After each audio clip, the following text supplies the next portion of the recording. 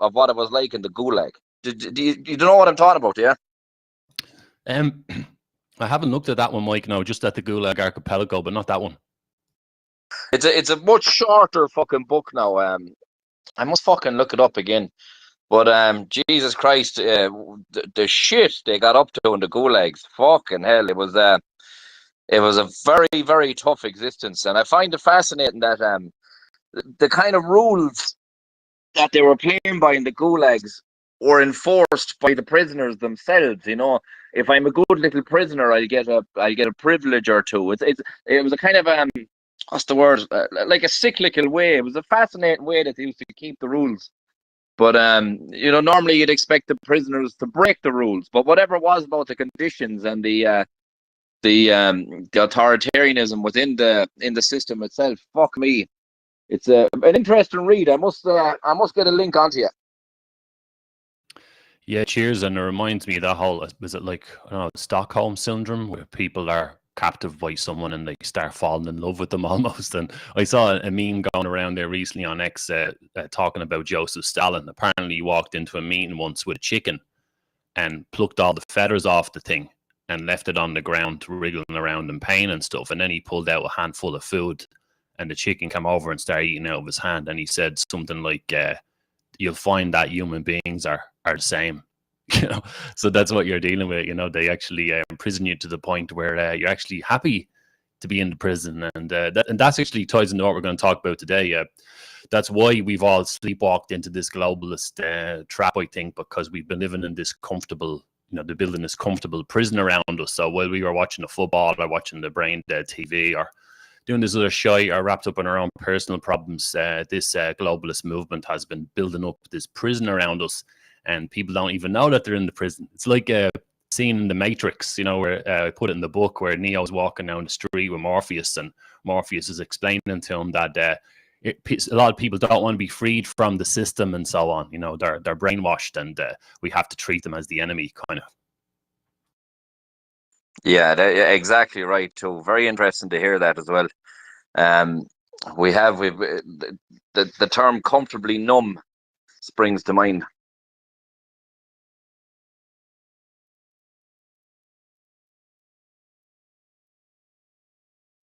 Like, it takes some amount of work on somebody's mind where they think that their own freedom is something that's selfish and that should be surrendered or submitted to the government.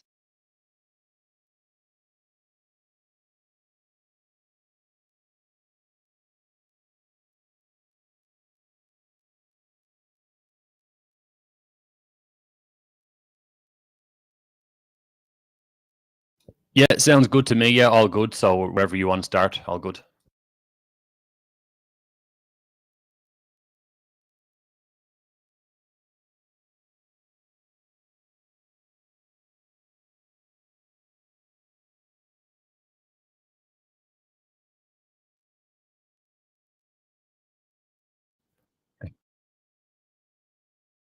Yeah, I probably should explain why I want to go into this stuff, because the way we're all part of this, you might call it this patriotic anti-globalist movement, right? Let's keep it broad. I would say nationalist as well, but some people don't like that term. So we're all part of this globalist patriotic, anti-globalist patriotic movement, right? And even though there's more of us than the other side, and there's a load of us that are concerned and want things to change, we don't seem to be getting any real traction, do we? And nothing's ever changing.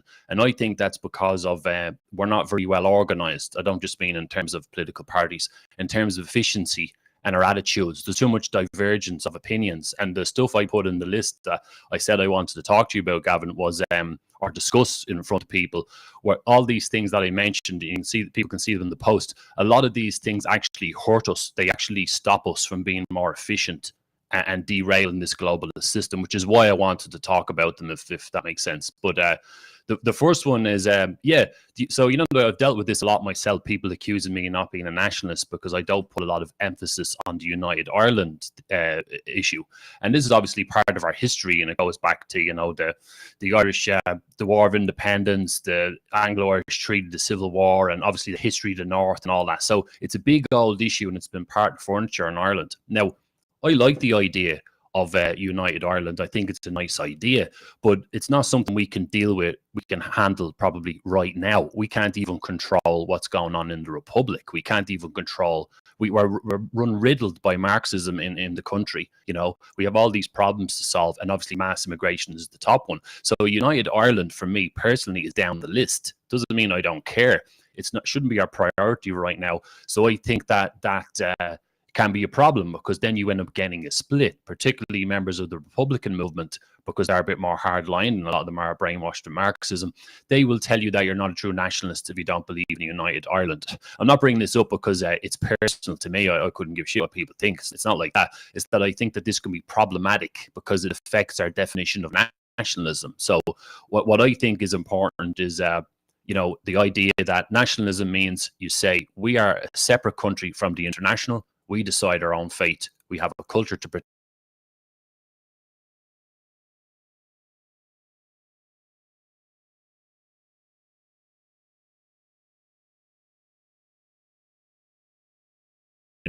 Hope that makes sense. And I'd love to hear, Gavin, your thoughts on that and Mike's thoughts on it in a sec. And that was what I want to just put that out there, because I think that's problematic. And I'm not saying that I don't care about the North or whatever. People make a lot of assumptions. I'm not saying that. I'm just thinking it shouldn't be top of our list right now, but I'd love to hear your thoughts on it.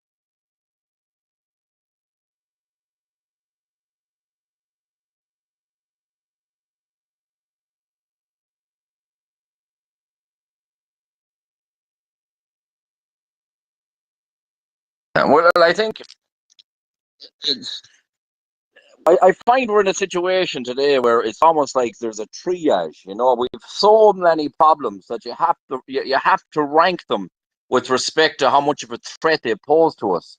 You know what I mean? And as far as I'm concerned, you know, the six counties are going to have to wait while we deal with the fucking invasion, or while we deal with someone trying to fucking criminalize freedom of speech and so on and so forth, you know. But Jesus, like a United Ireland to be fucking class. I just hope it isn't under a socialist or a communist government, you know. Yeah, that's part of it as well, isn't it? That like I've said to both of you before, and people who listen to my work, I've said it a lot that the cause for Irish freedom, going back as far as the United Irishman Rebellion in the late 1700s, has been kind of running parallel with Marxist revolutionary activism, and sometimes there's a bleed in between them, and there's a lot of it's influenced us a lot. You know, I'm not saying that we shouldn't have a United Ireland, but as Mike pointed out.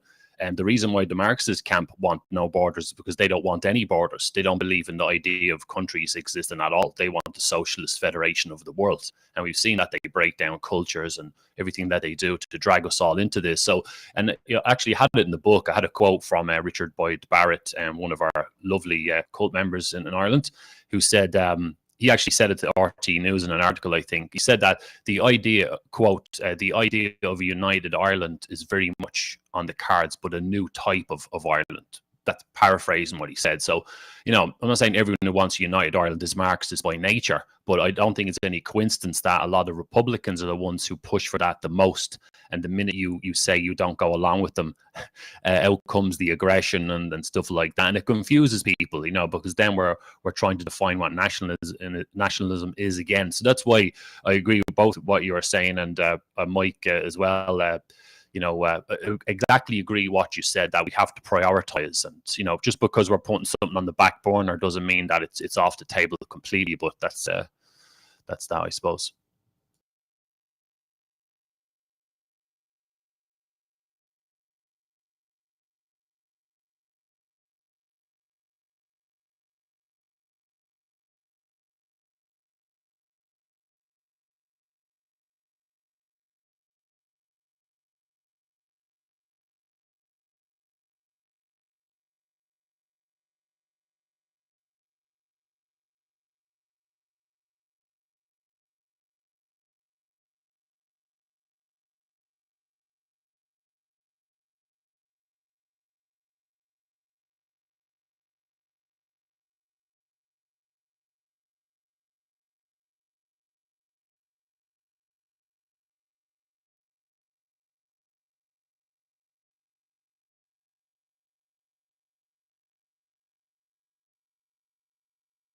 You know, as well, what I noticed, because obviously my specialty is probably now, and I think it's the main problem is deciding who's brainwashed with Marxism and who isn't. Because for anyone who's listening, who's new to this, my argument is that Marxist brainwashing essentially makes people into little mini globalists. They're like pro-globalism, and they're actually traitors essentially. And all the Western countries are dealing with these nut jobs, trying to drag us all towards hell.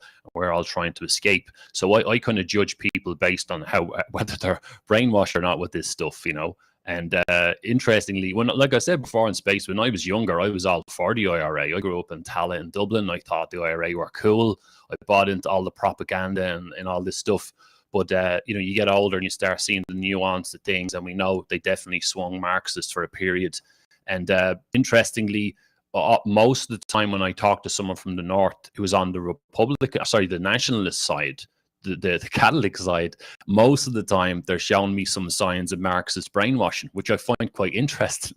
And I'm not saying I like everyone on the unionist or loyalist side. I'm sure there's issues on that side as well, but you won't see as much Marxist brainwashing, which I find fascinating because, and the reason why that's the case is because Marxism it's always been against imperialism, right? You'll see that pattern in them. If they're not talking about the new American empire, quote unquote, they're talking about Western imperialism. They're talking about European imperialism. They're saying, oh, look at what the Brits and the French did to Africa, blah, blah, blah. And the reason why they do that, as I argue in the book, is that Marxism itself is a type of imperialism. Globalism is imperialism. It's the worst kind of imperialism the world has ever seen. And I argue in the book, the reason why they hate imperialism is one of the reasons is that it's a rival, pretty much, and they need to take it out. And this even goes back to the time of Vladimir Lenin. He wrote a piece, I won't call it a book, it was more like a pamphlet, where he didn't write books, but it was like, what was it again? Imperialism is the highest state of capitalism. And because this guy's regarded as a prophet, the Marxists have always been traditionally hostile to any sort of imperialism, and that explains part of the psychology of the North. But so I don't know if I'm going too deep into that, but I just thought it was an interesting point to raise anyway.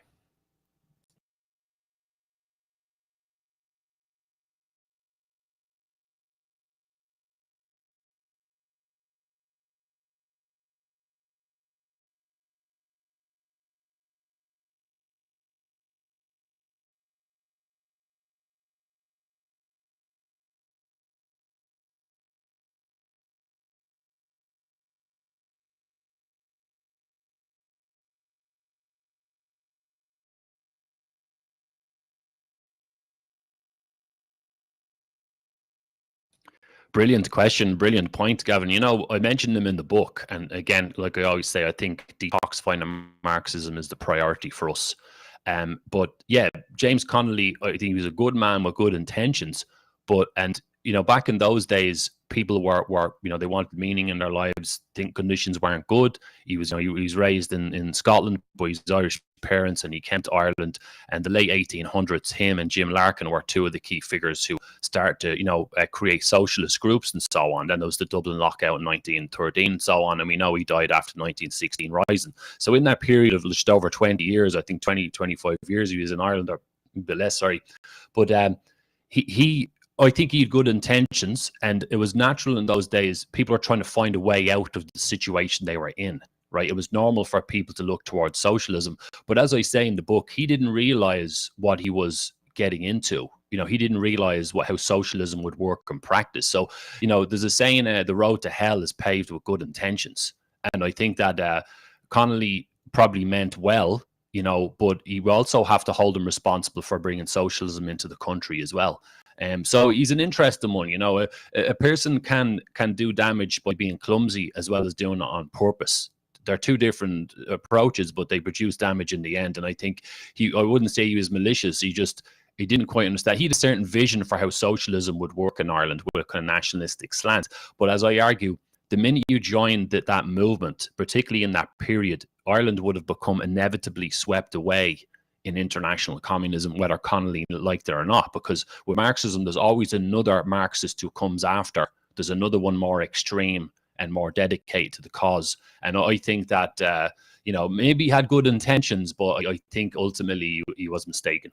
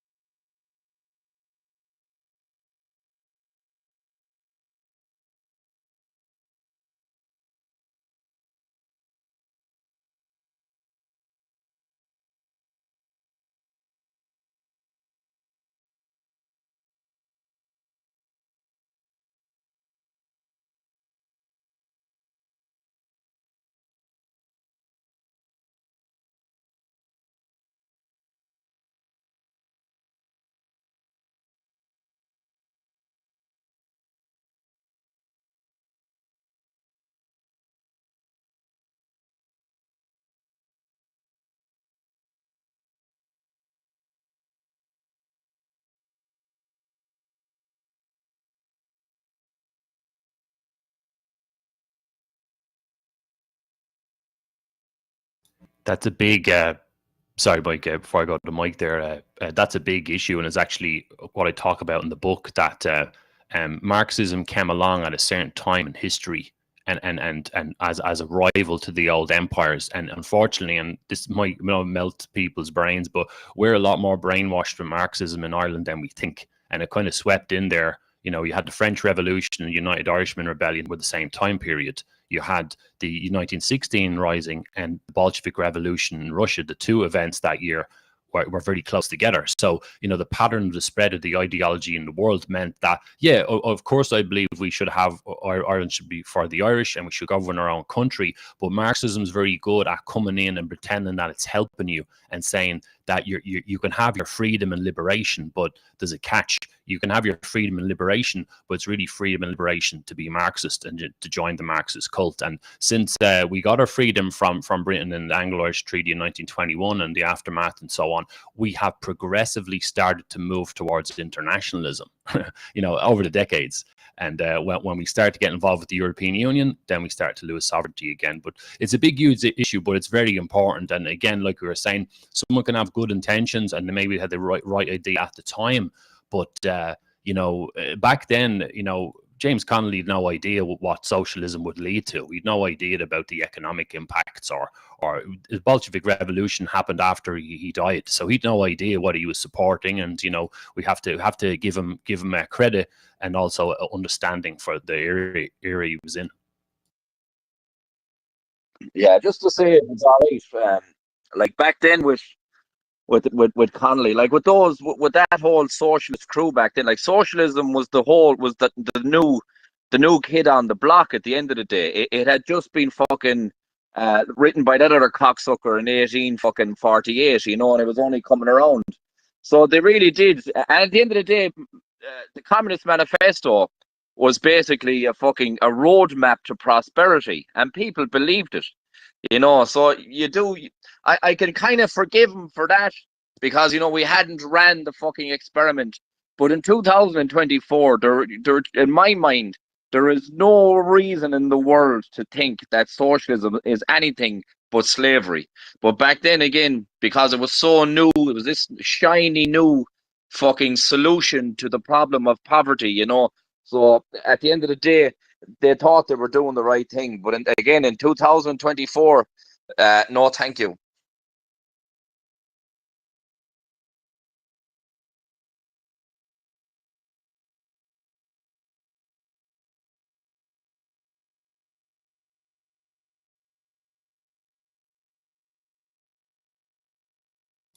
I'm good on that, gents. If you want to move on, what you think?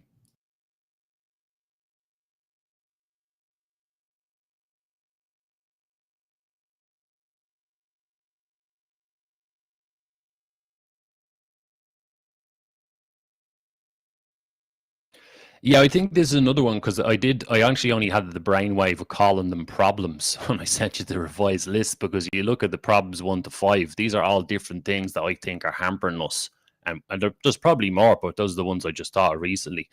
So, the ethno-nationalist civnat is a big one as well. We can see all the division that it's causing, right? So here's my take, and people might be surprised, I don't know. First of all, there's undoubtedly an ethnic element to everything that's happening in the world. And I talk about it in the book, and that all of the different, what I call the Marxist sub-agendas, mass immigration, trans ideology, feminism, BLM, even the climate change movement, you name it, all the things that are based on class struggle, they all have an abortion as well, of course, as an extension of feminism. They all have a eugenics element to them. They're all, and they all seem to be targeted at white Europeans across the world. When we look at the pattern of mass immigration, of the anti-capitalist, anti-Christian side of it and all this, it all seems to be targeted towards white people. And then sometimes the Marxists their mask slips and they're really showing what they're like, their true colors, when they come out with terms like white privilege and stuff, which is a racist, hypocritical racist term that encourages hatred towards whites. We can see what the communists are doing down in South Africa, and the crime towards white people in the States. This is a global problem, right? So there's undoubtedly an ethnic element to all this. So I don't think anyone could possibly ignore that. I don't understand how anyone who understands the globalist monster we're up against could ignore the ethnic element. It's clearly an agenda. It's not anyone's opinion, and it's very, very old that it's the case. So then, I suppose the official definitions then is ethno-nationalism is the idea that a nation has a certain amount of ethnic homogeneity, and that's the way it should be. So Ireland for the Irish, and ethno-nationalists usually want to obviously stop the flow of migrants and even deport a lot of people who aren't ethnically Irish to achieve a reasonable amount of ethnic homogeneity. I think that's a fair definition. Like, please, gents, correct me if I'm wrong there. And the other one then is civic nationalism. Then is another. It's this nationalism, but with the ethnic element. So the idea that people can be citizens or of a country without being ethnically, Irish or whatever the country is the case. And this obviously causes problems because you're dealing with like millions of people involved and personalities. Not everyone's the same. Obviously, imagine one of these nut job piece of trash sub-Saharans who arrives here and decides to have a shit in the middle of fucking O'Connell Bridge and can't even speak English, who's just fresh off the boat. Obviously, that migrant is not the same as someone who arrived 20 years ago, who is working and in the country. Now, I'm not dismissing the ethno-nationalist argument. I'm just saying they're not the same, and I think we should have a grading system, but of priorities of migrants and so on. If we ever get control of the damn country and how we're going to deal with all these different people, to keep our ethnic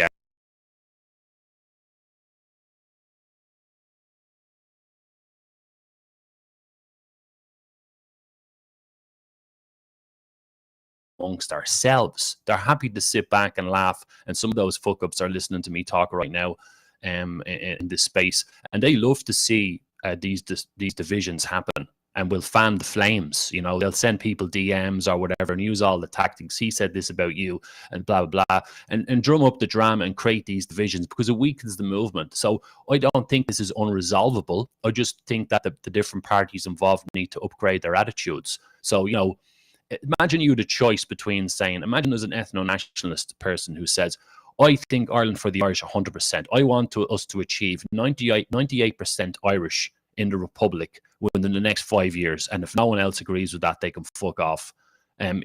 Or some other position that's probably unreasonable. And if they don't get any support for that, well, what use is it if they can't produce results? You know what I mean? Like, I would much rather us make progress, whatever happens. So those are my initial kind of thoughts on it. I think it's a division that shouldn't be, and at least one there's unreasonable behavior on both sides, I think, and I'd like to hear your thoughts on it.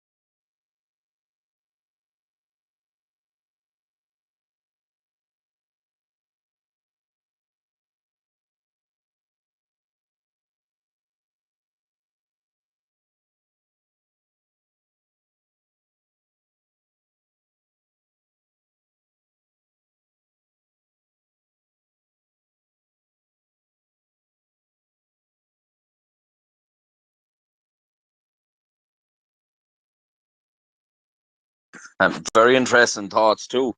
You know, the term ethno-nationalism is, like, for an awful lot of people, it is a scary term. And even for myself, when I first started hearing the term being pushed around the place, even I was a bit worried of it. But if you actually think about it rationally, in much the same way as the opposite of hot is cold, the opposite of multiculturalism, multi-ethnic, multiracial societies is a homogenous society, which is to say, an ethnically homogenous society. So it's not actually a dirty phrase at all. It's literally just the opposite of multiculturalism. It's just literally that simple. So I know for me personally, I've leaned into it, and I'd be of the opinion that um if we hold the notion of ethno nationalism as a north star, that we won't go too far wrong if we keep it there. You know what I mean? Like, again, you say ethno nationalism, people think fucking gas chamber. You know what I mean? And it couldn't be any further from the truth. But I'll throw this out for you here, because I was just thinking about it there. Because these Marxist cunts, they always go around saying diversity is our strength. Well, right now, this planet is broken into countries which actually represent diversity in the largest scale possible. But if we go down the road the Marxists wants us to go down, which is to take people from every corner of the earth and ran them into every single country in the earth so that every single country is the same, the diversity that they try to bring us actually harms actual diversity in the long run. So it's a kind of a zero sum game they're trying to play. We actually do more for diversity by remaining ethnically homogenous, and by every country being ethnically homogenous, instead of this one massive global fucking melting pot of shit that is going to be exactly the same no matter what country you go to. So, believe it or not, ethnically homogenous nations are actually diverse, and they should stay that way, in my view. That's spot on. You know, I agree with that, and I really like Mike's is taking saying like ethno nationalism is like a north star. You know, it's something you just go towards and so on. And I agree that yeah, it is the antithesis to globalism, and that's why they obviously anything that they're pushing is not always for nefarious reasons. They're not doing it for our own benefit. The idea that multiculturalism is going to somehow make our lives better is obviously a load of bollocks. And as Mike says there, it destroys the real diversity. And when you look at what Marxism has done, everything that it pushes, it's all against nature. It's against the way things naturally work, whether it's economics or sociological affairs. And they try to destroy everything that's beautiful and unique about the world. So we should obviously oppose it. And the reason why I probably brought up this issue is that I just find it shame because I see people sometimes turn their nose up at other groups. I mean, you have to have that balance as individuals between keeping your integrity, keeping your beliefs if you're on the right track, like maybe imagine an ethno-nationalist. Keep that balance between keeping your integrity, keeping your beliefs, but not being a snob about it and being unwilling to work with other people at all who don't have the exact same issue. Because remember, we have to square the circle of how the hell do we build a big, powerful movement in Ireland that's going to be effective and that isn't so disjointed, you know, where people are having too many different divergent opinions. That's kind of why I brought it up, because we need to try and find a way to resolve that problem and to boost our numbers. And you know, be rational about this and assess. You know, obviously, an Irish person is an Irish person. No, those who aren't brainwashed knows exactly what that is, and who isn't. You know, and logic should prevail in the end. But I just thought it was something important to bring up.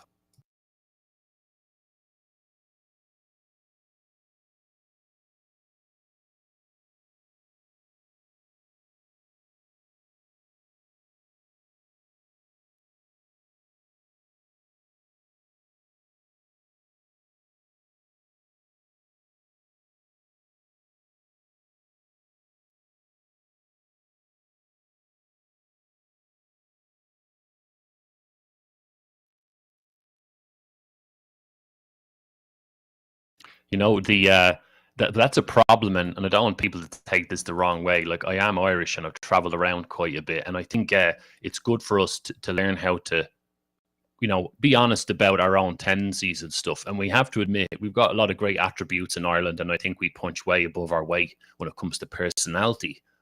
on the global scale. And I don't know this me being biased, but I think we do. But we also have some weaknesses as well. And one of the weaknesses that maybe other countries have it as well, but I don't know them as well as I know Ireland. We definitely do have that tendency of very easily slipping into that bitchy thing and having that, you know, that dramatic thing and falling out with people. You're never going to build a team that way. And I know it's easier said than done, but I think that these kind of divisions, we so easily slip into them, and it needs to be resolved if we're going to produce results. And I know it can get complex. So like where the IFP is concerned and some of the stuff they done, I mean, they should have been aware that the optics on that were going to look bad, obviously, because a lot of the groups, they look like Sinn Féin. But like, they're getting booed out of it in working class areas. That used to be their bread and butter, and everyone's shouting at them that they're traitors and stuff. So they're going to start pulling on the pool of migrants more and more and bringing them in. But when Sinn Féin does it, we can see, because their reputation, why they're doing it. And for another group like IFP to do it, they have to admit that the optics are going to look bad. And you'll say, well, what do you need an expert of mass immigration from Somalia for? Do you not have someone in the party who can do that? You know, so I know I'm just focusing on them, but I just see it as being a little bit kind of clumsy. And of course, the optics are going to be bad. But yeah, it's a little bit complex, isn't it? But, you know, we have to find a way of people not worrying if they don't get what they want. Come back to your point earlier, Gavin, like imagine if someone says they have a certain belief and they want to keep it, and they want to keep that standard and not drift towards the middle too much. I get it. I would call myself an ethno-nationalist.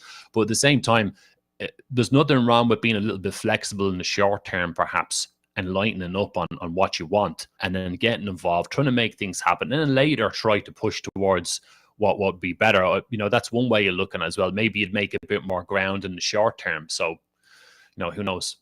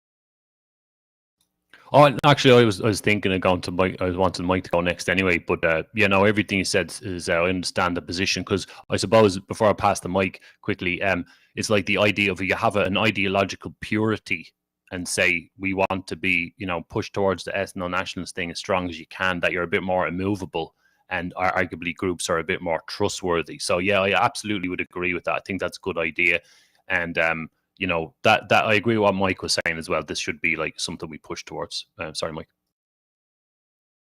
No, boys, I think you both covered it very well there. Like it's an awful pity when it does come to this politics thing.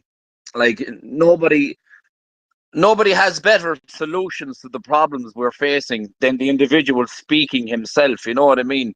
And when it comes to politics, it's very difficult that you kind of really do have to accept certain trade-offs that go against, you know, your deeply held beliefs, because there's no real political party that represents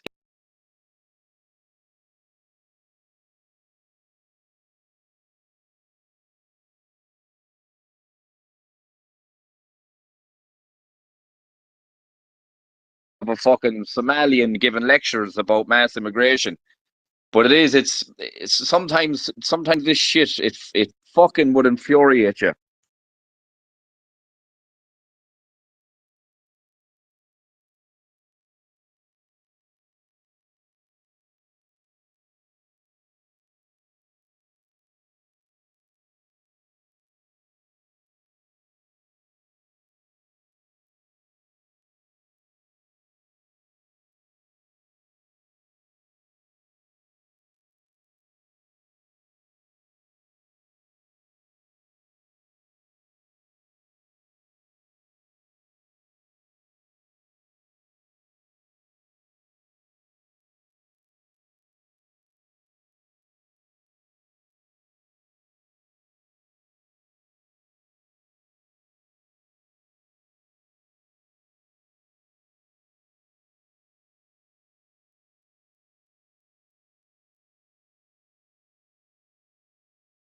No, I think you're right there. And just to say, um, like the lefties, the so-called long march through the institutions, you know, the lefties have clawed inches and inches and inches away from the rest of us over decades and decades and decades. And unfortunately, I understand it's somewhat time sensitive depending on what we're trying to achieve.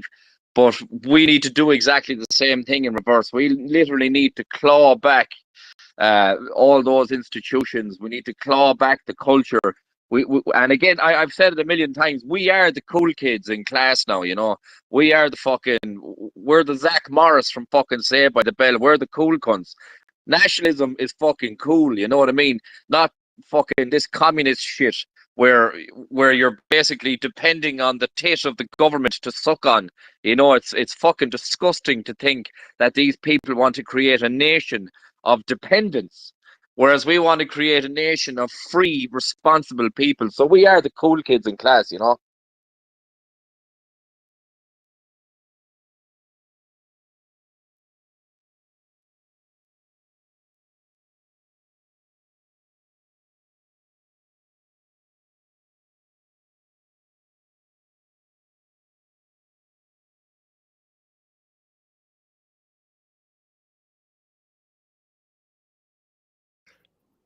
Yeah, yeah, it's because you know the way, like, okay, so we kind of understand the dynamics involved here when we talked about, and there's a lot of groups and individuals involved, but even from a tactical point of view of building a big movement against the you know, the globalist monster. When I mean what I mean is the state, the political left, the mainstream media, the education system, the civil service, the NGO complex, the cops. You know, we're up against quite a big machine in Ireland, and the general public, the portion who aren't brainwashed, because it's not the people versus the state. That's a myth. You know, it's the non-brainwashed portion of the public against the rest. You know, and the non-brainwashed portion, those of us who want this globalist bullshit to stop, we need to try and find a way of forming a more powerful unit. So that's all I was kind of getting at there. We need to find a way of making that work. And I think that, you know, that national alliance between, you know, Ireland First National Party and People's Party, they, you know, that's a good thing. You know, like, that's it's a start at least. but we need to all be as close as we can get to the same ideology, I think, in terms of just organizational purposes. Otherwise, no other single group is going to win. So for argument's sake, say if we all agreed that Justin Barrett's ideology and his ideas were the best, and we thought that should be in charge, of run the show and so on. If he only, if only a few people are willing to actually get behind and help to make that happen, it's not going to be effective. So that's the bottom line I was getting at, is forming that cohesive, coordinated movement.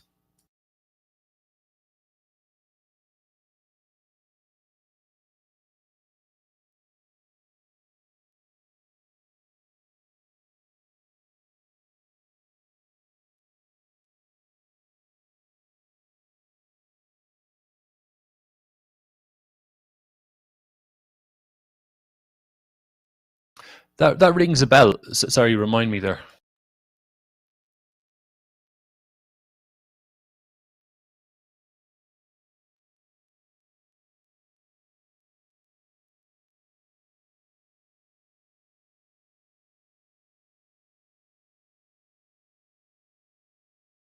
Okay, could even come back to that if you want, or it's up to you.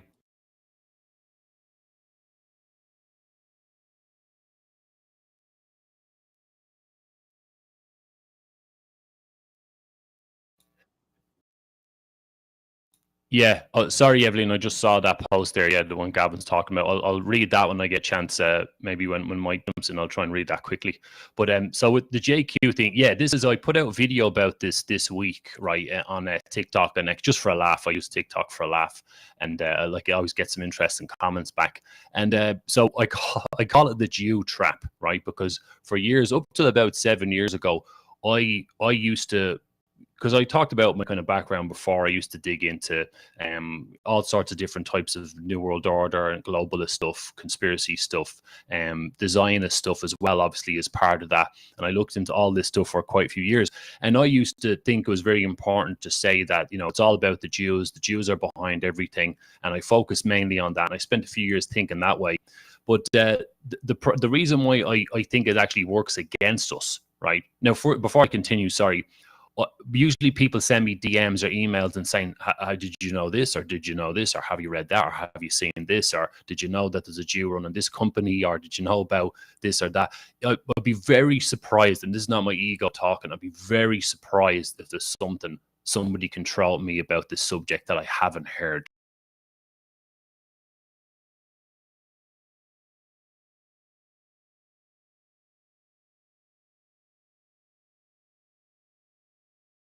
Is the ratio of who's brainwashed with Marxism or globalist thinking and who isn't, and which group is the bigger group.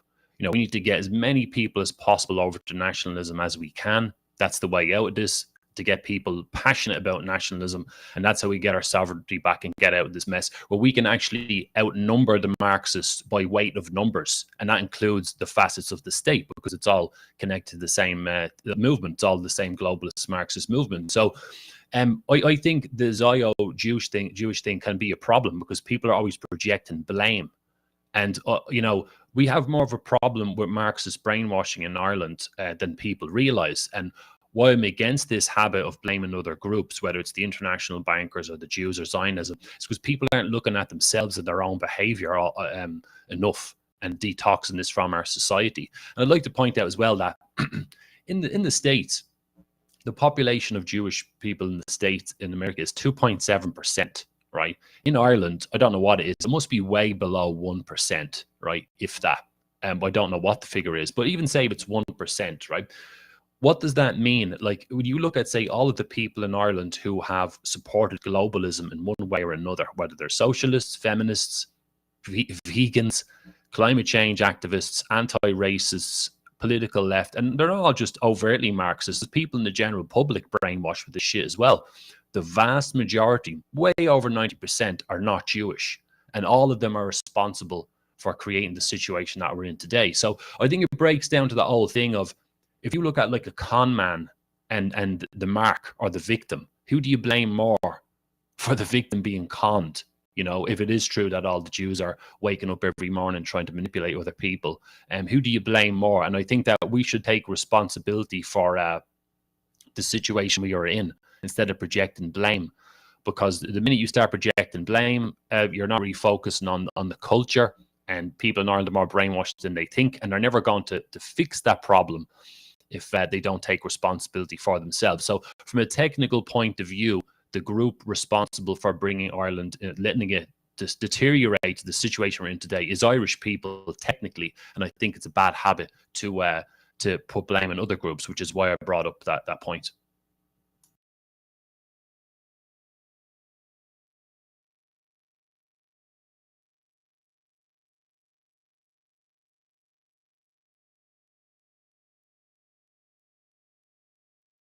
I used to think that way as well. I used to say that stuff as well.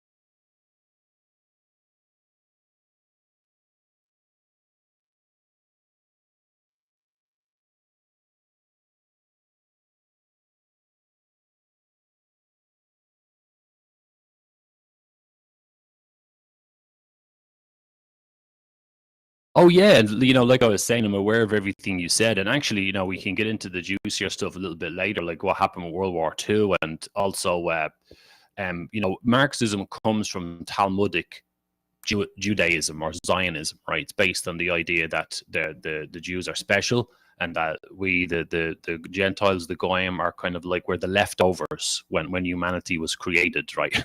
And this kind of idea, it has mad stuff like that in the Talmud, and I've read the Talmud, and I've read the Kabbalah and other things as well. So there's definitely truth of all these things. But let me just, I have to just kind of break this down slightly.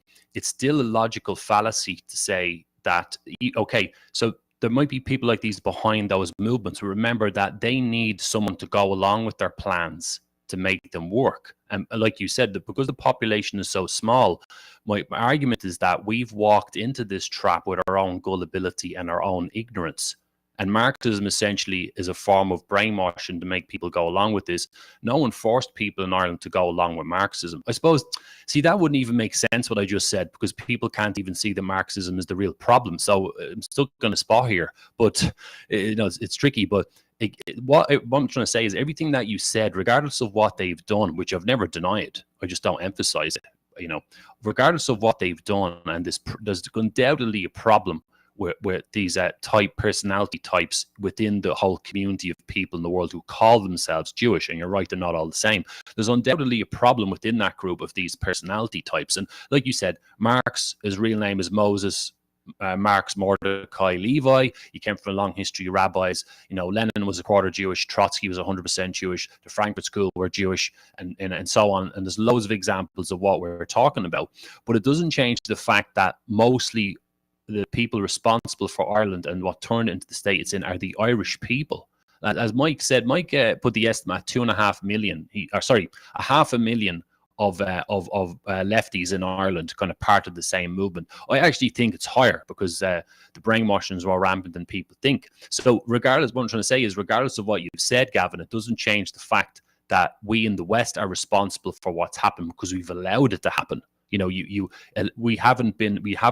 we've been conned because of what happened in World War II into thinking that nationalism was bad, and we went along with this over the decades. We were all sleepwalking into this situation, and we sleepwalked into it. What I'm saying is because of people's ignorance of Marxism. They've allowed Marxism to run rampant in the countries. Now we've got no borders. We've got no national sovereignty. We've allowed all this to happen.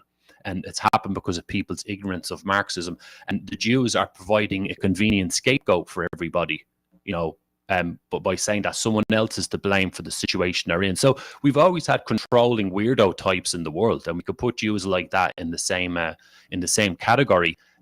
But that doesn't change. We've a responsibility ourselves for our own fate, and I think that blaming other groups is a really bad habit. But I'd like to hear your thoughts and Mike's thoughts on that.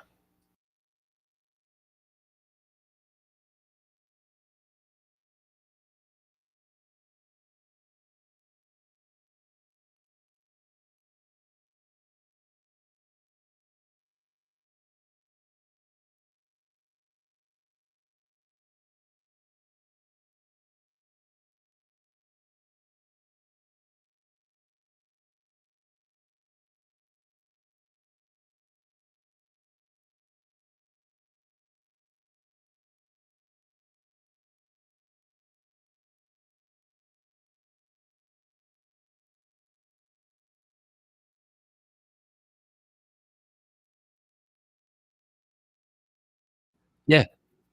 Exactly. Before Mike jumps in, you're exactly right. And by the way, it's not just the Jews. We can apply this logic to your George Soros is a Jew, but any George Soros types, Bill Gates, Ursula von der Leyen, the EU, the UN. And remember, most people in these organizations are not Jewish. Just when people have Jews on the brain, they tend to pick them out all the time. He's a Jew, she's a Jew. But the most people in these groups are not Jewish. The membership of the European Union, all the socialists involved there are not Jewish. And all of these groups are all part of the problem. And we should have the same logic. It doesn't matter if you had 100 George Soroses or all these different groups and characters involved. If you have a country where people are passionate about nationalism and they treat Marxism as the toxic foreign ideology that it is, and they're rabid nationalists, they're willing to do anything to protect their country and their people, then it doesn't matter a toss what anyone else does outside the country to try and drag Ireland down, you know. And that goes for all the traitors in the country as well. They'd literally just be strung up. They wouldn't even dare try to subvert the country. And that's what I was kind of getting at. But I don't know if Mike's there, but sorry, Mike, you go ahead. No, I tell you, it's interesting back and forth. And I know for me personally, anytime I hear people talking about the Jews or the fucking stonecutters or the Illuminati or any groups, my brain isn't that. It's actually, I'm actually incapable of processing that information in my brain. Like I wouldn't be able to stand before a judge and say we have open borders because of the Jews, or we have such a problem and it's the Jews. But I can say that, you know, the criminalization of speech is a reality now because of Helen McEntee. You know, we have such a problem because of Roderick O'Gorman. Like I can argue with a judge about names and people, but I'm not able to do groups. I just my brain just does not allow me to insert group for such a problem. It's like fucking it'd be like a fellow robs a car and he stands up in front of a judge and says, well, it was Grand Theft Auto that made me do it. You know, I was playing the game. It just doesn't work for my brain. And because I'm not able to argue for it, I just let it go by the wayside and I don't touch it at all. I just stick to Helen McEntee is the Minister for Justice. She criminalised freedom of speech. Roderick O'Gorman put out a text in several different languages. Now we've opened borders. Micheál Martin said that sovereignty is bad. You know, it's straightforward. It's simple. You can point towards the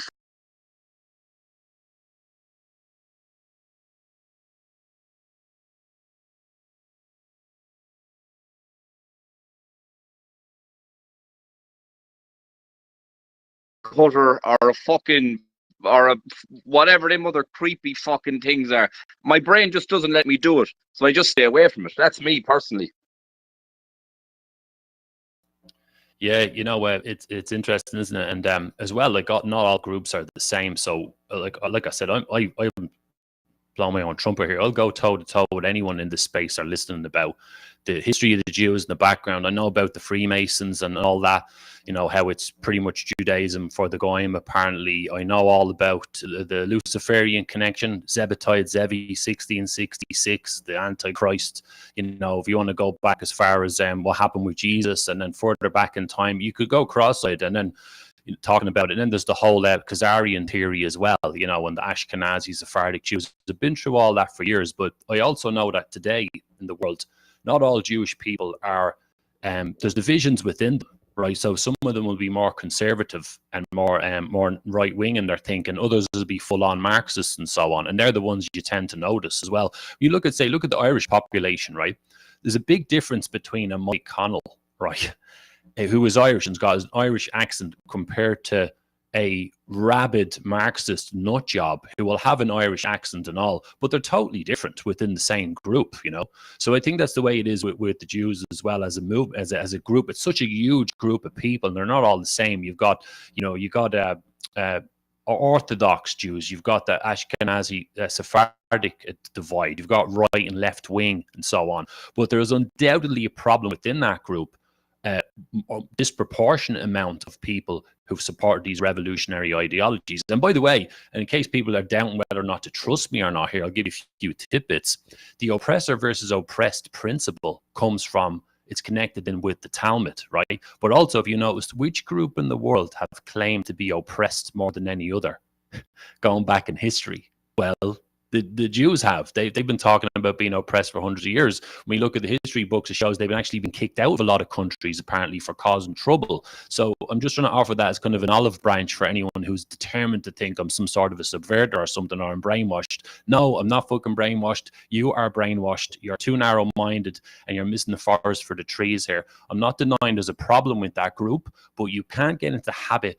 Ironically, by saying another group is to blame for your own situation, you're actually crying oppressed.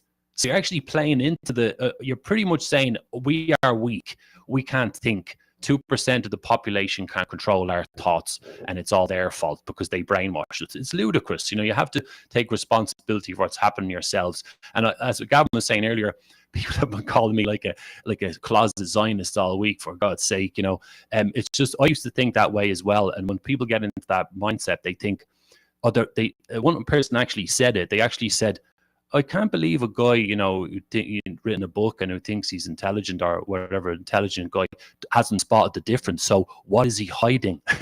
You see, because their brain can't comprehend the fact that they've missed something, which is what I pointed earlier. Their tactical understanding is terrible. By blaming the Jews, quote unquote, in Zionism, you're not taking responsibility for what's happened in your own country. So, for example, look at the amount of people in Ireland, right? And I'm not picking on women. Men and women have contributed to the mess that we're in Ireland. Look at the amount of women in Ireland who bought into feminism over the decades and thought it was a good thing. They didn't realize it was from the pit of hell, that it lowers the birth rates, it encourages females to become hedonistic degenerates, to putting off kids to later in life, and so on. And we've all seen how the damage that's done to the West. Now, the majority, we know that, again, like Gavin was saying, there are definitely, I mentioned them in the book, a lot of the leaders of the feminist movement were Jewish, surprise, surprise. But the amount of people who've participated in that ideology in Ireland are not Jewish. So they have to take responsibility for what they've done. That goes for, say, for example, Irish men, who we were talking about socialism earlier, Irish men who bought into socialism and thought it was good, and then didn't think it was toxic. And as I argue in the book, socialism is one of the key ways that Marxism wiggles into a society. You know, and Irish people have to take responsibility for that too. James Connolly was not Jewish. He was ethnically Irish, and he brought that into the country. He's one of the key figures to bring it in. So, you know what I mean? I don't know if I can make it more, my point anyway, more clear than that I think it's a really bad habit. And, you know, we should do going forward. We should treat anyone in Ireland who supports internationalism or degeneracy or socialism or feminism, or whatever it is, treat them all as toxic and as enemies of Ireland, whether they're Jewish or not. How about that for a solution? Well, that's the approach I take anyway, because I don't know how to take the other approach.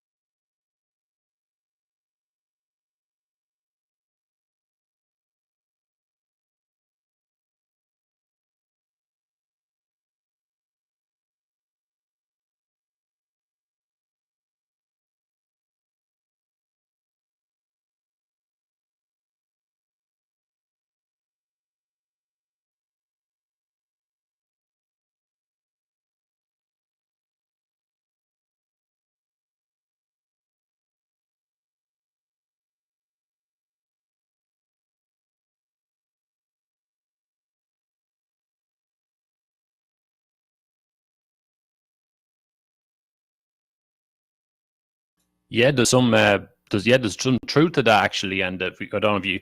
I hope you want to get into World War II and stuff, because that'd be very spicy. But I talked about the Frankfurt School, where a bunch of Marxist Jews, and they came out with a book called The Authoritarian Personality, which is based around that very concept. And it'll make more sense when we talk about World War II in a bit. But the Jews, the official narrative says they were the big victims of that war, whereas actually, if you flip it, they are one of the groups that actually started that war off, which might shock a lot of people. And the authoritarian personality was their way of after World War II of creating this book, quote unquote, tied into what you were saying, where they felt uncomfortable in certain they became afraid of nationalistic white countries and peoples, pretty much like what happened obviously in Germany with Hitler and so on. So that's part of them protecting themselves after the fact for what happened. But see, the thing, no offense, Gavin, as well, I've heard everything you said, so I'm like I said, I'm acknowledging that there's a problem. But see, again, I'm always concerned with, how does this help us? How does this help us stop this globalist monster? How does it help us fix Ireland? So taking everything we've talked about, how would this help? Well, we would do what, like I recommended, we would look at Ireland and everyone involved in politics, involved with the system, and see who are the Marxists, and deny them any sort of power or influence in the system, or any sort of other subverter, or any sort of group who's toxic, whether they're Marxist or Jewish or not. And that solves that problem. It's like having a nationalistic ideology and mindset in the country. And if there's any group, whether it's Jewish or not, or any other group, who seem to be acting against the country that they're in, well, then we just keep an eye on them and deny them influence. So a troublemaker is a troublemaker. So that's how we should deal with it. And I don't know, Mike, if you have anything to add on that. No, I like that plan. I think if we identify, like, at the end of the day, like, think about what a Marxist is. Like, a Marxist is somebody who literally, and I mean literally, wants to dispossess you of your rights, freedoms, civil liberties, your property, your wealth, your resources for redistribution. They literally want to rob you of everything valuable in your life. And as far as I'm concerned, a Marxist is a threat to your life, and they should be kept away from influence. And I'm just thinking there, like, the Minister for Justice, as far as I'm aware, controls the Irish border. So, like, if I was the Minister for Justice and I got a phone call off a Jew, off George Soros or Larry Fink or someone, and they said to me, "How are you, Mick? You're the Minister for Justice. Yeah, open the border." I just say, "Go fuck yourself," and hang up the phone. So I'm just trying to process this Jew thing. I'm just not able to process it. You know what I mean? And again, maybe it might be down to my own imagination that I don't possess the mental faculties to expand. But that's just how I see it. It'd be, yeah, fuck you, Jew, and I hang up the phone. That's the end of that. The border stays closed, like. But it's an interesting discussion. But I wouldn't, me personally, I wouldn't try to persuade a normie, to come to my way of thinking, by saying, "Here, them old Jews are a bad old story." Like, I just don't know how to do it. That's all. I think we should just consider anyone in the country, in Ireland, and this goes for any other Western countries, anybody who's not on board with the idea of nationalism is part of the problem. That's a very simple way, because as I argue in the book, nationalism, a nationalistic approach, is the antithesis to international globalism. As Mike said earlier, he said it perfectly when he's talking about ethno-nationalism being the opposite to multiculturalism. Nationalism, ethno-nationalism, they kind of go together. And anyone who's not contributing that is part of the problem. People who are neutral. Remember, we've got a lot of people as well who are neutral in society, are apathetic. They're not interested, or they have no confidence. We need to get everybody over to the more nationalistic way of thinking.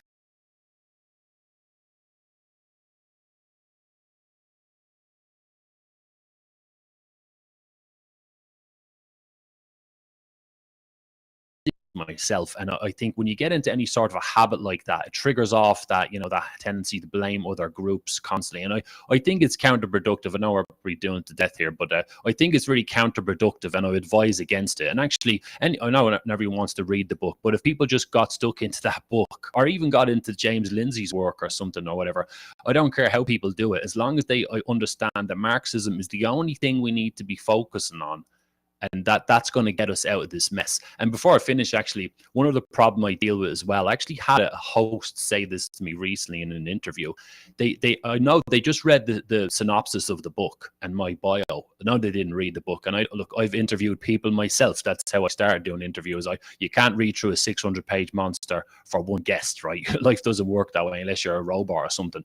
And he actually said, this book is, he said, oh, just for my viewers, this book probably a little bit basic because it doesn't go into the background. I'm sitting there going, you stupid bastard. Don't project your fucking conspiratorial brain onto what I'm trying to say here.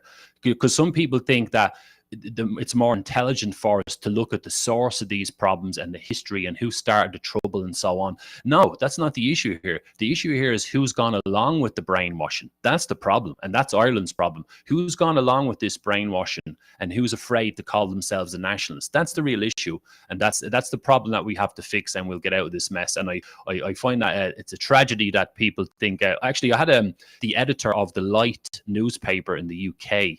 I don't know much about them. A friend said you should contact them and offered to do an article about the book. And I contacted him, and he said, "Oh, that sounds great. Yeah, you can do an article like 1,500 words, no problem." I sent him some key points in the book, and he said, he emailed me back because he's a conspiratorial type. He sent me an email back saying, "Well, yeah, it's okay. I kind of like it, but it doesn't go into the background and the depth of it enough, and the history of it, and the Zionist thing and all, and the Freemasonic stuff." And I just fucking ignored him. And I thought, again, you stupid bastard. This is part of the problem with Marxism. People are approaching it the wrong way. You're better off keeping it simple and focusing on who's brainwashed and who isn't. And don't go too deep into the rest of it, because people don't have time nowadays. You have to keep it simple when you're trying to galvanize millions of people into fighting globalism. You have to keep the message straightforward and simple and get people to take responsibility for who's brainwashed around them and who isn't, and to what degree. That's all that matters, and that's how we get out of this mess.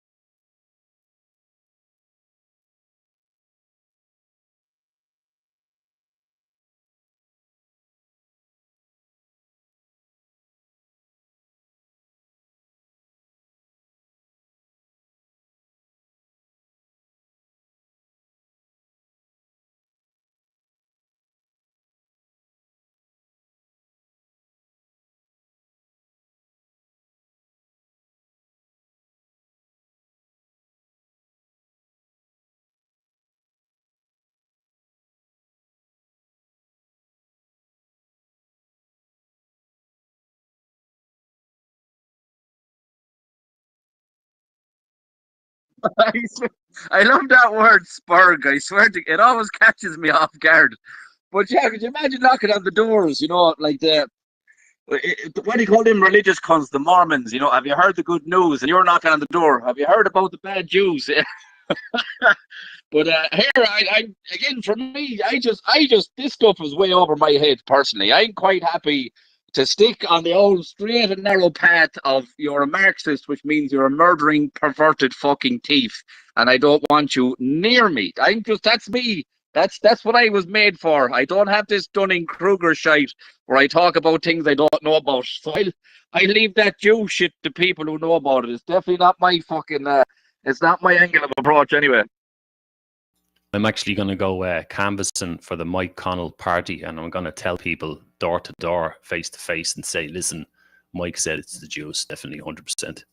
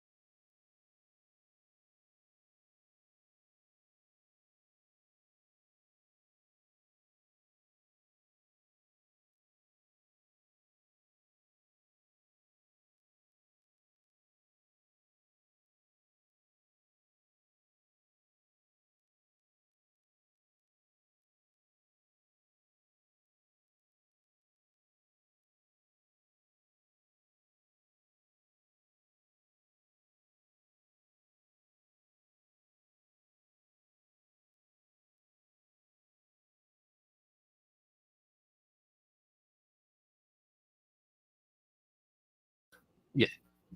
Yeah, no, you're dead right. I agree. It's again, like you said, it's about the ratio. So we shouldn't ignore the issue and deny that it exists. And I haven't denied that it exists. But also we shouldn't make that the main priority and the thrust of what we're talking about. And like you were saying there, you said in the term kind of run and cover, like I was saying, because people are so indoctrinated into it, they think that if you take attention away from the Jews for 5 seconds, you must be working for them and all. No, that's not how this works, and we have to prioritize it. And again, come back to taking responsibility for ourselves. All of us, right? Well, I'm not in Ireland right now, but it doesn't really matter because I spend most of my life in Ireland. Most Irish people can look around them and think, how many people do they know who've bought into trans? How many people do they know think feminism is good or bought into the climate change movement? How many people walk around thinking that socialism is a good idea and that capitalism is evil? We've all contributed towards, we've all poured into this reservoir of Marxism as a country over the decades without even realizing it. And now it's become so powerful, it's literally destroying the place. And we have to take responsibility for that, because my priority is trying to get the ideology out of Ireland and other Western countries. I think once we do that, I think we'll be in much better shape.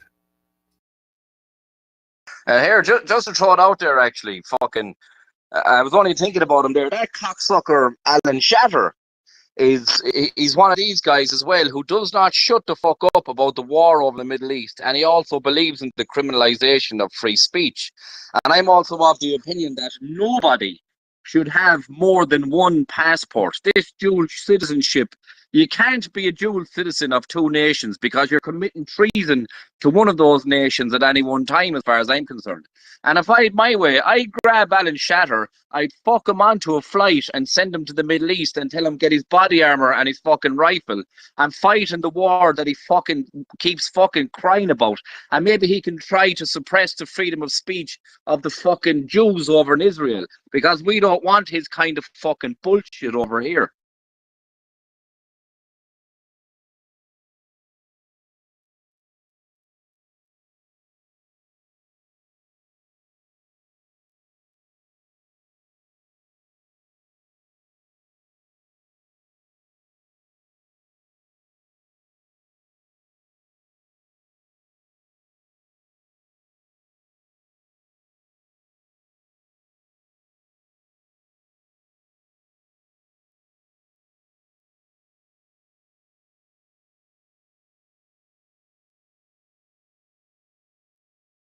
Yeah, actually, I was thinking it because there's another one that's not on the list that it's still in the DMs. Maybe is it okay if I swap? Can I talk about the free speech one first and go back to that one?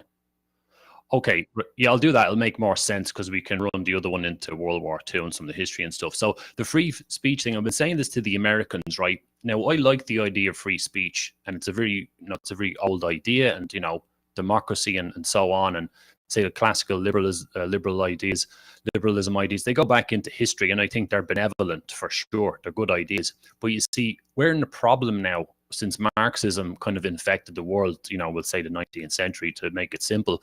Since this thing's infected the world, we're in a real struggle with this thing now. And again, if people don't know what the hell I'm talking about, I'm sorry, you're going to have to learn this, because this thing is destroying everything. But yeah, it's pretty good at keeping itself hidden, right? We've never had a problem like this in the world before.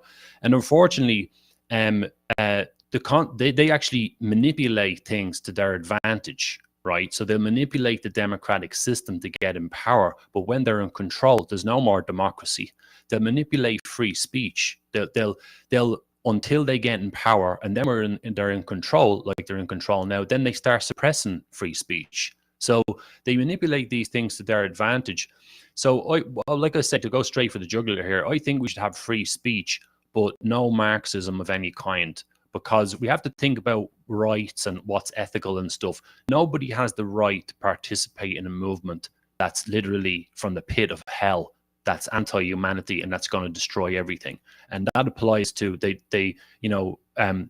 starting an Marxist NGO, or trying to recruit people into the Socialist Party or whatever, into Trinity College, or marching down the street, or pushing any kind of Marxism, because we need to look at this as being a full-blown mental illness that spreads from person to person, that brainwashes them into being against humanity and against their own country and a traitor and so on. We have to start looking at it that way. And it's in the title of the book, Red Pandemic, red as in the old name for communists, like the Reds. So Red Pandemic, the global Marxist cult. This is a cult movement, and it spreads from person to person. And the only way to stop it, unfortunately, is to not allow people to speak it out and dish it out in public. That's why we're in the mess we're in. Like I said, we're to blame for what's happened in Ireland. We've allowed this ideology to get entrenched in the country, and now it's running all it's running the show. It's calling all the shots.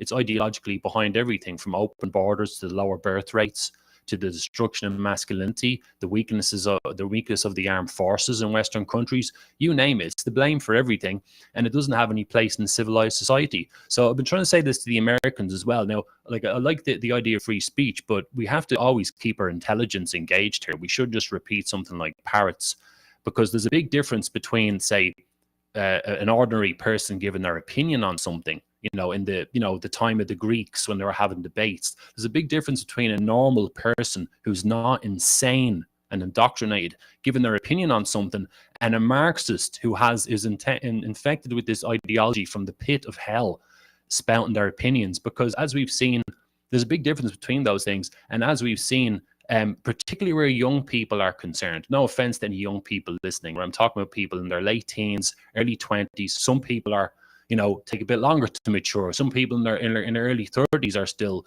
young in a lot of ways in their mindset. And young people generally don't have the level of life experience, emotional control, knowledge, and to keep themselves immune from brainwashing, particularly Marxist brainwashing, which is very good at emotionally suckering people in with the whole wolf in sheep's clothing approach, malevolence disguised as benevolence. That's its forte. It's very, very good at sucking people in. And my argument is that we can't give this thing any quarter at all in society. And I predict this as being a major problem. I think there's going to be a major problem for Western countries, because we've all been talking about free speech for years in this kind of mantra sense. And it is a good thing, to have free speech, but not where Marxism is concerned. And so, again, another example before I pass the mic over, say, person during COVID saying, I'm not taking those fucking injections and I should have the right to go wherever I want. It's not my fault you're all fucking gullible and this is all a load of bollocks. And I'm not playing these games. And then you get a knock on the door, or you end up losing your job and stuff, or you get in trouble. Imagine you end up in court or something. That's clearly where a normal person would talk about free speech, and they're objectively speaking correct that they shouldn't have been suppressed, right? But now imagine another society that we magically somehow got on top of Marxism and start to really turn the tide against them, and someone comes along and goes, well, I want to teach Marxism in university. And you say, fuck off, we banned that. We made that illegal, and they turn around and start crying about their free speech. They've been very good at using this to insert themselves into the narrative and to push their wares on people. And I think it has to stop. And I think this is going to be a major psychological challenge for people in Western countries. But again, I'd like to hear your thoughts on it.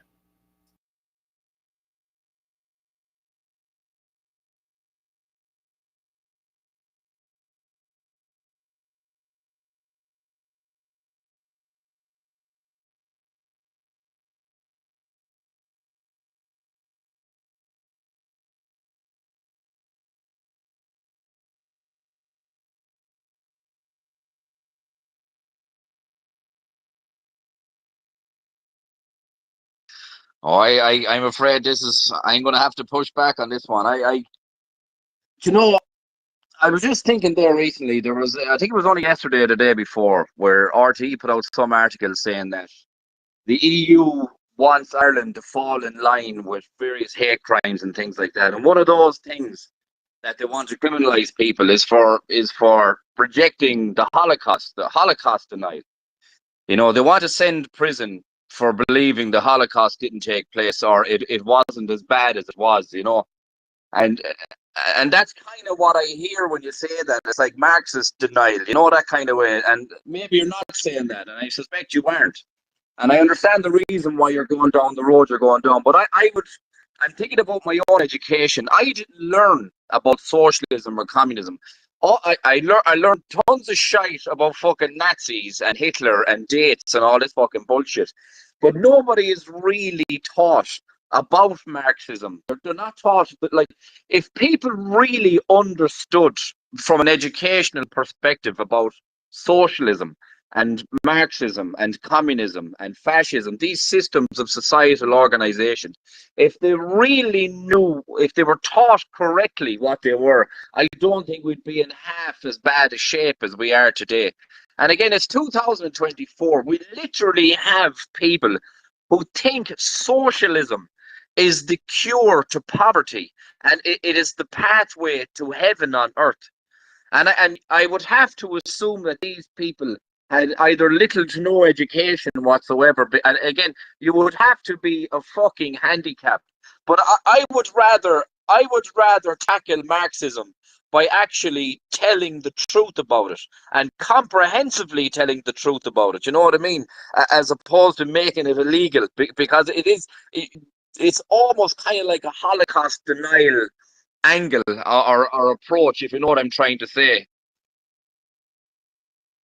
Actually, someone raised that point recently with me. Like, Jesus, I can't talk. About this idea of we should teach the Communist Manifesto in university and stuff, but from a critical point of view and actually tell the truth about it rather than put it up on a pedestal and stuff. So I see where you're going with that. Yeah, I think that'd be constructive as well. And tell people the truth about things and let them make up their own mind is another approach. But the reason why, actually, to be honest, I'm willing to put my theories or opinions aside to do what's best for the group. So if that was more effective, I would go with that. Again, all I'm concerned with is just how do we starve this movement of membership? How do we stop particularly young people from getting sucked into it? So say if we look at the universities, they're one of the major culprits to pushing out this crap. Think of the percentage, or think of the amount of people who've come out of college brainwashed with these ideas, through their sociology and humanity courses and so on. I list a lot of them in the book. So how do we deal with the universities? How do we deal with that problem of stopping them to push this out? We could probably replace the teachers and the curriculums with, weed out all the Marxist crap, and hopefully that'll work. That might be effective as well. I just think that the point I'm trying to get across here is that we have to upgrade our understanding of not all opinions are the same, and it's a big difference between someone pushing out Marxism and someone who is having a normal opinion, because again, this ties in with the ignorance of the ideology in general. We're getting our arses kicked on an ideological level by this thing, particularly with the battle for the young. And this thing has gotten away with so much ground. So that's why I kind of brought up the point. We have to.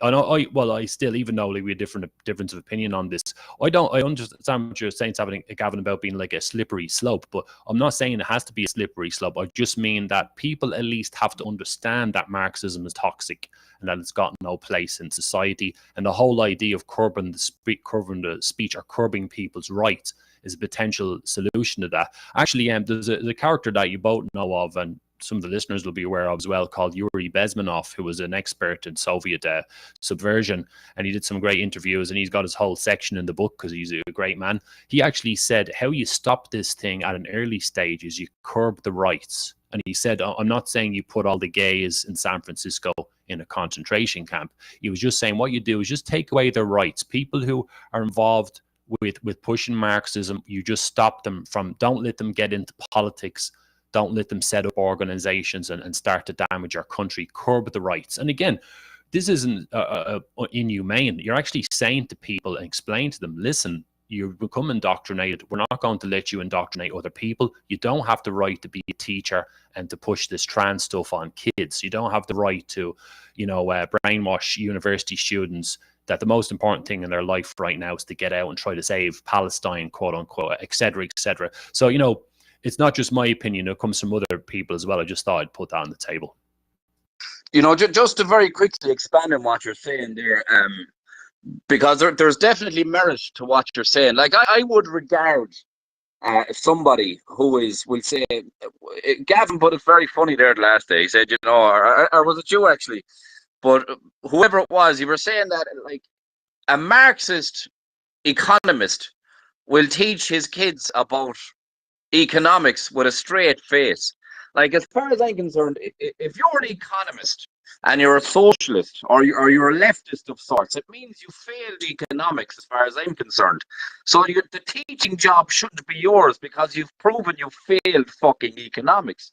You know what I mean? If you think a boy can become a girl, again, you should be nowhere near any kind of system of influence when it comes to education, because you failed like the most basic lessons in reality. You know what I mean? So like there probably is a legal pathway where you can say if you're a Marxist, you're literally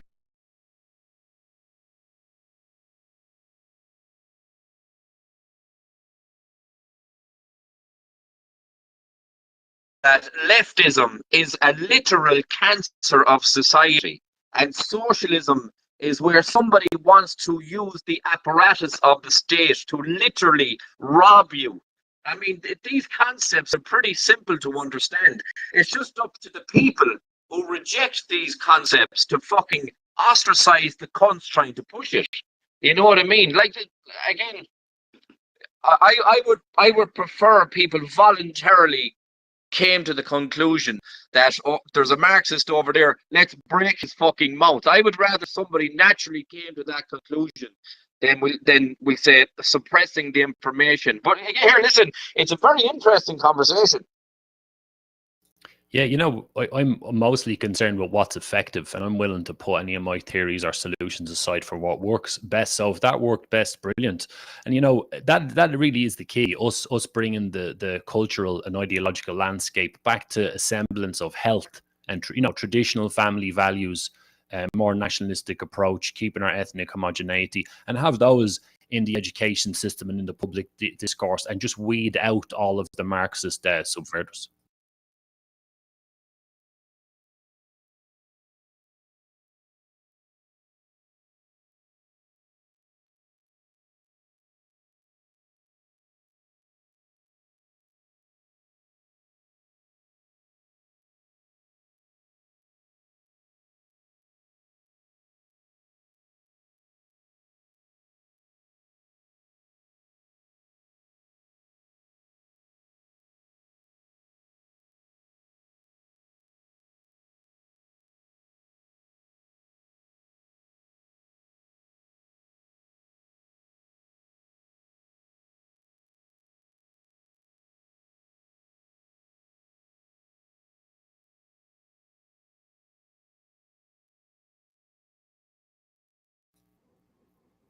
Yeah, what did they say? It was central centrist neoliberalism is to blame for what's happened.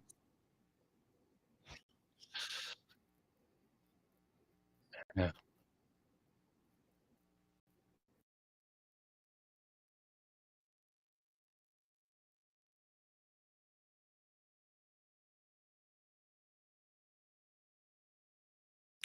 yeah. Sorry, yeah, you're dead right because uh, yeah, like I suppose if you're swimming around in this stuff all day or thinking about it all day, you forget that some people might not even know the term. So what we're dealing with is international Marxism. All of it's an internationalist revolutionary ideology that seeks to destroy society to rebuild it in the form of this magical utopia, this one world government, the socialist federation of the world. Terms like New World Order, globalism, international communism, Marxism, it's all essentially the same thing. It's a very old agenda about controlling the world, and we're seeing that manifest more and more day by day. And the class struggle element is an element of the ideology that goes back to the work of Karl Marx and Friedrich Engels, but further back in time as well. They plagiarized a lot of their ideas. But it's basically the class struggle concept, as you say, it was started out being mostly about economics. So you had the bourgeoisie versus the proletariat, the rich capitalist business owner class and the workers. And Marx and Engels were saying that the hitherto of all human history, it was the history of class struggle, and they give many examples. And they said the oppressor versus oppressed in this constant struggle against each other. So it's a very revolutionary concept that encourages this conflict between the two. One group is the oppressor, one's the oppressed. One's the dominator, one's the dominated. One's the controlled, one the controller, one's the controlled. The perpetrator and the victim, or the master and slave. And that came from the work of G.W.F. Hegel and some philosophers who came before Marx and Engels and so on. I wouldn't call Marx a philosopher at all. But the class struggle concept is, say, mass immigration, right? The migrants are the oppressed and we Westerners are the oppressors, so we owe them something. In feminism, men are the oppressors, women are the oppressed. In veganism, people who eat animals are the oppressor. The animals are the oppressed. In the climate change movement, people who pollute are oppressors and the planet's the oppressed. And on it goes. And they've repackaged this idea again and again. So back to what you were saying, Gavin, this is a major problem. And I've got a section in the book at the start that goes over the definitions because people don't know what they're talking about. Their understanding of the ideology is so basic. And the Marxists of camp, of course, love the confusion in their enemies. But the idea that this is liberalism is a distortion of the facts, because Marxism is hidden behind liberalism. Classical liberalism was the idea of people having individual rights. So this is where the confusion comes from, because people think the gay rights movement, say in the States in the 60s and 70s or whatever, was about people's rights and the right to express themselves. So they make the conclusion that it's liberalism, but it isn't. It's Marxism using groups to advance itself. So same with the feminist movement, which is a very old element of Marxism. That, it is older than Marxism, to be fair. But when Marxism entered the mix, it entered a new level. And it pushed things, it was like NOS in the engine, it pushed things to a new level. And that's also based on the same thing, the class struggle concept.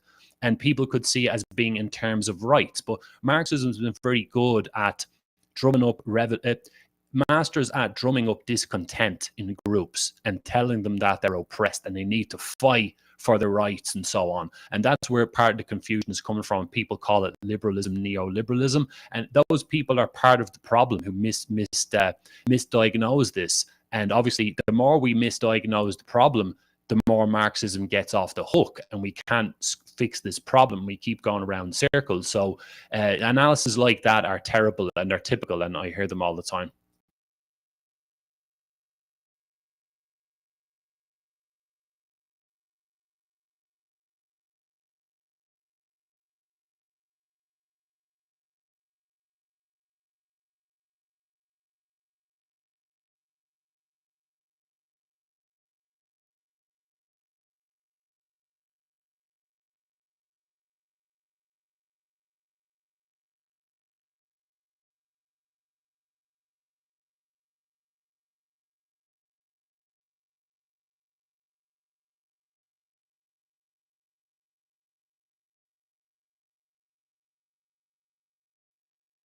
Yeah, and again, we should always come back to everything we've talked about tonight is how is any of the stuff we're talking, how is this going to help us sort the problem of the fact that a big chunk of the population in Ireland are brainwashed to go along with globalism so much that they're willing to stop us and call us Nazis, far-right fascists, etc. That's the real issue in the world. If we could minimize the size of that group in our societies and get everyone over to nationalism, we wouldn't be in this mess. So back to what you were saying there, does that definition help us? Does it help us get out of the mess? Does it help us stop more people being brainwashed? No, it doesn't. It's useless. Therefore, it should be discarded. And as you say, it was about economics before, but after World War I, what happened was the proletariat classes, the workers, didn't act the way the Marxist prophets predicted. They just put on their uniforms and fought soldiers in other countries. They didn't divide along class lines. It was along nationalistic lines. So the Marxists after World War I, Lenin included, but really it was people like Antonio Gramsci,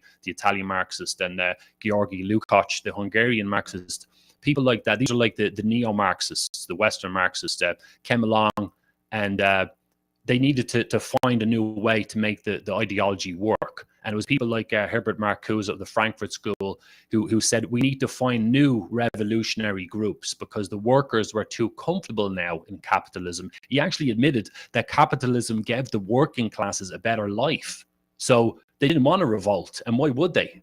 Capitalism has lifted people out of poverty, unlike the contrary to what the propaganda has told us. So they had to create new revolutionary classes, and that's where they had the idea of making it about, gay people being oppressed or trans people or, BLM, the National Association for the Advancement of Colored People in the States was the first BLM organization. It's much older than the Frankfurt School. But anyway, it was people like Marcuse who pushed this idea forward of they mutated the ideology. back to what you were saying, Gavin. It's mutated now, and this is what's part of the confusion. And I deal with this all the time. People come at me, and they can only they're always having the wrong approach. Like, they want to talk about only the economic stuff because, as you say, their definition is outdated. It's obsolete. Another person will come along and they'll start trying to talk the ears off me in a space about Marxism, Leninism, right? The so-called communist regimes of the 20th century. That's no good to us either, because, and again, and with the Zio thing as well, you could talk about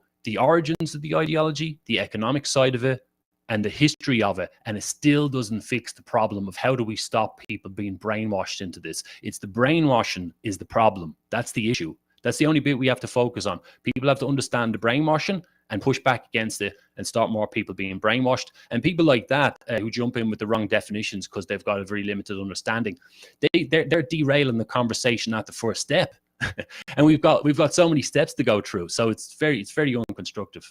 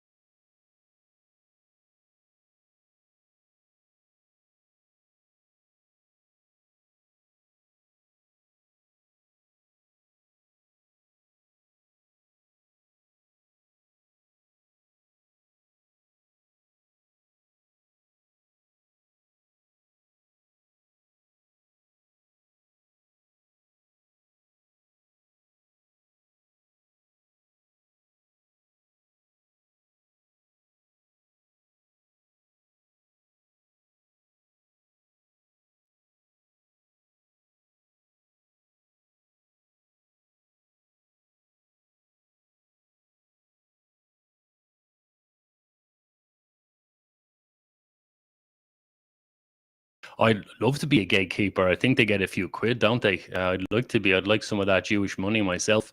But no, as I was saying, I used to talk exactly like that myself, and I used to look at people and go, "Why isn't he talking about the Jews? Or does he not know, or is he trying to hide or cover for them?"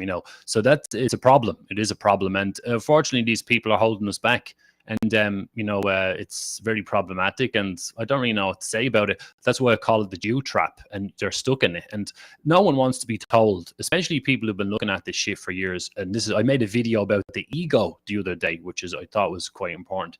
No one wants to be told that they've been going down the wrong track for years. And we all have responsibility to look at our own beliefs and go, am I on the ball here? Have I really got it all figured out? Where did I get my ideas from? Can I trust my sources?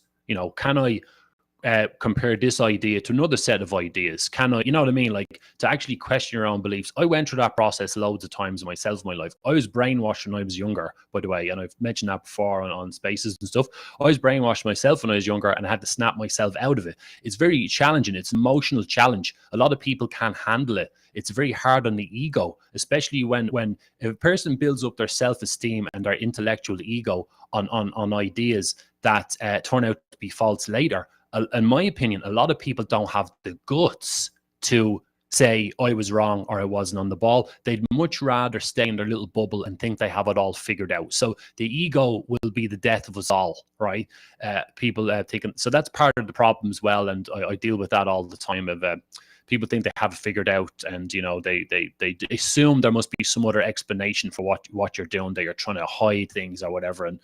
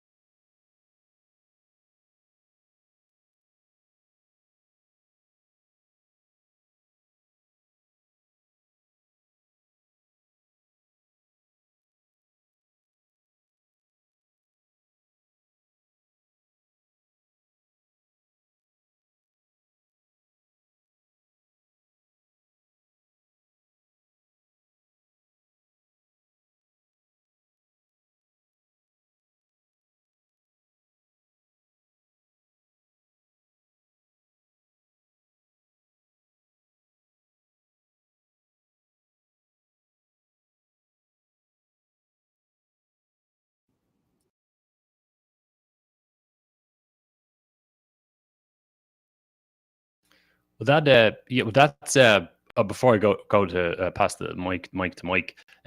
That's a part of the problem here, and I think that what was I going to say about jeez, I totally lost. I was distracted there. Sorry, Mike, did you want to jump in while I gather myself? Here, it's to say it again. Like I've been called a plant more times because I don't know how to argue with this fucking Jew thing, and because I don't concentrate on it. People say he's not concentrating on the Jews because he's a Jew himself.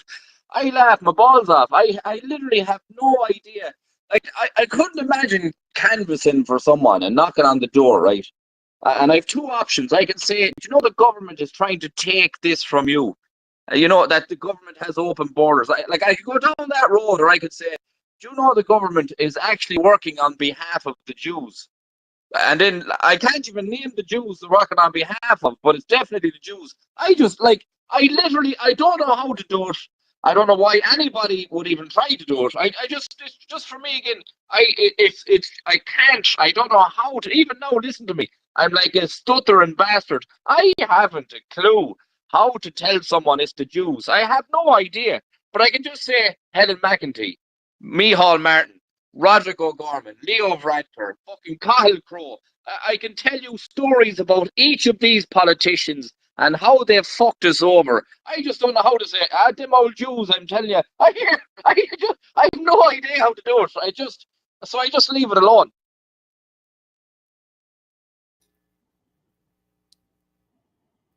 Well, to add to that as well, I remember what I was going to say as well, that this gas stuff, but like say the idea of if you like we're talking, Mike there actually was alluding to it as well, of judging individuals on their behavior. So if you find someone who's being a traitorous pro-globalist piece of shit, well then you know what box to put them in. You're judging people as individuals, one at a time, rather than trying to just label, trying to blame a whole group and do it that way. It's much more rational way to do it.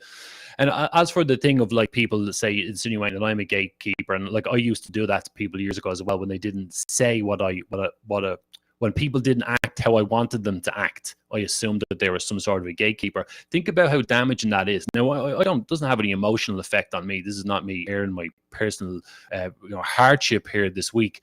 I'm just saying, when people say that about you, that you're some sort of a gatekeeper because you don't go along with their ideas, that's creating division and suspicion where there shouldn't be, and that's a problem. And I would say the same thing whether someone else was on the receiving end of it, or Mike or yourself or someone else who was trying to obviously help the mess that we're in, for someone to come along and say they're that because they're brainwashed. So I understand what you're saying, Gavin, that they have a point in a way, but it doesn't justify them calling someone some sort of a plant or a gatekeeper because they're not telling them what they want to hear. That's a problem, So I think it is a really bad attitude. And again, the ego comes into it. There's a saying, a little bit of knowledge is a dangerous thing.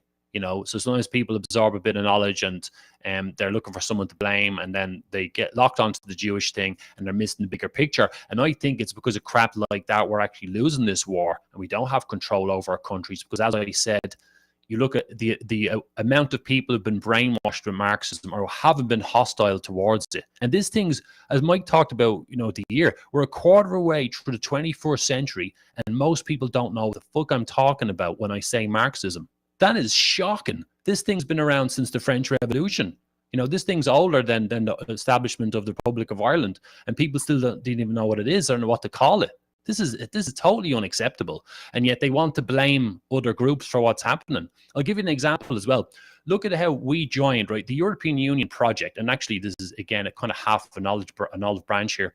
The Pan-European movement was started in the 20s. With Kalergi, and there were some Zio characters involved with Count Richard von Nicholas Kalergi, wherever his name is. And so the European Union project was quite old, and it certainly had Marxist undertones, right? World War II put a bit of a scupper on it, and that distracted everyone for a while. But in the 50s, they were back to business, in particular with the Treaty of Rome, and you had the formation of the European Economic Community. We joined that in 1973, right? And it seemed to be about economics ostensibly, and it seemed to be an okay thing.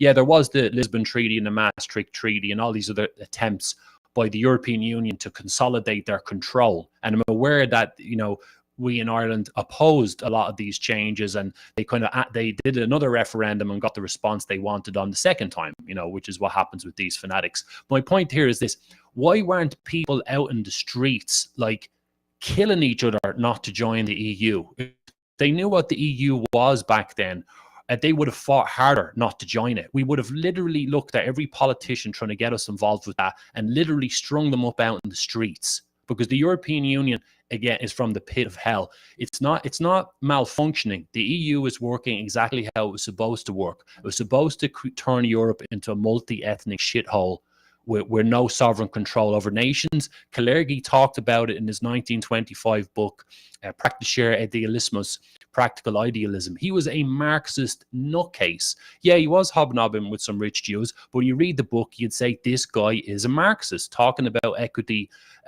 complimenting Lenin and shit like that. And he was the front man of the European Union. It was his idea to have the stars on the flag and to have Beethoven as the European national anthem. He was the guy, and he was around a long time.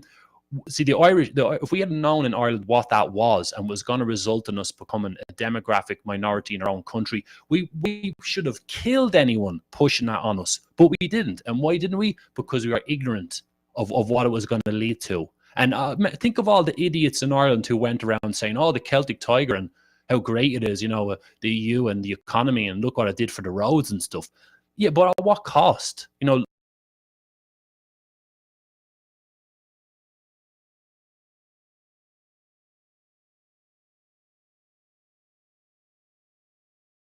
Responsibility ourselves for what's happening. But by that, I don't mean that every single person agrees with mass immigration and trans ideology. I'm not saying that. I'm saying we have to accept that we haven't been hostile to internationalism as much as we should have been over the decades, and that's why we're in the mess we're in.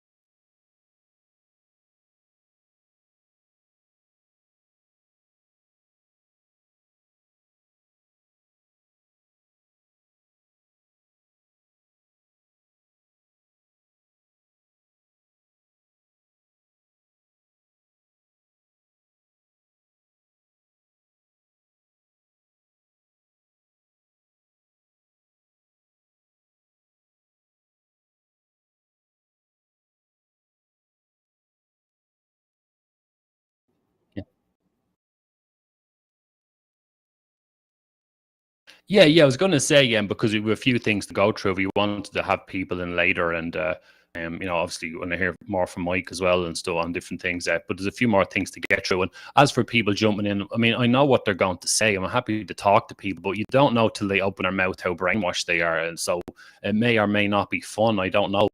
I'd rather out be canvassing for the Mike Connell anti-Jew party, but. We could go to the next one of okay, so fascism and Marxism, right? So I want to talk about this. I think that like I've always say, we should keep Marxism on the ropes as best we can. And I noticed there's a bit of a trend recently with people using the term fascism more to describe what they're up against. And this is a little bit complicated, not complicated, but there's a little bit of data to download here. So bear with me a little bit. First of all, I don't think we should let Marxism off the ropes, because it's very, very good at wiggling off the hook. You got to keep it on the ropes. You got to keep it under pressure and don't let it recover. And that's a big problem with this ideology. The minute you blame anything else, you're letting it off the hook, right? So now this gets a little bit tricky. We have to put some definitions on the table here. So I think part of the problem is that we've historically equated, so we can get into World War II in a bit and the truth about fascism and all this crack a bit later. It'll make a little more sense. But we have to admit that these are highly emotive, propagandized issues, and they've been put in the same box. Now, they're both authoritarianism, but I don't believe they were the same, right? We'll get more into this later.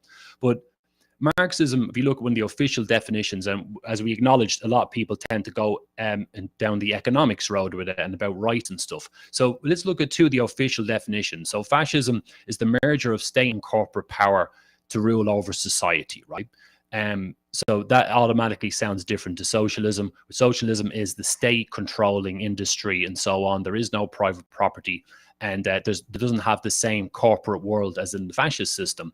So that's why you can hear people calling what we're dealing with fascism as much as Marxism. And again, the ideology gets off the hook. I think this works against us. And the reason why part of the confusion is because these official definitions, if someone looked at, say, COVID and say, okay, the government is working with the AstraZeneca and Pfizer and so on, those are corporations. The government's working with them. They're using it to enforce this agenda on the people. Therefore, it's fascism. And it sounds a lot more fascist than it is communist, to use the regular words.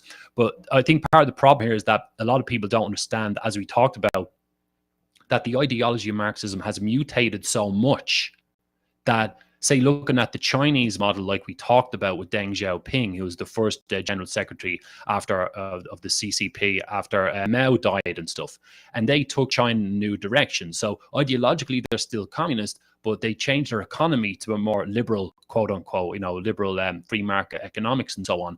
So my point here is that everything. So the definitions are the problem. Again, everything that you can accuse fascism of being, communism has done over a longer period, affected more people and caused more death than fascism, historically speaking.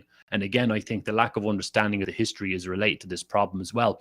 So I think that kind of hurts us a little bit. And so, like with James Lindsay, who I respect and who's very good at what he does, and he puts out a lot of knowledge, I don't agree with some of his conclusions, because as well, as I come back to again what I said earlier, we talked about the class struggle concept and how that's behind all of the different issues that have been hitting us. Like the mass immigration is based on the class struggle. We know the political left are pushing it. The NGO complexes are all Marxist ideologically. They want to achieve social equity. They believe there's no differences between races and cultures. They believe we can all be mixed in the big bag, and miscegenation is okay, or race mixing, et cetera, et cetera. That all comes from Marxism, not fascism. So what I'm trying to get at here is, I think it's pretty unconstructive to equally call the globalist machinery you're up against, to equally call that as fascist as it is Marxist, is a distortion of the facts. And I think it works against us. And like I said, we can't afford to let Marxism off the ropes. And the minute you're actually playing into their hands by blaming their old enemy. So I'm not saying it's wrong to call, say, COVID fascism, but it's only on the surface level. But we have to remember as well that the Chinese Communist Party were involved with COVID. Nobody denies that, the Wuhan Institute of Virology was involved. And if anything happens in China, it's not without the say of the CCP. As I put in the book, the Chinese government allowed that situation to happen. The Department of Defense in the States were investigating Wuhan for bioweapons research. They're experimenting on the Chinese army, the People's Army, right? They're experimenting on them, and COVID comes from there. We know COVID was an economic attack on the West. They were controlling people's movement and stopping people opening their businesses, which is another very Marxist thing, because it's an attack on the economy. And they were also denying people or forcing people to accept money off the state in the form of COVID payments. That's another thing that comes from the ideology, the welfare state. So I just think I kind of disagree with Lindsay on stuff like that, because he's trying to say that they're both the same. I don't know if he's saying it to pander to people a bit, like you were saying earlier, making things more palatable to people in the middle or people who don't have the knowledge or something. But I just thought I'd mention that. I think that's a problem, because I think it's more true to say that Marxism is behind all the problems we're dealing with. And I think if you let Marxism off the ropes at all, I think it's a bad idea. But back to you guys.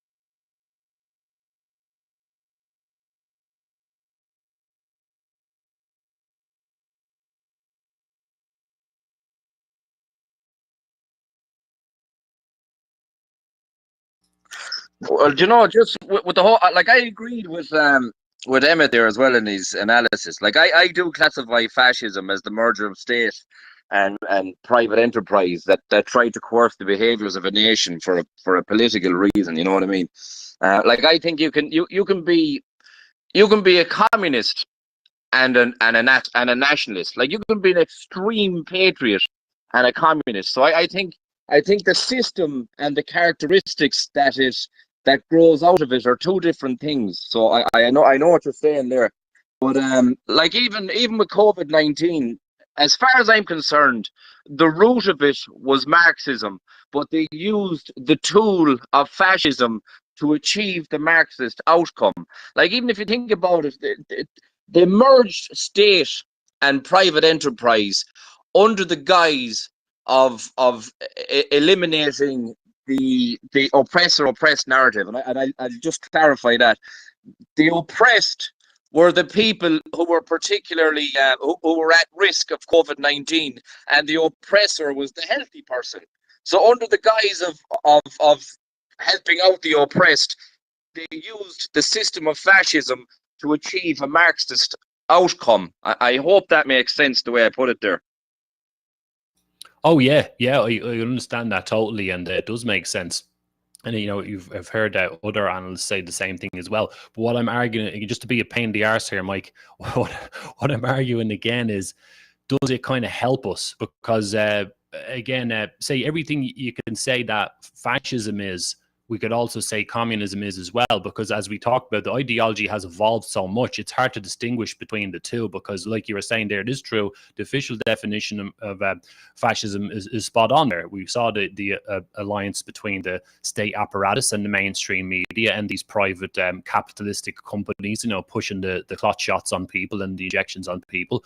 But then again, because communism has evolved so much, this is part of the tangled mess we're dealing with when we're dealing with Marxism, that it can hide behind fascism and everything that fascism has been accused of being, like, and even stuff like that, allying the government, the state apparatus with private enterprise. The ideologically communist countries like China are actually doing that now, and even the Russians had to upgrade their system after the collapse of the Soviet Union and start to go. They were actually like start to copy the Chinese model a little bit. So it can be kind of confusing for people. But again, I don't think we should let the ideology hide behind anything and get off the hook. And we have to ask, is it actually helping us? So imagine if I was right, for argument's sake, and Marxism is the big problem we have.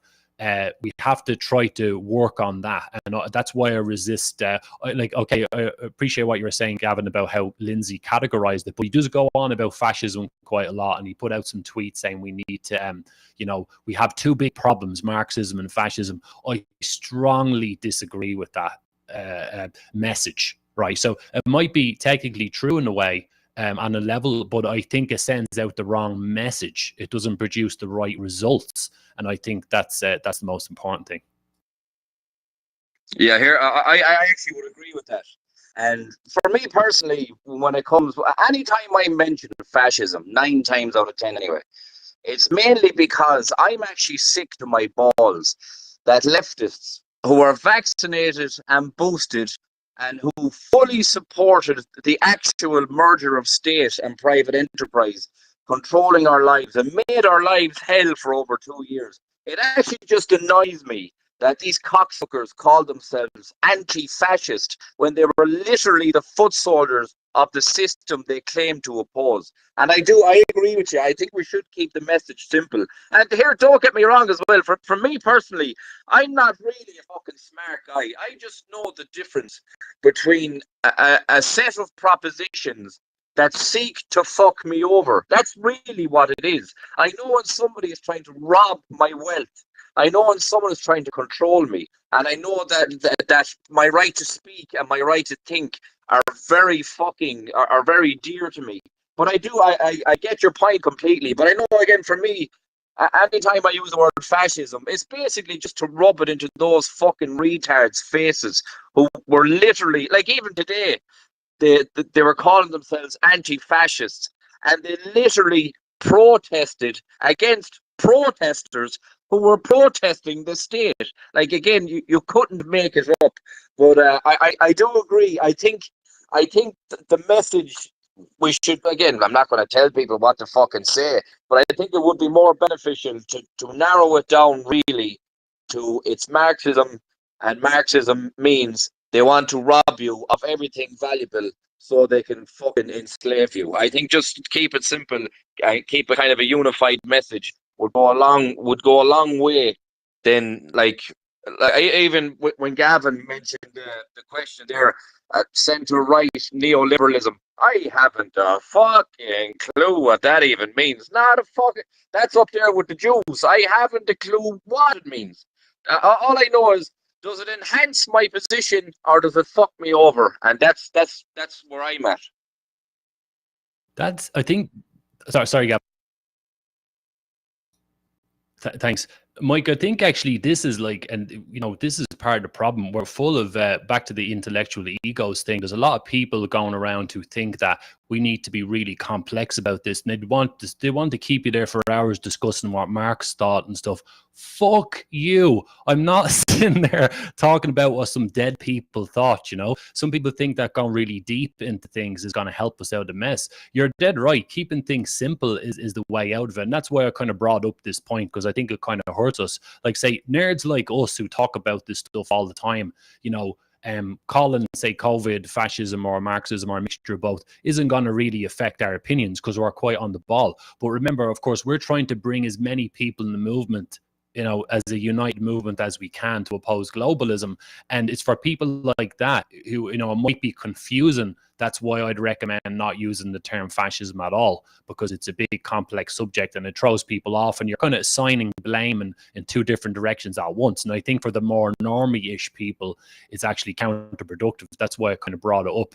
And because you're kind of, as I always say, where you assign the blame, like we were talking about it earlier, taking responsibility for things ourselves, being against Marxism, being against globalism, and where we assign the blame is really important. And, because Marxism is such a slippery customer, you have to really stay on it. You can't let it off the hook. Like, we're in the mess we're in because this thing is a slippery bastard, and we can't put any of our energy at all into something that's not anywhere near as much of a priority.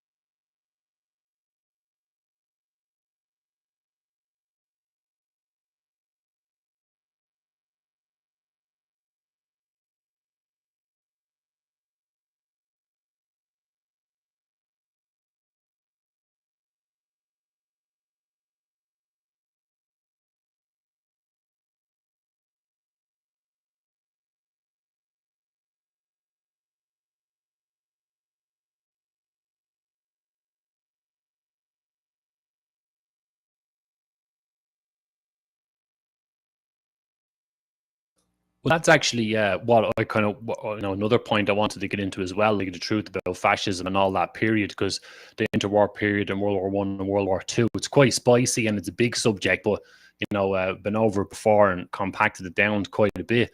But that's a good segue, and it's a fair point, because that's part of the confusion as well. So again, I don't want to pick on the guy because he's not here to speak up for himself, but Mr. Lindsay, who's brilliant at what he does, is one of these people who puts them both in the same bracket and says that they're both evil. I would say that I disagree with that statement, and it is what you said is true, that the fascist movement developed with Mussolini. Okay, he didn't come up with these ideas at first, but he was originally a socialist, and he kind of had an epiphany. He started to wake up and he realized that socialism was a failure. Before it was cool, he realized that socialism was a failure before anyone else really caught on, and he started to turn against it, and that's where the movement came from. And and this is why, right, I'm not saying we should all be fascists here, right? I'm just saying that this is a big. So again, my priority is, how do we derail this globalist system? What can we do about it? And we should leave no stone unturned. And one of the big bits of truth that's been hidden from us, thanks to decades and decades of propaganda, is that the fascist movement, whatever people think about them, there's one thing they got right, and that was that they fought these communists for control of their countries in different ways in different times, and they ultimately got they managed to suppress those movements, even with brutal force. And that's one of the things they got right. And I think we have to understand that to help us get out of the mess we're in. But if people think that fascism and Marxism are both the same, and they're just two different types of evil and they were both equal, I don't agree with that. And I think it's quite counterproductive. But sorry, Gavin, do you want to jump in there?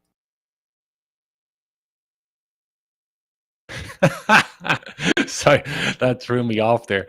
But yeah, so like that whole period is highly propagandized. And we have to understand this ties into my work as well. There's actually a second section towards the book, later in the book, that talks about fascism. And I didn't even put it in the table of contents because people would skip to that bit and go, he's fucking off his head, and throw the book in the bin, right? Because so many people, I think, have been brainwashed about this stuff and it's been hidden from them. But there's some major things we have to look at about that. Like you said, they were nationalistic. So all those movements weren't the same. So, of course, to simplify, I'm talking about what happened in Italy with Mussolini in the interwar period. I'm talking about Hitler's Germany, Franco's Spain, Salazar's Portugal, Pinochet's Chile. These were all the major kind of so-called fascist movements, but they weren't all the same. They had different takes on things. The Germans had a problem with the Jews. We can get into that if you want to. The Italians wasn't so much like that, but, you know, and Franco's situation in Spain was different. You know, he was a military man, and he ended up running Spain because they were in a fight for their lives against the communists. The whole cult movement in the world tried to destroy their country, and Franco managed to get them out of it. And he was different again.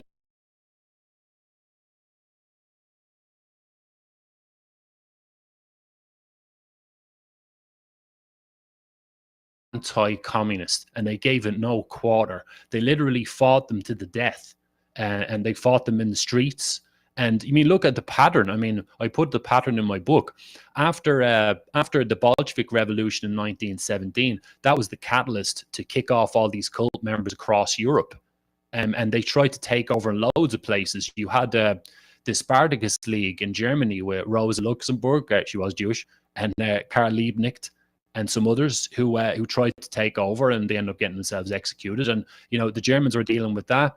In Italy, the Marxists with Gramsci and so on were trying to take over, but Mussolini and the black shirts dealt with them as well.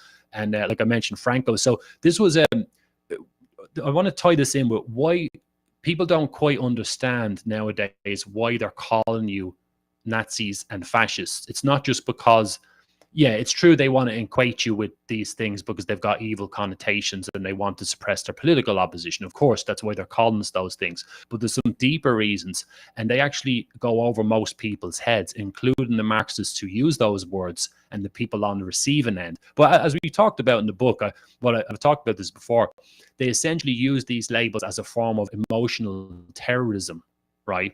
This is why people have been slow in Ireland to get aggressive and start to really get passionate about nationalism, because we've been living in this social environment where the Marxists are very good at intimidating people into not opening their mouths. And it's a very Maoist tactic where you create a social environment where no one can dissent, essentially. They've been very good at this, and they use those terms to do it. But to get back to the terms, fascism comes from the old Roman lectorian fasces. It was a symbol of strength and unity in ancient Rome. It was a bundle of sticks with a kind of an axe shape at the top. And actually, the American Senate, I think, has them on one of their flags or whatever as well. So there's nothing evil in the term. And Mussolini, who was credited with creating the modern fascist movement, he was a World War I veteran, and he had his Fascisti di Combattimento, the League of Veterans, essentially. They were the black shirts. And so the term itself doesn't mean anything evil. Obviously, the term Nazi comes from National Socialist. It was the derogatory term. But what's been hidden from us, I think, is that all of those movements, they had the right attitude when it comes to communism. They were 100% against it, and they fought it, and they had to use physical force. They had no choice. It was either be rolled over or take charge yourself. And that's why I say this struggle we're in is very, very old, and this movement we're up against doesn't just give up. But there have been historical examples of how it's been suppressed in the past. And you know what? It wasn't pretty. And back to the terms I talked about earlier, like free speech and so on, and people having rights and so on, that back then, we can't assume that people back then were dumber than us, right? We can't assume that just because we have the internet and so on. Back in those days, people were fresh after World War One, and they remembered it, and they knew what the communists were up to across Europe. They were more on the ball, I think, than we were in our stance. They understood that you can't let this movement have any ground, and that's why they took brutal measures against them, and they stayed on top of them. You know that Franco was in charge of Spain from 1939 to 1975 when he died, and he was executing Marxists right up until when he died. And then when he died, then you had some other people that come in charge, and now you had a bunch of socialists got back in again, and Spain has all these different issues, and there's another woke problems with wokeness and so on and so forth. So the lesson I'm trying to push across here is that the position of total suppression is all that's going to work, and that is the most important lesson from that whole period. I think so much more to say on that, but I'll leave it there.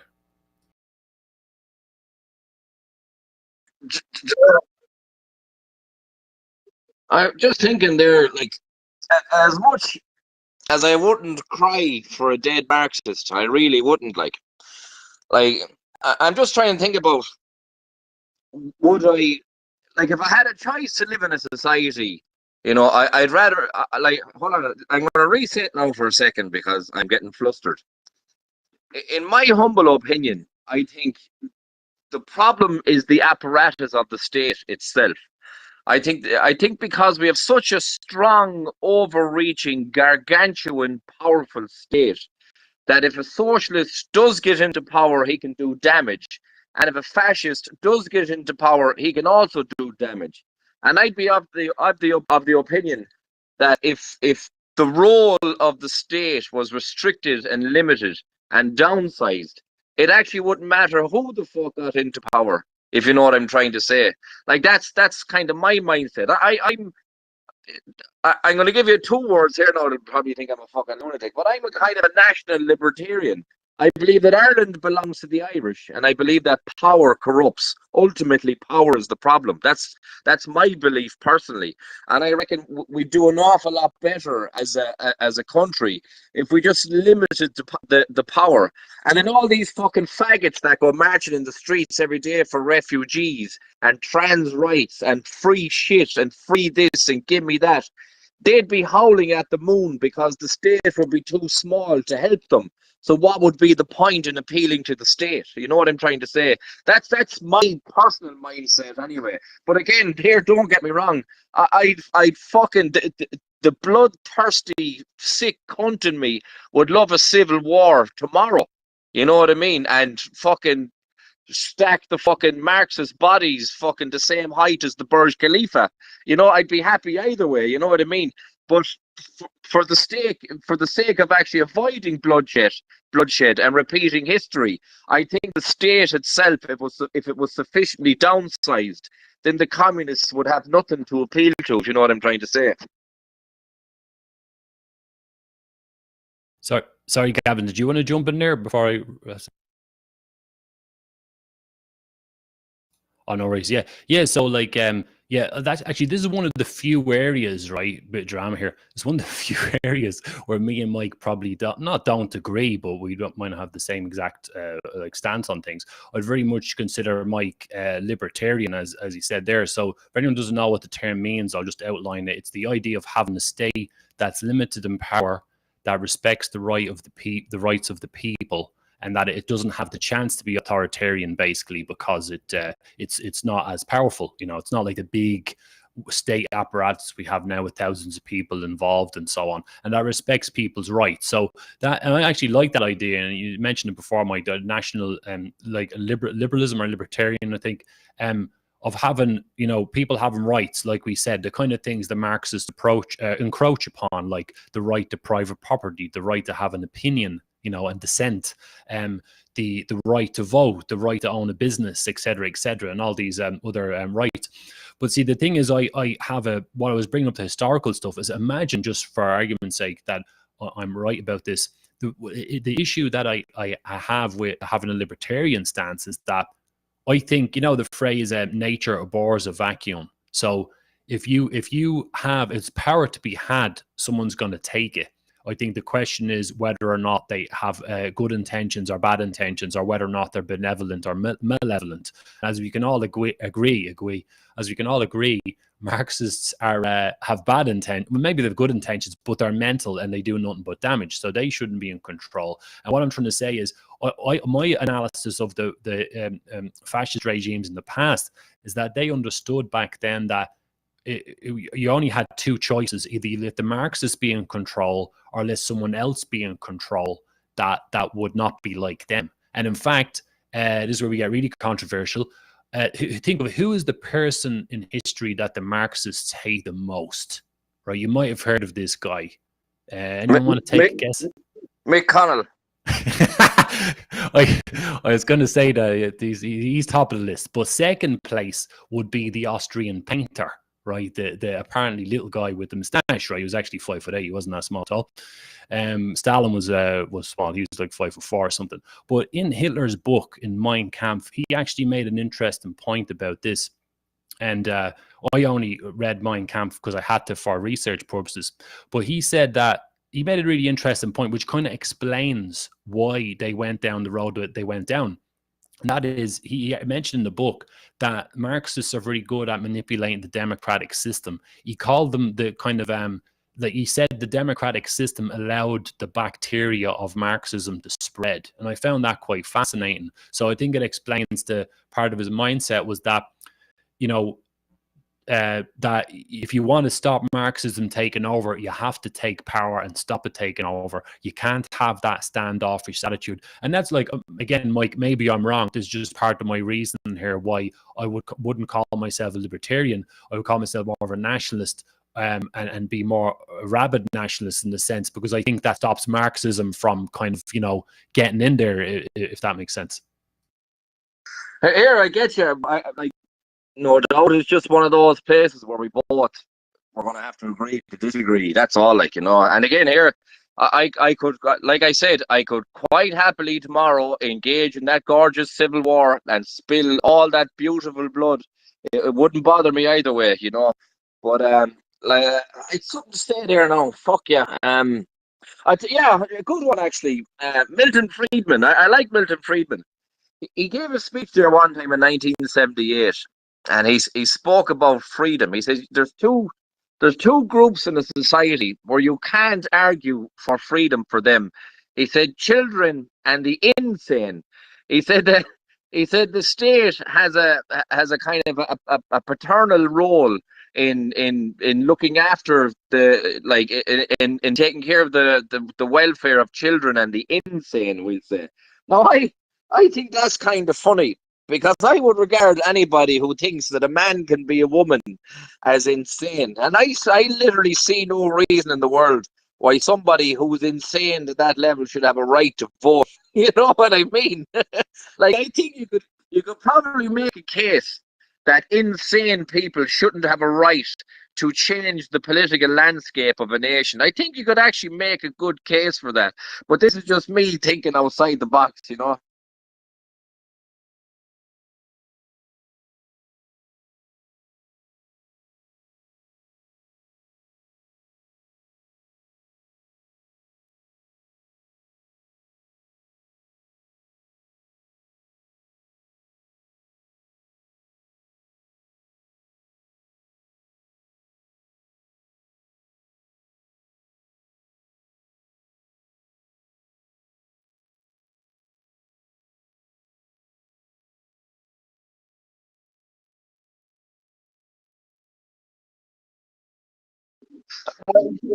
I get what you're saying. I understand what you mean, but like, Annie says, like, even if you look at Ireland right now, like, I'm trying to think again for a second, because I would, like, whether it's a fascist society, a liberal society, a fucking slave society, it doesn't matter what society is.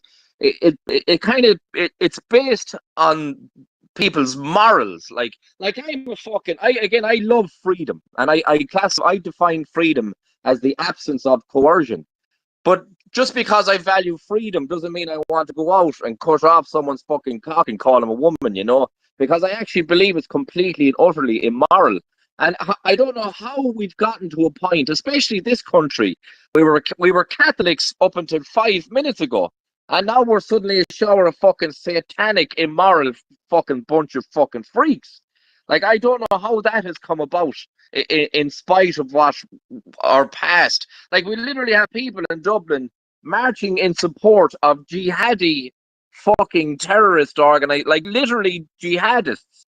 Hezbollah and Hamas, who are no different to the Taliban and fucking ISIS. You know what I mean? And I would suggest that that's more of a moral problem than a freedom problem or a slave. And again, this is I'm just trying to rationalize, and I could be wrong as well. Don't get me fucking. I'm not trying to fucking push it out there, but like there is a serious moral problem in this country. It's unbelievably moral, and socialism is like that. That negates freedom, and all these cunts seem to be socialists. It's a fucked up world. I don't know.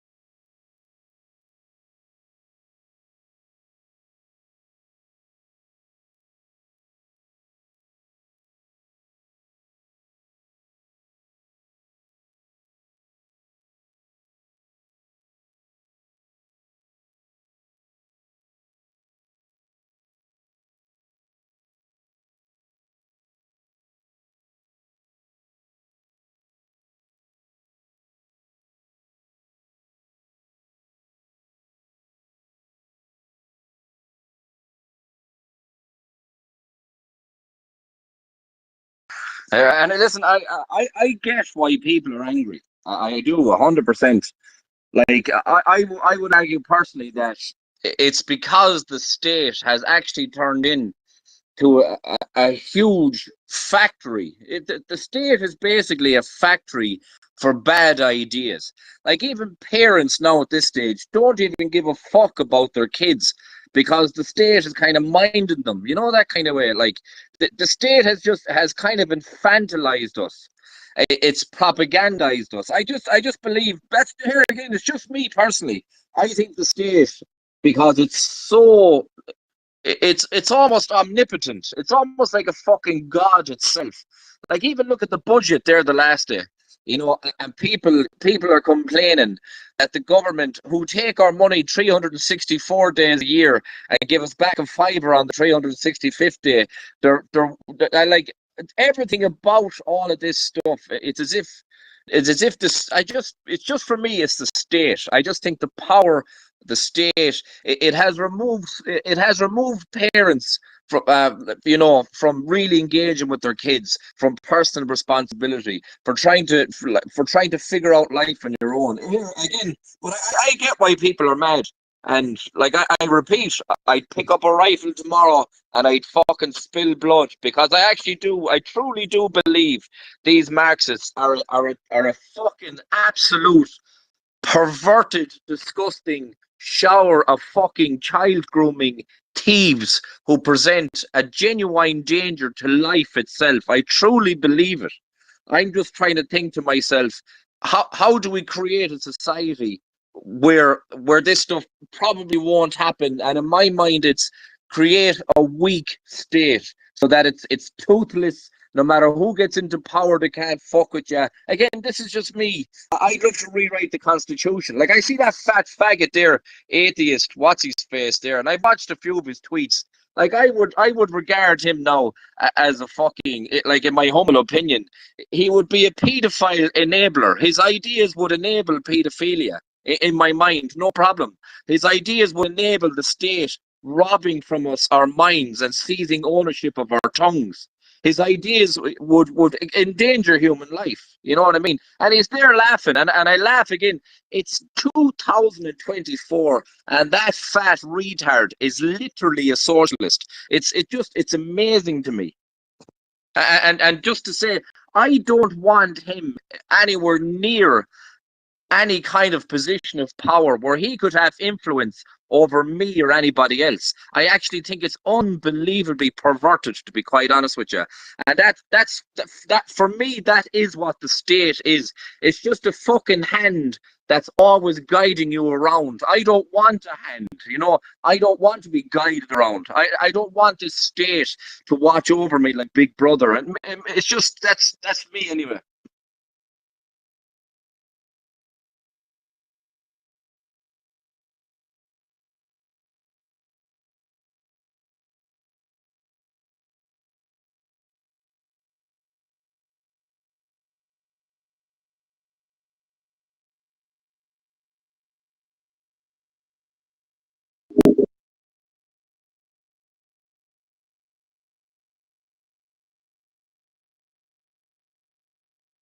Well, I think what literally the solution I believe to that is the truth. Like I don't, we don't need the apparatus of the state to tell the truth. Again, you would have to be a fat retard like that fella down there to believe that a boy can become a girl. That's literally not. That is not the truth. You know what I mean? And I think if we aim towards the truth and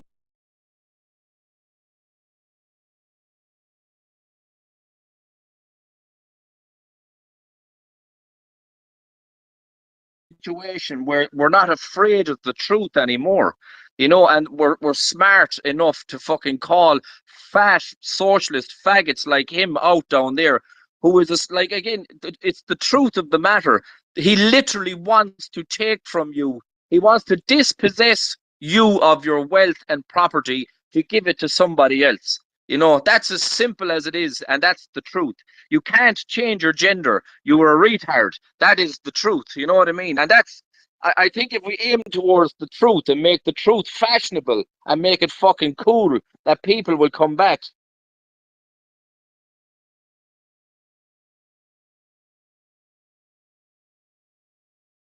Fair. Or we can do a civil war. And again, I'm happy with either option.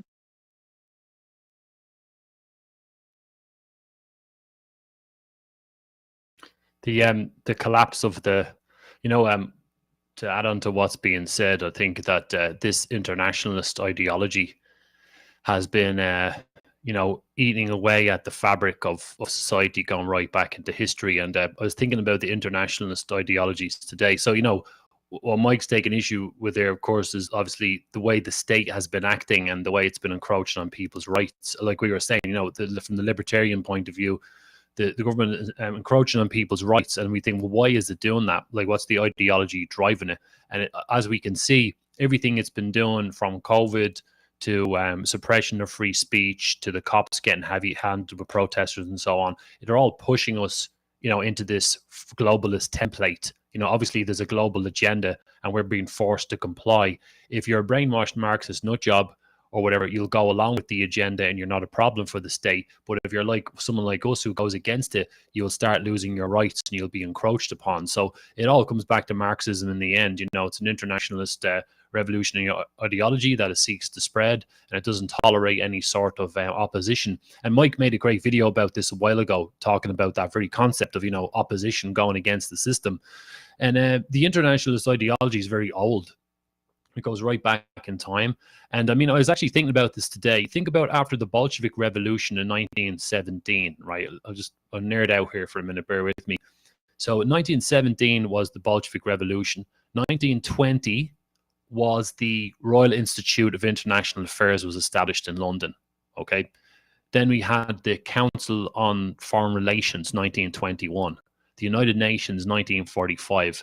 The Bilderberg Group, 1954.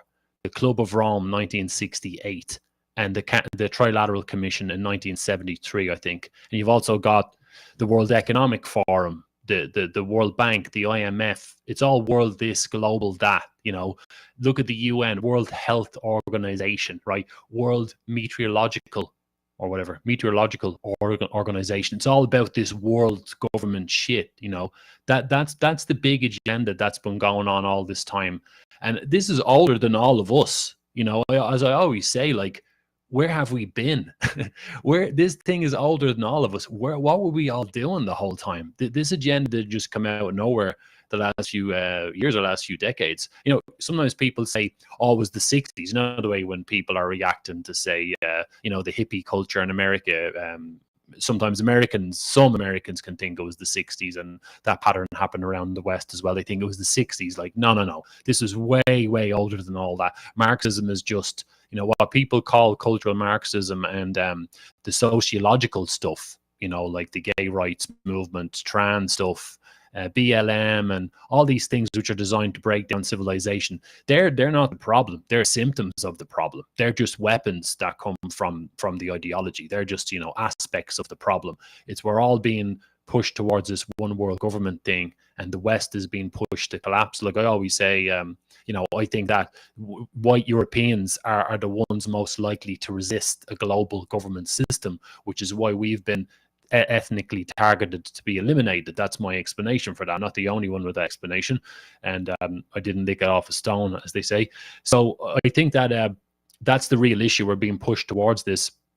So, you know, that's why I try to encourage people not to get caught up in the you know, the little details. Like, so I'm not saying the suppression of free speech is not a big deal, or hate speech laws are irrelevant. Of course they're not. But I like people to understand where it's coming from. You know, so when you hear hate speech, what that really is, it's Marxism is dictating what you can and can't talk about. So if your opinions don't conform with the Marxist ideas of ethics, they are wrong, quote unquote, and they should be suppressed. Someone in the comments mentioned Herbert Marcuse and liberating tolerance. Sorry, I didn't have time to read it properly, but I have mentioned this before. Marcuse, in his work, he's one of the Frankfurt School heads, for anyone who doesn't know, and he was a real piece of work, this guy, an academic, you know, one of the worst kinds of people on the planet is a Marxist academic, by the way. And he advocated this idea of liberating tolerance, or oppressive tolerance, where people who had Marxist views should be given the platforms and have the microphones put in front of them and so on and so forth and get all the book deals, etc. But people who had dangerous far-right views or anti-Marxist views should be suppressed. So that it's stuff like that is the ideological basis for hate speech, So of course, we should talk about politics, the McEntees, the people involved coming from the state. But I'd like people to understand the ideology behind it, because again, it's coming from Marxism. That's the origin.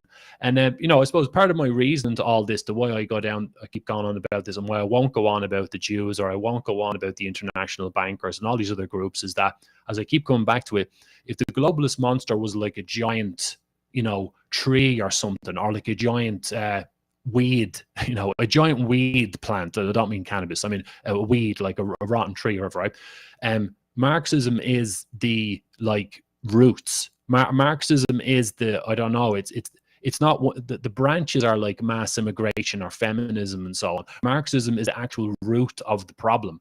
And that's why I advocate, if we go after the ideology, you will literally derail all of the Marxist fanaticism that's driving all the agendas. And then to tie into what you two lads are saying, we have to systematically remove all of these brainwashed nut jobs from the system and replace them with patriots. Because as Yuri Bezmenov said, and this linked into what you said earlier, Gavin, how do we deal with them? I think you said, Yuri Bezmenov said, you're stuck with them. If people are brainwashed, you're stuck with them. They're contaminated. You can't fix them. That's another thing I deal with in my work. People think that my job, personally, my job is to debate with people who are brainwashed. I'm not fucking trying to reason with someone who can't reason. That's not my role. And I don't think any of you should waste your time trying to reason with someone who's brainwashed. That's not the point. That's not what we're trying to do here. What we're trying to do is stop more people getting brainwashed and ostracize them, and put those people who are brainwashed over there as a crazy bunch who should have no influence over society. And that's how we stop them ruining things and pull things back to it, like a sense of normality. Yeah, I saw a meme there a while ago. Like, you literally can't reason with someone who is incapable of telling you the difference between a man and a woman. I know for me, if I argue with the handicapped, sometimes it's just so other people can see this country's crazy. His ideas are fucking retarded. And, let this be an example for anyone who may think that Marxism might be the answer to all life's fucking problems. It's the fucking problem to all life's fucking problems. I see Fatso laughing again down below. I'd be interested to hear him. If he has the fucking balls, if he didn't cut them off already. But I'd be interested to hear his point of view. I can tell as well, usually when someone has the word atheist in their name, he thinks he's a smart guy. So I'd be curious to hear this fucking queer.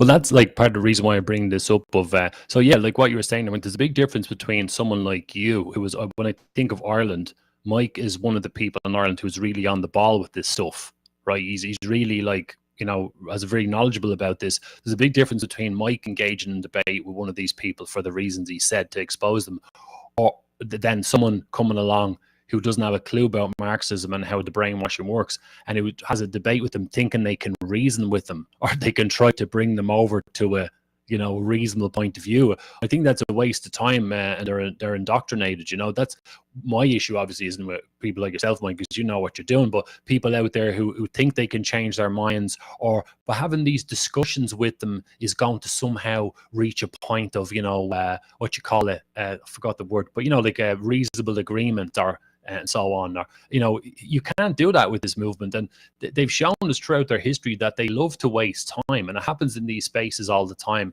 They're given a microphone, they come in and they start derailing the space. The intelligence level drops. They're just pumping out all their bullshit. And all you're doing is they keep handing you these illogical balls of string, because they have spaghetti for brains and they can't fucking reason because they're brainwashed. And they keep handing you these fucked up statements and things, and you just spend your whole time trying to deconstruct them one at a time. So, I mean, maybe that has some value, but I also think it's important for us to have talks like this, where people who have a bit more knowledge give that knowledge to those who don't have as much knowledge, in the discussion, where you have some people talking, some people listening, and then that helps to raise the level of consciousness in the public in general.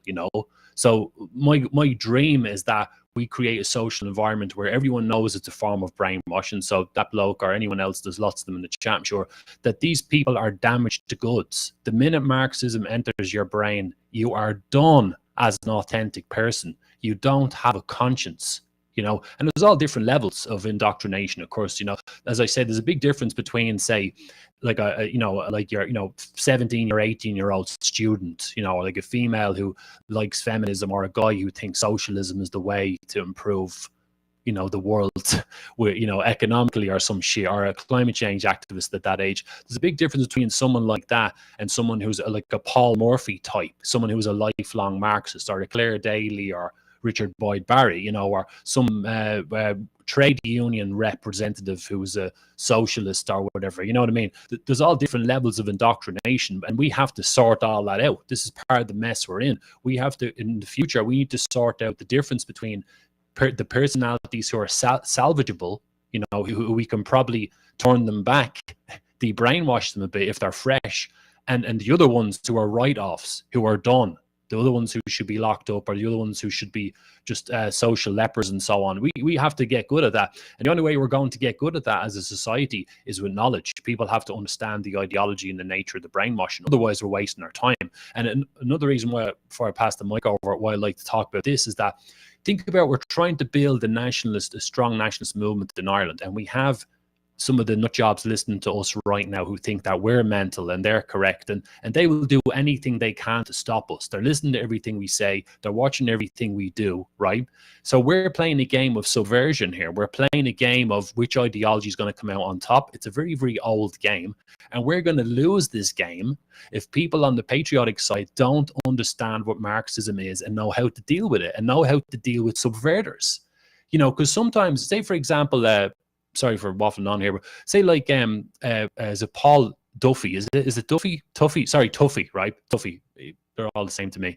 So someone like that, right? And there's some of the nut jobs we talked about, Maddie, PKMX, and these other ones who come in with a bit more of an abusive tone. He comes in with a nicer tone, like he's, oh yeah, he goes, yeah, I understand what you're saying, and you know, yeah, I understand that position, but this is what I think. They put on this different voice, and they sound like they're your friend. Now, if there's someone like myself, Gavin, and Mike, we know we're dealing with someone who's nuts. They're just putting on a nice face. But the average Joe or Jane in the street who doesn't know what they're fucking dealing with might actually be taken in by that, and they might give them information, or they're giving them their opinions on things. You're actually helping the enemy, and the reason why they're helping them is they don't understand they're dealing with the subverter. And that's another reason why we're losing this war, is people don't understand the animal that we're up against. And back to the thing we were saying earlier about, remember I was saying we shouldn't project blame on outside groups. We've got too much work to do on ourselves. Tying into what I was saying earlier, remember that we're surrounded by enemies in our own country who look like you. They grew up in the same areas. They have the same accent as you. They're as Irish as you are across the board, but their heart and soul is Marxist because they're brainwashed. It could be a feminist, climate change activist, vegan, socialist, BLM activist, anti-racist, you name it. It's a buffet of fucked up beliefs. They could be a whole bunch of things. They could be all of them. I know people who are climate change activists, vegan and feminists, the whole 9 yards. These people are the enemies within our own countries, right? That's the problem. And if they're the ones who are organized, determined, you know, fanatical, and so on, they'll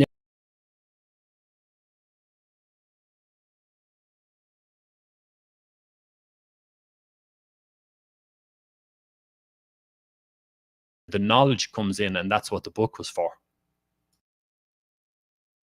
I was just laughing there. I'm sure he's still there. Caddy and Scale. He's a meme there with the old Pepe frog. Frog is a funny cunt.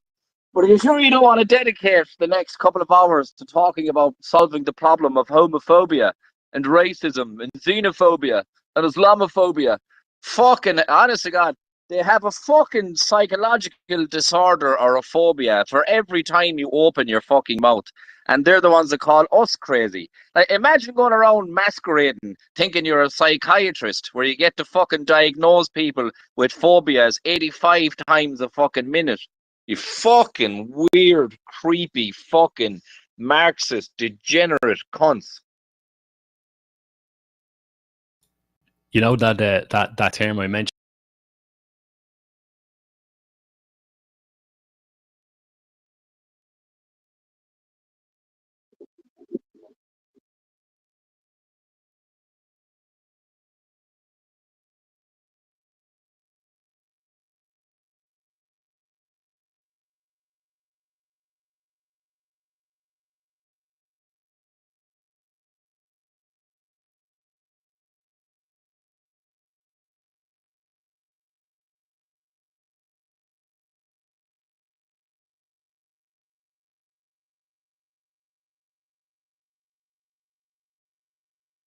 Yeah, 100%, man. And I hear personally, I like I don't give a fuck what people ask. Like we're allowed to disagree on fucking things, and it doesn't make you an enemy of the fucking an enemy of the movement. Like at the end of the day, like I'd say every last one of us believes that Ireland belongs to the Irish. You know what I mean?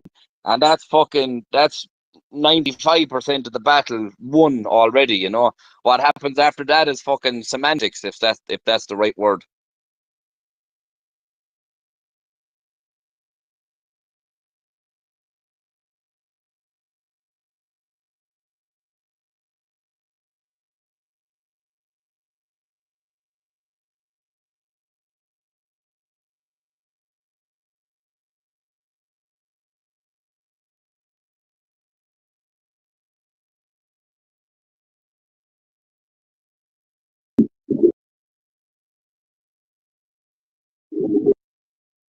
I tell you a good one, right? That fella calls himself an atheist. I'm telling you right now, he is the most religious person in this chat room right now. Because that fella there now believes in he believes in the religion of wokeism. And you need to be exceptionally susceptible to religion in order to believe that a man can transform into a woman. You know what I mean? He is as you cannot get a more religious person than somebody who thinks gender is a fashion statement. So I don't know why he calls himself an atheist when he has literally substituted fucking the Abrahamic God for whatever God of fucking wokeism. Again, it's hilarious looking at his fat face and his stupid name. He's literally the most religious cunt in this chat group right now.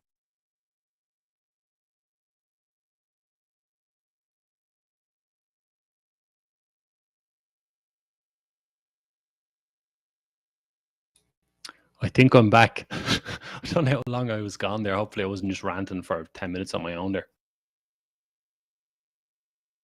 Yeah, I can hear you both. All right. Can you hear each other? I think okay. I'm talking, and I can see Gavin is probably talking. I can't hear him. Let me refresh the browser again. 1 second.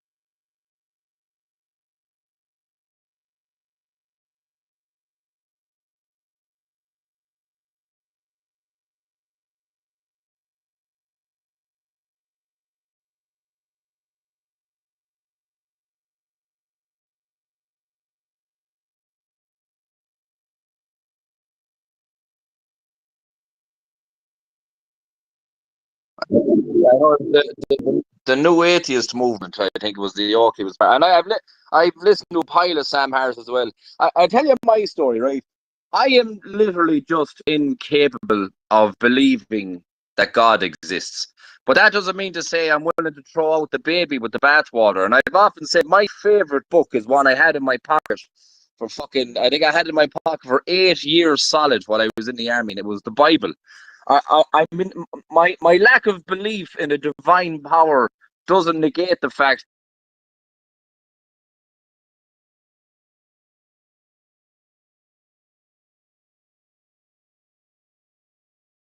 or fucking Islam or any other fucking creepy fucking religion. You know what I mean? So it's not that I attack religion. I don't. I absolutely don't attack. And I go to mass. I only met you there not so long ago after a mass we did up in fucking Dublin. You know what I mean? I think Catholicism. I would love to see it come back to life in this country because I think it since its decline people have absolutely filled the void with wokeism. And I would go as far as saying that the majority of people who subscribe to this woke bullshit are actually atheists. I'd say that's a fucking fact. But personally, I'm not able to believe, but I still understand the value of the Catholic religion, if that makes sense.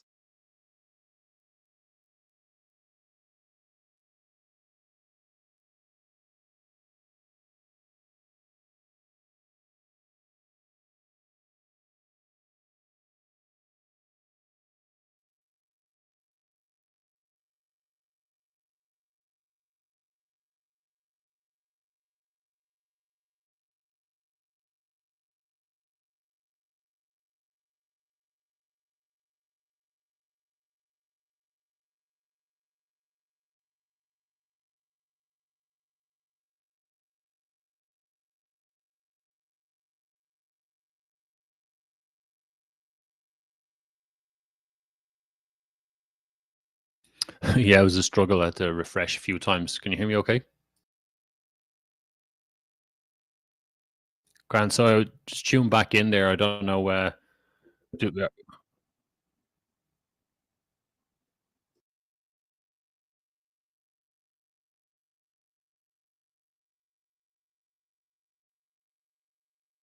oh yeah, I don't care. Yeah, the ones who say it's an echo chamber are usually the nut jobs. So we'll see how this goes. But I don't debate with nut jobs. So we'll see how this goes.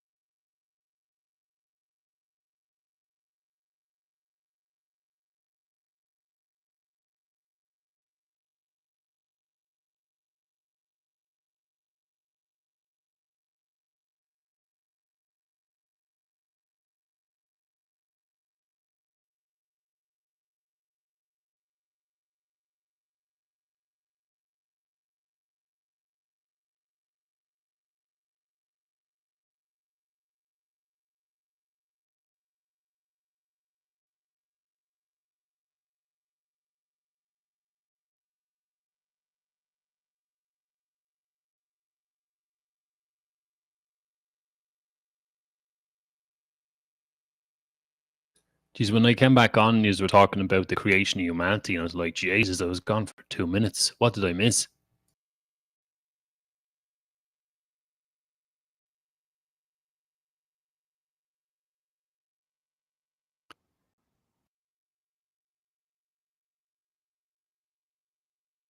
Come on, right there, you fucking prick. Come on, we're waiting on you.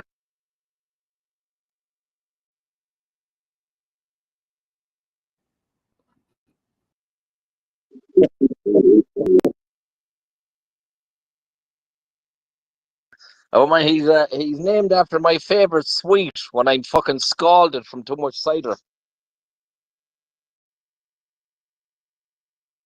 You struggling to mic up, is he? Or I can give you some.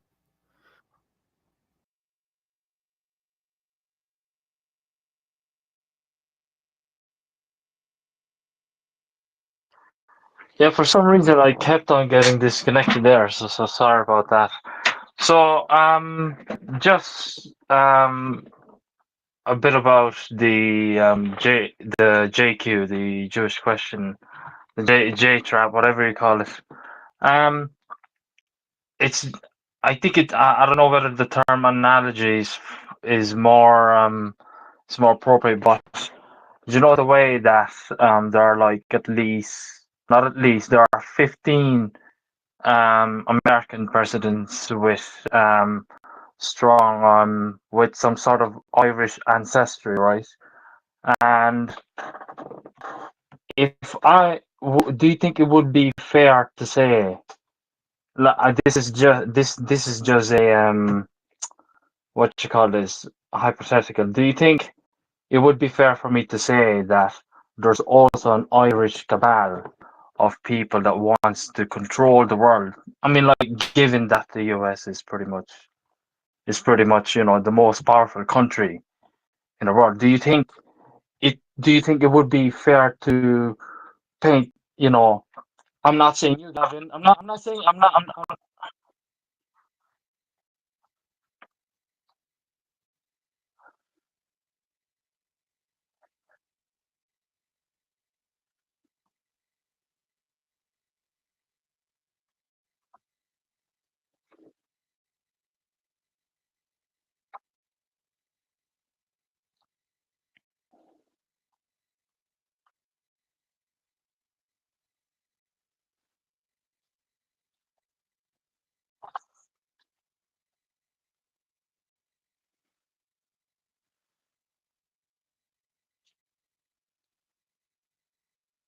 No, I'm not saying that I believe that. I'm saying that I've seen I can see like some sort of correlation between like the most powerful people.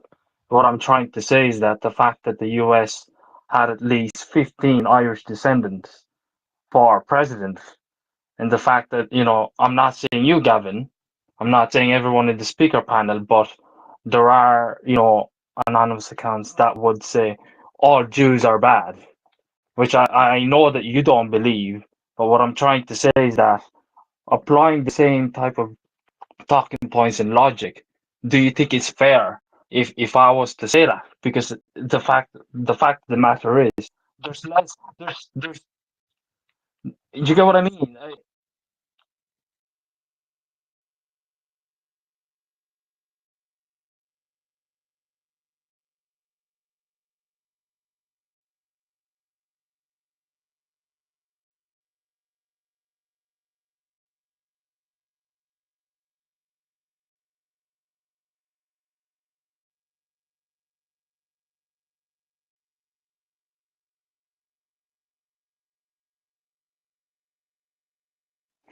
Okay, Grant, that's all I want to point out because as far as I know, there's when it comes to the population of the overall the Jewish population all over the world versus if you were to put that against the overall um well, I may be wrong. I'm more than happy to be wrong. If you were to put that against the overall um ethnic Irish population in the world,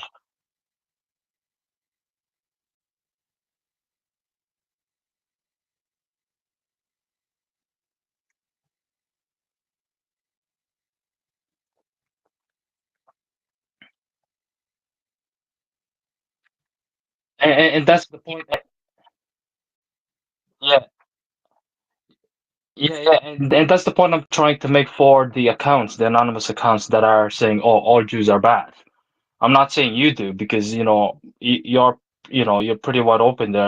I've listened to many of your spaces. I'm not saying you are, but I'm just trying to make a point towards the potential anonymous National Socialist accounts that's saying all Jews are bad.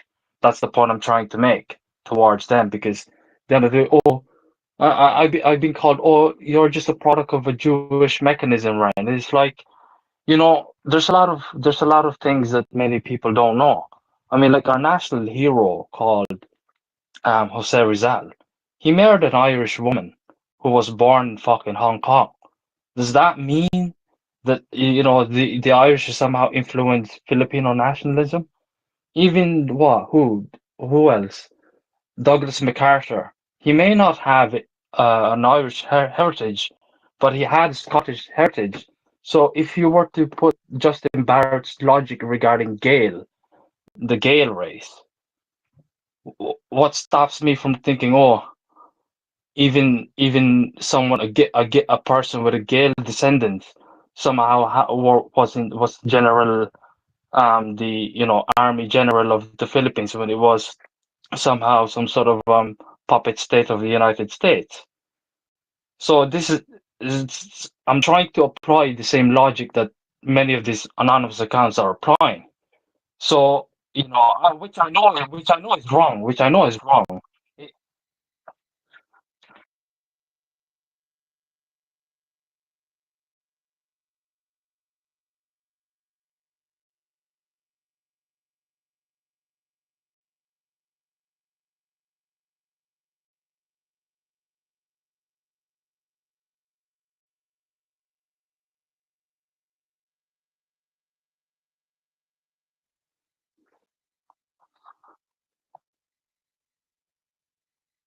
yeah.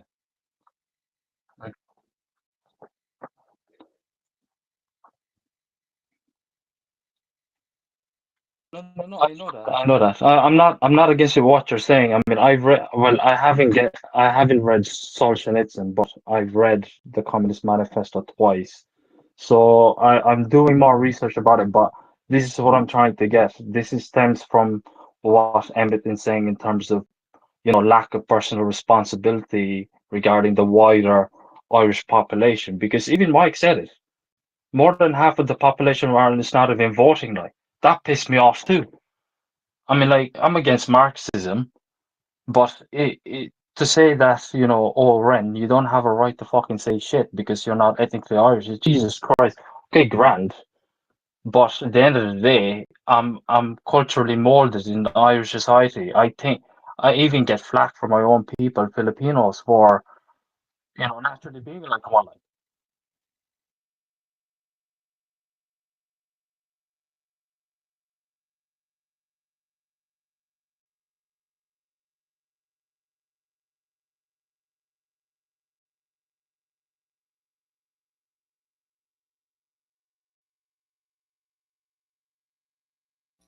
Do you want me to respond to which?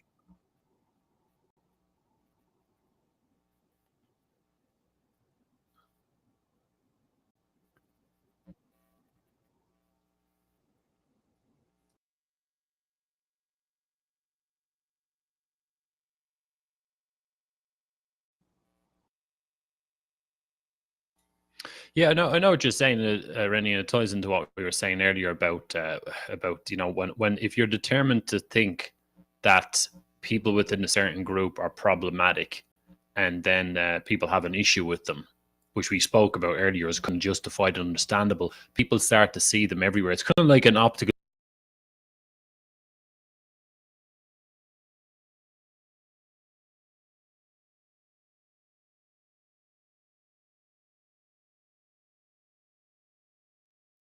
Are the chosen people and have the right to subjugate the goyim. But yet there are rabbis who are Jewish who do believe in that shit and actually believe in it because they're nut jobs. But then again, remember in Islam, Islam's got over was a billion, over 2 billion. I can't remember the numbers mixed up in my head here. But think of all the Muslims in the world, right? They're not all the same. Now, I'm not saying, like, let's be careful here. I'm saying Islam has no place in the West. We can all agree, and we know it's causing problems, right? Because there's so many of them that even if 5% of them get up every morning and read the Quran and the Sirah and Hadith and believe they have the right to subdue the kafir and to commit sexual crimes against the kafir women, that's the white women listing, that's a problem for society, even if a small percentage of them buy into it, right? So it is a problem for the West, but they're not all the same. Not all Muslims believe the books because we're talking about individuals. It's the same with the Jews. The same with the Jews, right? And I'm not disagreeing with anything that Gavin said. He already listed all the things they've been involved in. I already said that Marxism comes from Talmudism, and I know what they've been up to. I know about E. Michael Jones's work. Like I said, I looked into all that for years. But the minute, it's so easy when you let anger into your mindset, it clouds judgment. I'm not trying to get all spiritual on you all, but I don't know if the Buddha or someone said some shit like that, but basically anger clouds the judgment. When you start hating a group, you start to see them as all the same, and you lose the nuance in them. And that's why people fall into this Jew trap. And when they're looking around, they will, I've seen people do this. I used to do it myself. They look at, say, all the NGO complexes and the whole NGO complex in Ireland, and look at all the groups, hundreds of people involved, right? And I say, oh, there's a Jew there. And then look at another 20 or 30 photos of so-and-so with Irish names, and they'll go, there's another Jew. What percentage of the people have they looked at are Jewish in that equation? It's always very low, but it's like an optical illusion for the logic. And, we went over this earlier, but it's a problem, I think. Sorry, Mike, jump in there. There, this old Jew shit goes over my head. Oh, sorry. I tell you, I do have a thing with respect to Muslims, right? You'll have to hear me out on this one. But you cannot be a Muslim unless you hold dear the example of a man who was a murdering, slave-owning paedophile. So as far as I'm concerned, if you're a Muslim, you're an apologist for a mass murdering, slave-owning paedophile, and I don't want you in my society.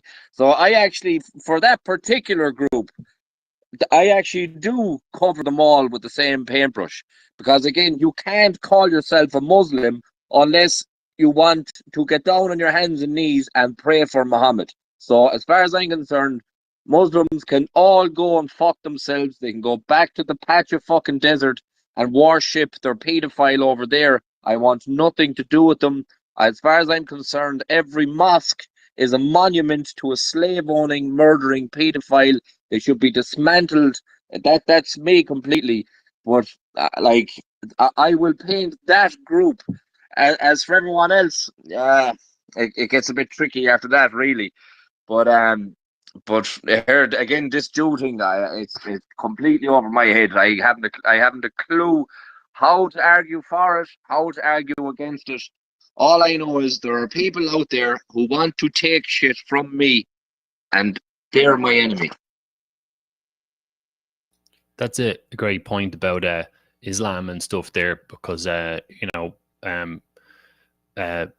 they, because of the prophet and the background of the ideology and so on. But even then, not to throw a counterpoint at you necessarily, but just that the idea that what I was trying to get at is that not everyone, I would say, we were talking about ethics earlier, which is what this is really all about, like people's beliefs and what does it break down into. So if a person reads the Torah and the Kabbalah and the Talmud, if they're Jewish and they think they have the right to subvert or destroy the Goyim, then they're a problem for the rest of us and they're an enemy of us and so on.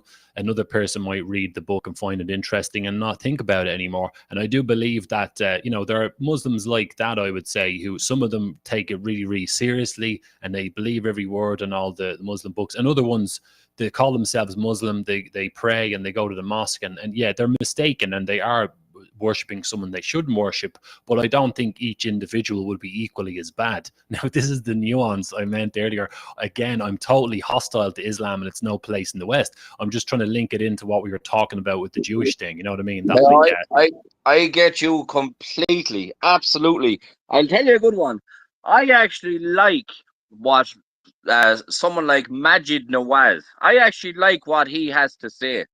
And I've no doubt he's a lovely man and he's fantastic for whatever country he happens to be in. But again, I don't want him in my country, even though I like him. You know what? But here I get you're dead right in what you're saying. I'm just very, very comfortable and very happy to literally paint every single Muslim, regardless of how nice they are, with you are an apologist for a fucking piece of shit called Muhammad. Therefore, fuck off. I'm just particularly comfortable with doing that.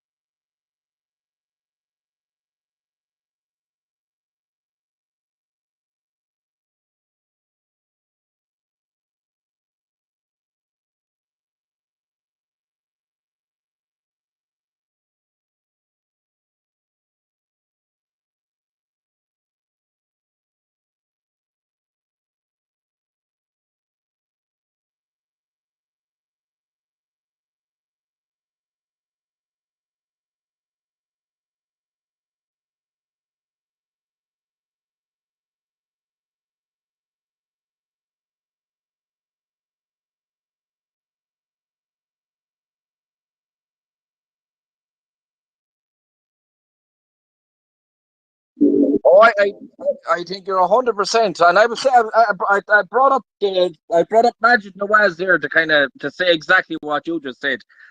Sure, I'm telling you, no doubt in my mind, there's some Muslims out. There's probably millions of Muslims out there who would be the nicest, most beautiful, whatever the story may be, excellent people, supermen, fantastic.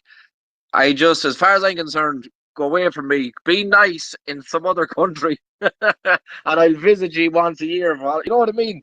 Just that's your thing. You do it over there, and that, again, and I agree. You're both correct, 100%. I'm just quite happy to take that. If it means keeping Islam out of Ireland because you sympathise with a fucking perverted slave owning fucking paedophile, that's the angle I'm going to take. And you could be the nicest person in the world, but that's my line in the sand.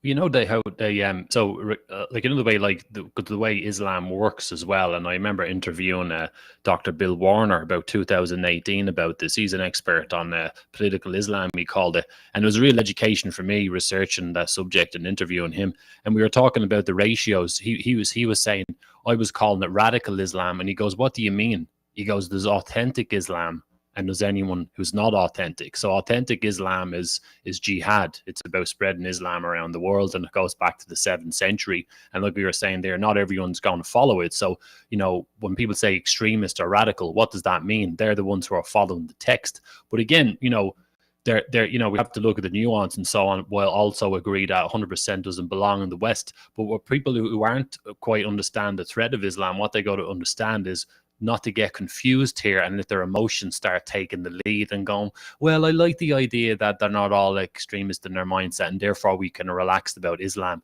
No, you shouldn't relax about it at all, because the group of them is so big that even if only 5% of them take those books seriously, they're a serious threat to the security of Western countries and our well-being in our countries. And when you look at how the fact that the governments are all globalist in Western Europe and they're all traitors with open borders, they're not doing security checks on these people. You know, they're not sifting out the ones who have that wide look in their eyes and are about to kick off from the other ones who aren't so serious or mental looking, you know, or come here via legal means. They're not doing any of that sifting. So you don't basically know when they're going to kick off. So I totally agree across the board. You know, there should be a hostile, it doesn't belong here attitude would be the safest way to go at this stage.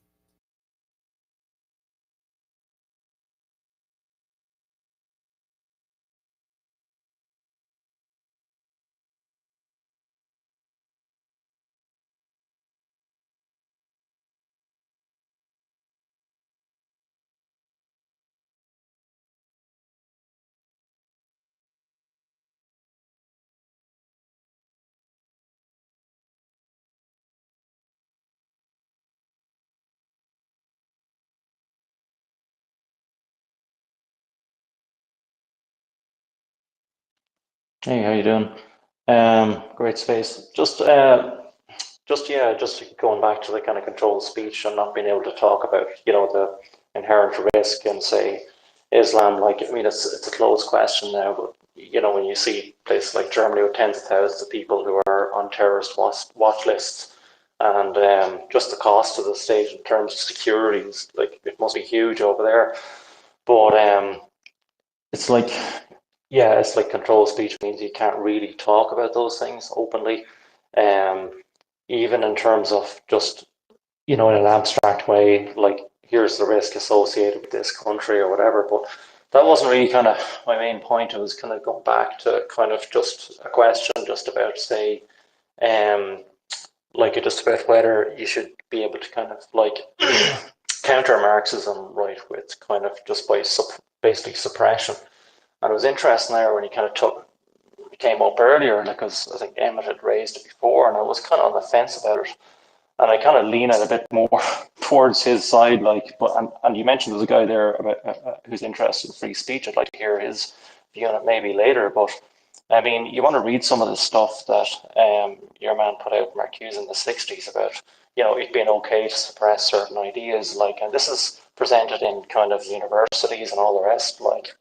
So, I mean, defunding that, yeah, like not allowing that. is that a way to make it popular? Is it, do you teach it from an anti-Marxist point of view, or does that, automatically, you have these rebels come into college and then they say, well, I think the exact opposite.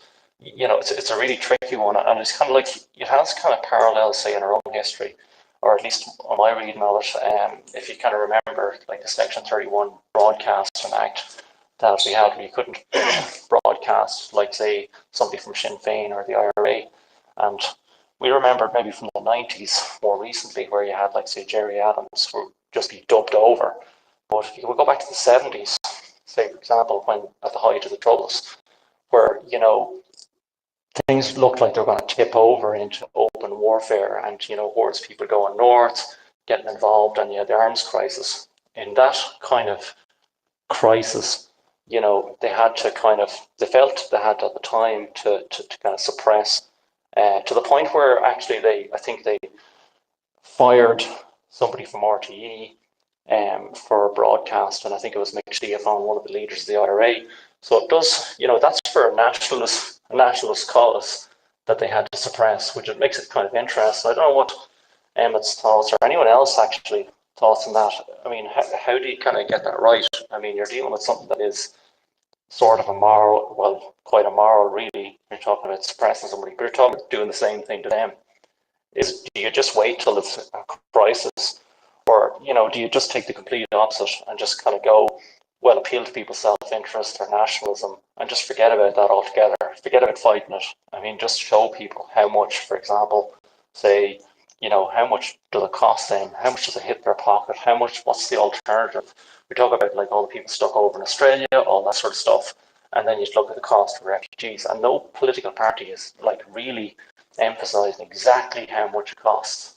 We have a broad idea, but they're not presenting the policies and the alternatives there. So I know there's a lot there to unpack. Maybe somebody wants to take it up. It'd be interesting in people's thoughts. Thanks. No worries. Good evening, John. Always good to hear from you and stuff, your messages and so on. I suppose to address the thing of about we were talking about, I saw your comment, but no chance to reply. Probably my brain is a bit stupid like that. I can't go in two directions at once sometimes. But in terms of, like, do you want me to comment on, like, the whole thing of, like, how we should deal with Marxism and suppression and stuff? Yeah, I suppose. Yeah, like, on the one hand, like, is that likely to work? Is it itself, like, morally right? You know what I mean? Or is it even workable to take that approach, really ban things? And I can see the point in defunding it, but outright kind of banning it. You know what I mean? Say you can't have a march day for this because it's, it goes against the state. It might make logical sense, but when does it, like, start to become counterproductive, or are you better just to abandon that? You know what I mean? It's kind of like, it's a tricky one. I just know. Well, I because I've obviously been thinking about this. I know I kind of went missing from the scene between about 2019 and say last year. But I was busy with other stuff, and I was writing the book as well. And I thought about this a lot because I knew even 6-7 years ago that this is it. This is the way we get out of this mess. Is to deal with the problem of Marxism, because this is what fuels the globalist system. This is why we have the problem with mass treason in our countries. This is why the nationalist movement has been slow to get moving, because we have these brainwashed traitors in the country. I thought about this a lot. And to tie back into what I was saying earlier, I think that since the ideology infected the world, we're going to have to do things. This thing's going to test us all across the board. It's going to test our patience, our guts, our knowledge, our creativity, our love, our passion, everything. It's going to test us all across the board. And it's even going to test our sense of ethics as well, I'm sorry to say. This is going to make us have to question, as you said, about what's ethical and unethical. And as you mentioned, Marcuse earlier, the Marxists have never made any bones. There's a quote from Marx, and I'm going to make a balls of it, but he did say something like, "We won't ask any mercy from you when it comes down to the conflict," or something like that. He said, "We will ask for no quarter, and we don't expect to be given any," or whatever. They've known since the beginning that they're going to suppress us all we can and have no mercy, and they've done that. It's killed more people just, socialism, the application of Marxism in terms of government and resources and people and so on, has killed more people than anything else in history in such a short space of time, except the Black Death, the bubonic plague. That's the only other example I could think of. So this thing's from the pit of hell. And I think one of our big challenges is, tying into what you're saying, John, is that, and I hate to be rude here to everyone, I don't think everyone quite understands what we're dealing with. This thing is going to destroy everything. And it is destroying everything. And if people think it's bad now with the amount of brainwashed nut jobs in our countries, wait till a few years. Wait till a few years when we can't have conversations like this anymore, because the amount of Marxists in the world as cult members is going to increase, because this thing spreads like a pandemic, right? So my point is that you can never be too hard on this thing. And the notion that us trying to, my opinion, to just tie back into your answer in a direct way, I think we have no choice but to suppress this in every way we can, because this thing is so attractive. There's always going to be gullible people in society, okay? It's just the way human beings work, right? Imagine that, the bell curve, the way, like, I don't know if you can all picture it. It's like, there's an average intelligence, there's a higher intelligence, and there's a lower intelligence in society. We're not all equal, right? That's the Marxist idea, that we're all equal. Some of us are a little bit more gullible than others. Some of us are a little bit more easily led. And as long as you have Marxism in society, it will always entice people into the movement, right? So what I think we should go for is 100% suppression all across the board. Make it illegal, destroy all of the physical material, all the digital material, no more websites, no more NGOs, non-profits bleeding money from the economy. All the Marxist professors need to be stopped doing what they're doing. No more socialist groups. And all across society, we have to create that environment where everybody knows that this thing is an anti-humanity ideology and it has no place in civilization. And nobody has the right to help something like that proliferate. Think about this. Imagine if none of you encountered Marxism before, and I start selling it to you as the solution to all their problems. I'm committing a crime against you all. I could be ruining your life. That's what happens with Marxism. When one person affects another person, remember that you're brainwashing them in such a way that their life is now over. Like some of the fuck-ups listen to me talk right now down the chat. The brainwashing makes them into a degenerate subhuman who is actually programmed to be against their own people. And as we've seen with the trans ideology and abortion and so on, they're actually against the human race. It's the satanic undertones of Marxism, the satanic underbelly. It's against nature. It's against creation. It's against everything that's good. There's no limit to how much hatred people should have for this. And ironically, Marxism has created this social culture where we've lost our teeth. We've lost that fighting spirit, that tribal thing, that suspiciousness and all, a healthy amount of hatred for things that are different. That's actually used to keep us safe in the past. It's eroded all those things, and we've become pacifist. And Marxism's rolling over us because of all this. So, John actually nailed it. He went straight to the heart of the issue. This is an issue about what people think is ethical or unethical. And one of my big worries in doing my job, and look, I'm emotional or dramatic on you all. I fully know I'm not going to survive what I'm doing. Right, I'm not going to get out of this whole thing in the end, and I don't care about anything. I just want people to understand this message. All right, I know what I'm dealing with, what I'm up against, but I would say, please, I would hope people can cross that bridge, and don't be afraid to get angry at this thing and get brutal with it, because it's not going to give you any mercy, and it doesn't make you a bad person. I don't mean to be disrespectful or patronizing anyone. It sounds like I'm babying you all or something.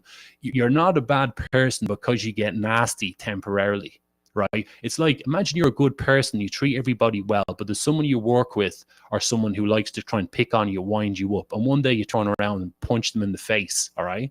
And because they deserve it. That doesn't make you a bad person. They forced you to react this way. You had to do something to stand up for yourself. So don't be guilty about doing it. And I've been in situations like that in my life before, and I used to feel guilty about it. It doesn't make you a bad person. They forced you to do this. And remember that no one is forcing anyone to be a Marxist activist. You have to judge people based on their own free will choices. Right? So, yeah, you should have a bit of sympathy for them that they're brainwashed, but that's where you give them a choice and say, would you please stop being a fucking Marxist and ruining the country, that you're from? Could you please stop being an activist? And this is why, and explain it to them and give them a chance. But if they don't If they don't respond and they insist, you have to take action against them. And that's why we have to bring back this concept of treason. Right now, I know I'm going quite specific, but treason is a very important word, and we need to bring that back into the mix and treat people like traitors. Now, to kind of, sorry, John, for being long-winded here, but to come back to what you were saying, I think on a cultural, societal level, I think I would love, if I achieved nothing at all else, I would love to bring you all over to the idea that there's no other option with this thing but total suppression and banning. Because if you allow it to exist, yeah, intelligent people won't get sucked in by it, but somebody is. And remember, every person who gets sucked in, that's on all of you out there who thought free speech was more important than this issue. You know what I mean? So every person who gets sucked into this is a loss for the human race in a way. It's, you're fueling the cult. And remember as well, before I pass the mic on, remember that World War III is bearing down on us. And in my opinion, what Marxism has done to the West, it's weakened us so much that now we can't defend ourselves. And as I always say, nature abhors a vacuum. So while all this shit's going on, the new communist alliance of Russia, China, North Korea, Iran, and their allies are rubbing their hands together. And that's why they're starting to get more aggressive, because as the West collapses, someone's going to come in and fill that void. So there's a lot at stake here. And I don't think we have, tying into what Gavin was saying earlier about the ethno-nationalist versus civ-nationalist thing, it's a good idea to be a bit more firm and harder and have a strong position. And that's, for our own survival. And I think that's the position we should take on Marxism. But let me know if I missed anything there. I kind of went on a rant.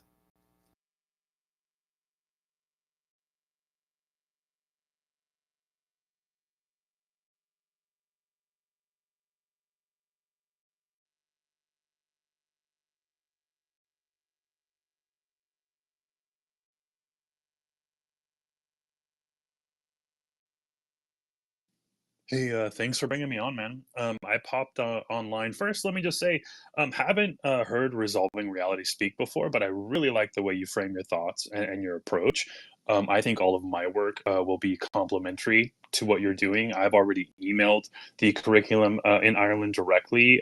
They stonewall because I've got the right recipe, verbiage, and scripting. I will give you anything you need, and I will help you. We can kneecap them, man. This is so doable. I've already figured out what they've done. Gavin, the reason I'm popping in, and I'm sorry to kind of change a little bit of direction. I was I just came on Twitter. I saw that your politicians in Ireland are going to attempt to jam through that hate speech bill again. That is an absolute red alert, man. We have to intercept this. I'm going to send out a tweet. I was going to copy you. We have to organize a Spaces meeting to discuss this in the next 24 to 48 hours. And I need at least one committed politician in Ireland who will draft an amendment. I will give them the verbiage, and you have to intercept it. It is a kill shot. So let me give a quick, just a quick summary on the way that works, okay? And I won't get too far off into the weeds, but I just kind of want to explain to people on this call so you can understand the way they're attacking Ireland. This has already been done to America, Canada. England has already signed on. They tuck these little things into bills that have a completely different title on them and kind of dog-ear them on to kind of push them through and get them done that way. However, Ireland, they've not got you yet. We know the recipe. We know how they're doing it. I'm gonna try to show as many people this as possible. So here's how this works, and here's the trick. Okay, they're working to take away all legal protections for white citizens from abroad and from those who are ethnically Irish. Right now, they know that if they try to build this inside of Ireland's system through legislation and stuff, that it would get intercepted and it would get blocked.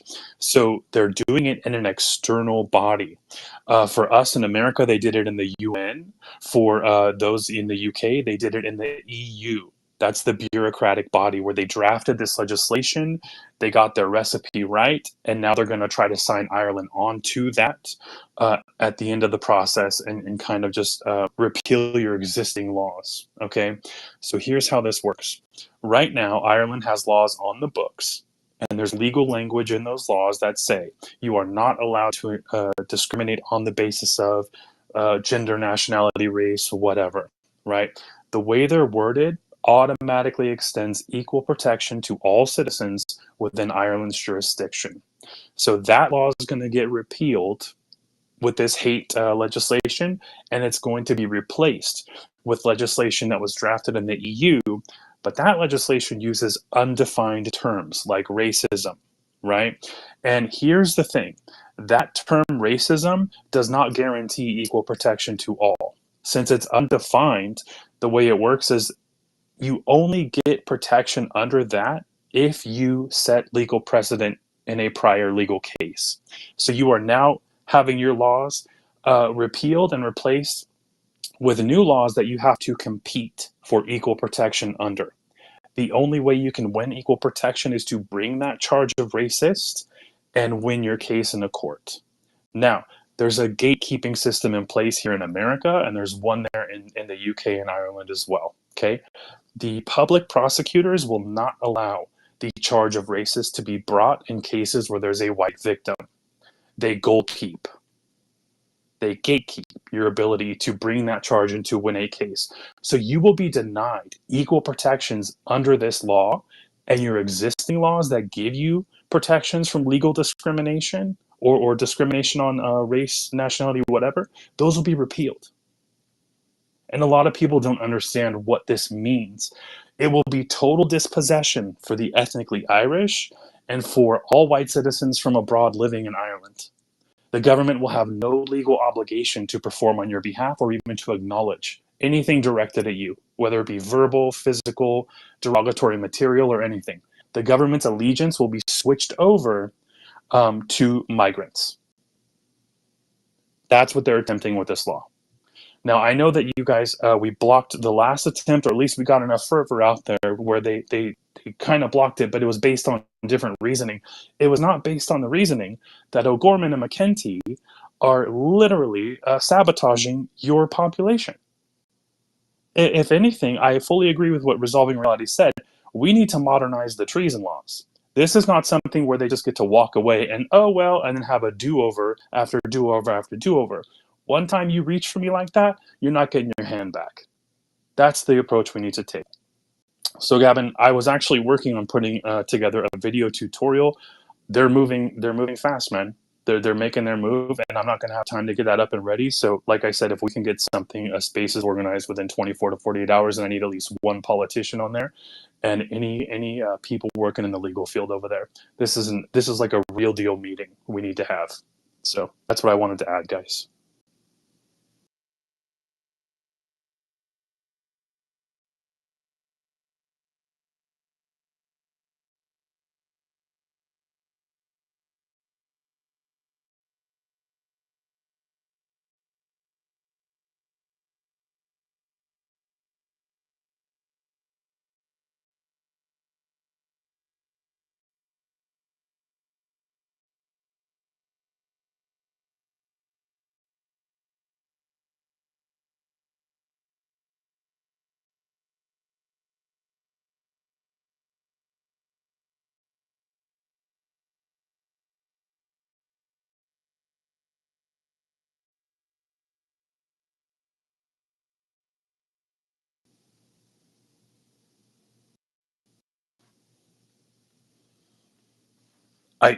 I need one person who can be there on standby with an amendment. So anytime they try to pass that hate legislation, they're going to add this amendment on and they're going to intercept it. I need that, and I also need at least one person or two people in the legal field there. Will a senator suffice? A senator, like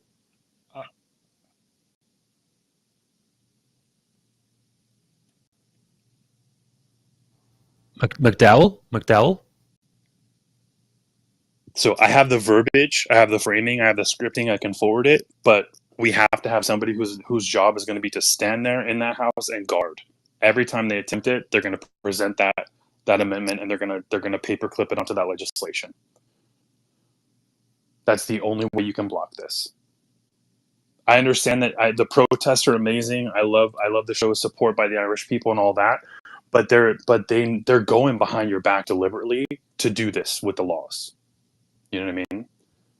And it's definitely it's truly a kill shot for Ireland. It takes away your sovereignty. It makes your courts subordinate to the EU courts. The Instead of your courts drawing on its own body of case decisions for the past, it has to draw on international case decisions that came from countries like Zimbabwe, South Africa, where they openly teach it's impossible to be racist to white people. By extension, the term racist does not offer equal protection to any white citizen in the legal field. You know, it's part of the gatekeeping. So this is it, man. This is what we got to do. So I'm going to send out a tweet. I'm going to CC you on it. If you know any activists over there, anyone, this is a real deal meeting, man. We got to get heads on, and we have to get prepared because they're going to try it 24 to 48 hours.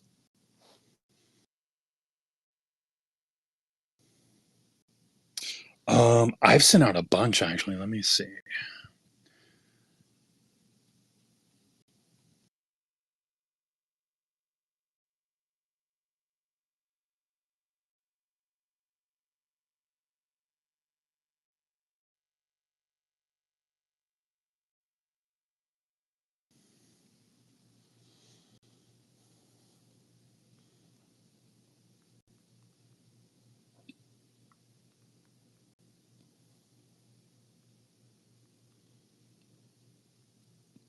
I will CC them on this.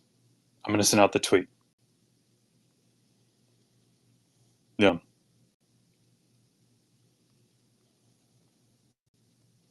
Okay.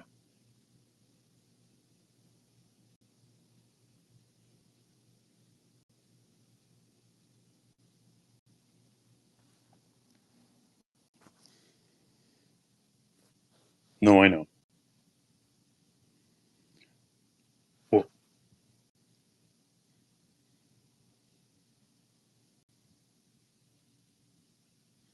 okay. Well, I'm going to send it out. Anywhere you can push it, I would appreciate it. I'll be on standby the next couple of days. I just want to, I'm sorry to derail your space. I know you guys were talking about something else, but this is just time-wise. I popped on, I saw it, and I'm reaching out. So,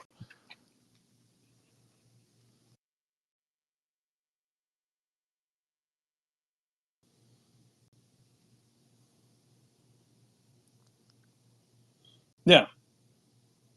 Well, it's a legal caste system in which they're giving a superior legal status to all non-Irish, non-European populations.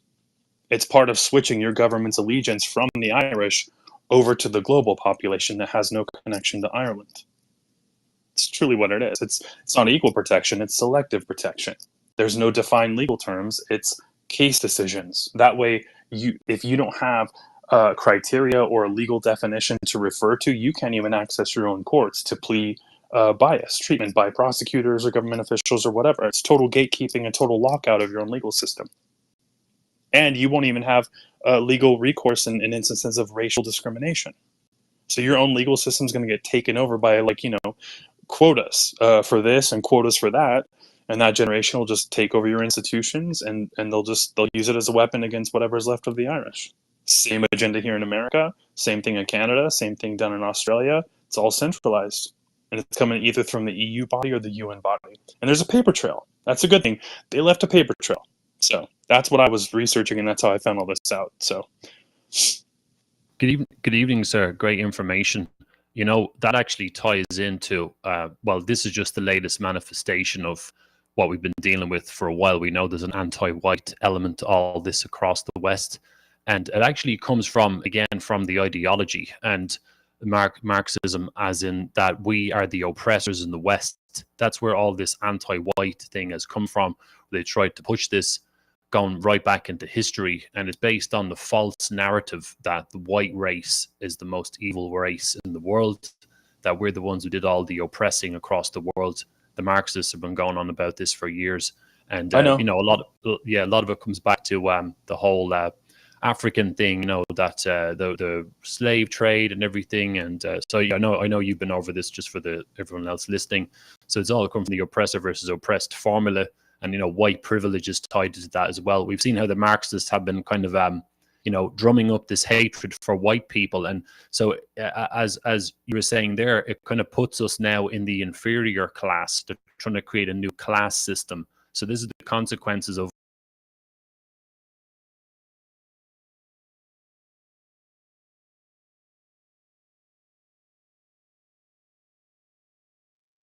white and we committed all these crimes in the past against other races. And the minute you buy into that, you allow your ethnic group to be subjugated and put in an inferior class. And that's what's happening. And everything you described there is this being weaponized. It all comes from that anti-white racism. So this is the irony of Marxism. They go on about creating this communist utopia where there's no classes, but as we see in practice, they love classism. They love it. It's a new kind of class system. If you don't go along with their initiative, you're an inferior class. And they've been doing this a lot, with if anyone who went along with COVID, you're, an anti-vaxxer and so on. If you don't go along with, like I said earlier, all the different Marxist agendas, they put you in an inferior class. So this is all about control, and what's being described there is just another manifestation of the same thing.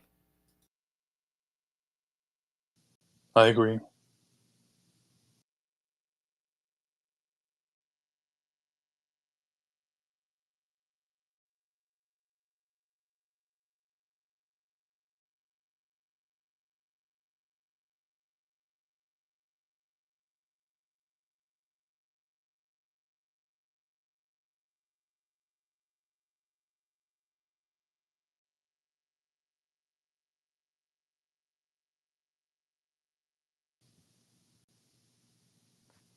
Well, the rush you see for diversity, the rush to install millions of Africans and people from all over the world, is really just a rush to install that legal caste system that's going to be used to hold your host population, the Irish, hostage by its own institutions. That's what the rush is all about. Anything Africa needs could be sent over there. We could just send it over there, whether it be money, supplies, whatever. It's cheaper, all that. So they make false arguments because they know a lot of what they're doing can't be reversed. So they're just making up whatever argument they need to just jam in as many bodies as possible. And once the bodies are here, they'll be used to establish the legal caste system and say, oh, this group needs special protections, that group needs special protections. And the language is always structured to not make a reference to you, the Irish people, right? It's by making no reference to you that you do not exist in their policies, in their focus, in their laws. You're just not there. There's nothing set aside for you. There's no legal obligation to perform on your behalf when you're attacked. There's no legal obligation for them to enforce the laws on your behalf or shield you from various forms of discrimination or violence, because it all comes down to the letter of the law. These people play the rules, and they change the rules of the game. They do not care about ethics. They do not care about the way things should be. They would say, hey, can I get away with doing X, Y, and Z? How is this law worded? Got it. We can do that. And they do it. And that's what we're up against. Well, you know what the thing is there. Let's start for cutting in there. How many people are fucking prepared to pick up a fucking weapon? People keep talking about when the shit hits the fan here. The shit's already hit the fucking fan, and we think we're going to vote our way out of this, right? I know I'm saying I'm some fucking head case or whatever, but Jesus Christ, give me something. I'll fucking, if you want me to do something, no problem. And when I hear yourself talking white as well, yeah, fair enough. Absolutely. I would love to see someone come into your house. I know exactly what you'd fucking do. Well, the truth is, people are coming to our country and getting away with it. And we're too afraid to say anything, right? We're too afraid to piss off the left. We're too afraid to piss off somebody that may hurt their fucking feelings. So what do we do then? Do we sit back and go on a space and talk about stuff? Or do you want somebody to fucking do something? I know it sounds mental.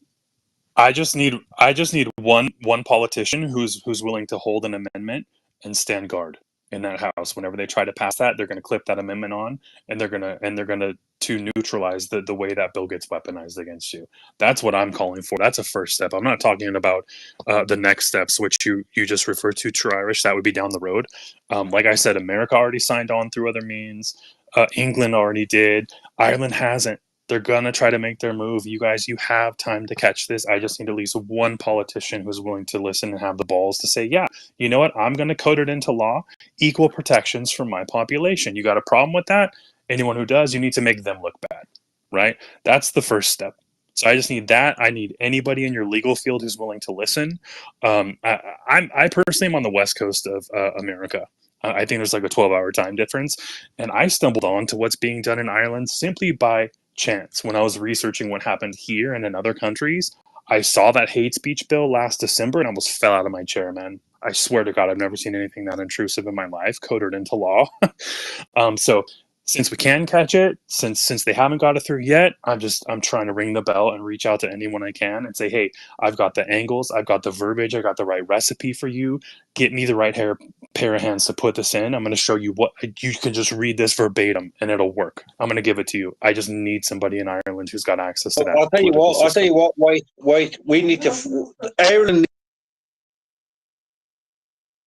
Ireland needs to arm itself. I'm telling you that right now.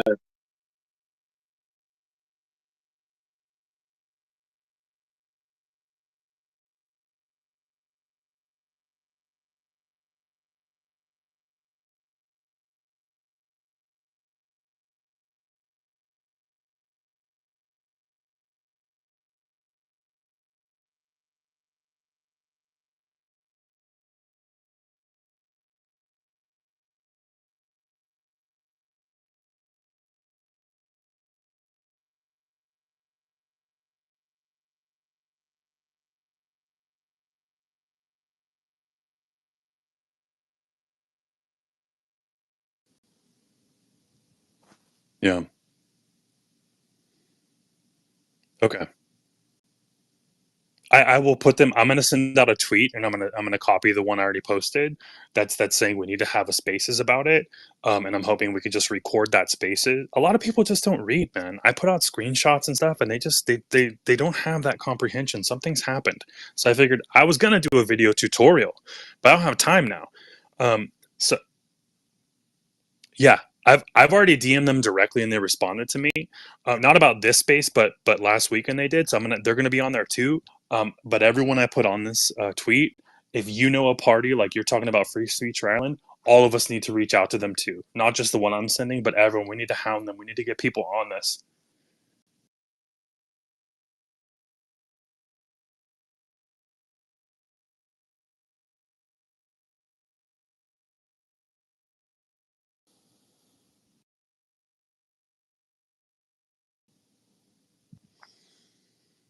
Yeah.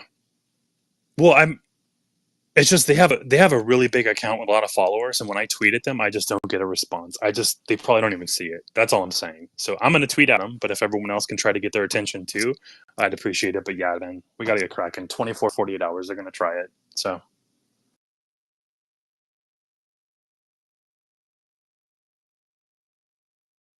they're trying to pass it again.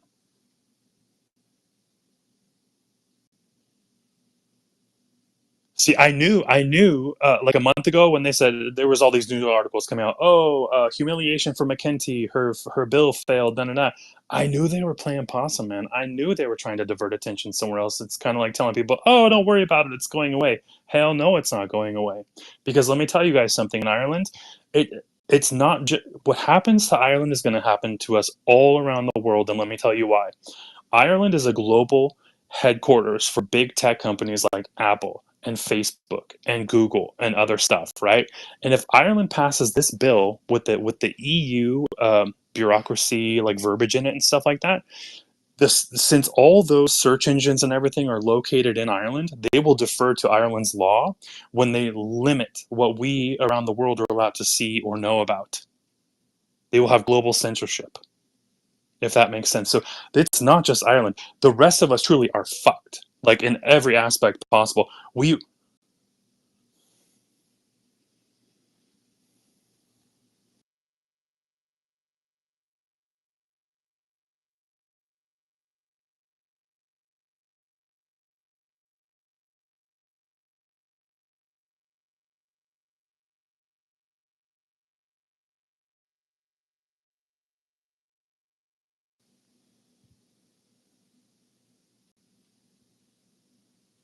But they're probably just going to put the verbiage back in the other bill. Remember, they just paperclip 1 or 2 pages into these bills just to skate it through. So anything that uses the term racism and repeals your existing laws cannot go through. The term racism does not offer equal protection to all. It's selective, only to those who can win a court case using that term. And we get blocked. Your public prosecution won't even allow you to report on your crimes that committed against the Irish or white citizens, much less use the term racism in a court. They won't allow you to win legal protection under that. That's what that's Yep. about. What do you not think it's about time we said fuck the court cases and fuck everything else because the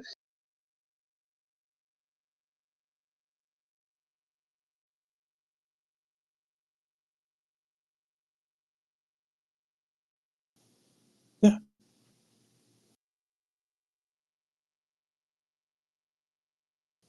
I'll send out the tweet in just a couple of minutes. I got a few more names I'm going to send on it, so you'll see it in a couple of minutes. Yeah, I'll step down. I'll let you guys keep talking. Go ahead.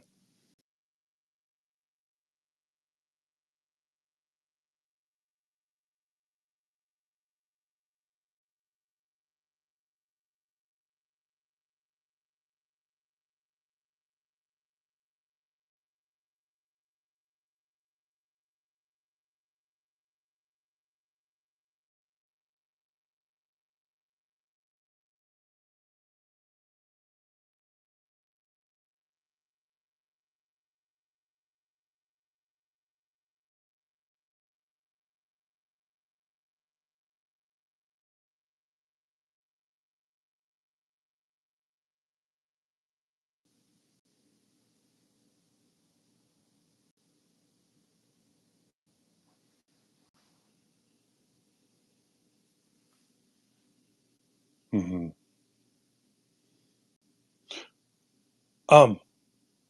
What I did, I started working on my book. Oh shit! I think like 2017. Was that for me? Oh, sorry. Was that for me or for Resolve?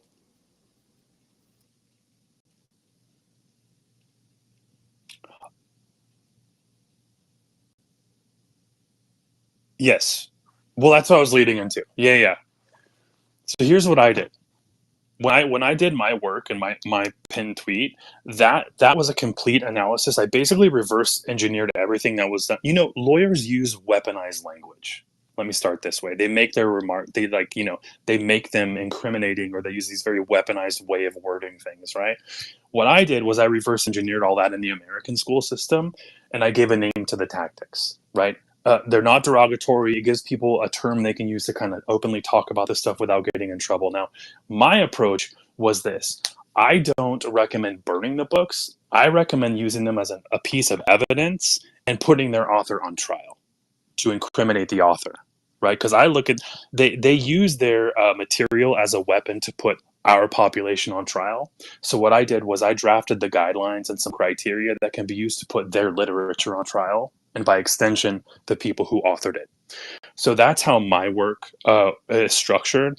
I think it would work in a complementary way with resolving, or really anyone. I structured it in a way where it offers the help and it offers extra verbiage and ideas and tactics, so that regardless of whether I'm speaking with an organically formed group in Ireland or Canada or Australia or in America on the other side or whatever, it won't result in us disagreeing about the way to do stuff. I'll say, hey, I can offer you X, Y, and Z. Pair that with what you're doing now, and it's just going to strengthen your arguments. That's all. That's all. I'm just here to help.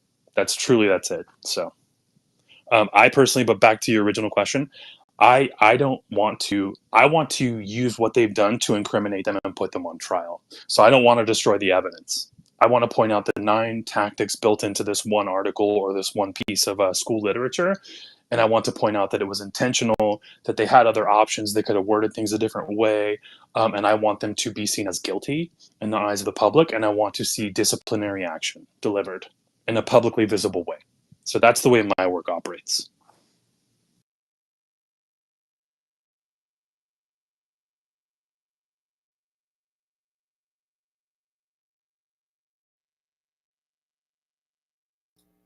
No, I've nothing to add to that really. As for the legal stuff, well, you can try to stop it. The problem is, my friend, is that Ireland's extremely corrupt. So anyone to try to help stop what you're suggesting is going to happen. No one who is against globalism is actually in the government. There's a little bit of nuance, but if you're saying some change is going to happen here that the system is involved with, no one's going to be able to stand in the way of that. And if they do, they will just try again. So, I mean, I'm welcome for people to try, but I'm not optimistic. And as I always come back to, they're just going to try again. So it's back to the same thing. Ideology is the problem. We have to sort the ideological problem. And this is a kind of, not to be rude, this is like a separate thing to my thing a little bit. And don't really have much to add. I agree with you, but I think it's the order that we do it, because if they go ahead and change the laws today, we have zero ability to change ideology or what's in the schools after they've done that, because we now have no legal recourse for anything directed at our demographic, right?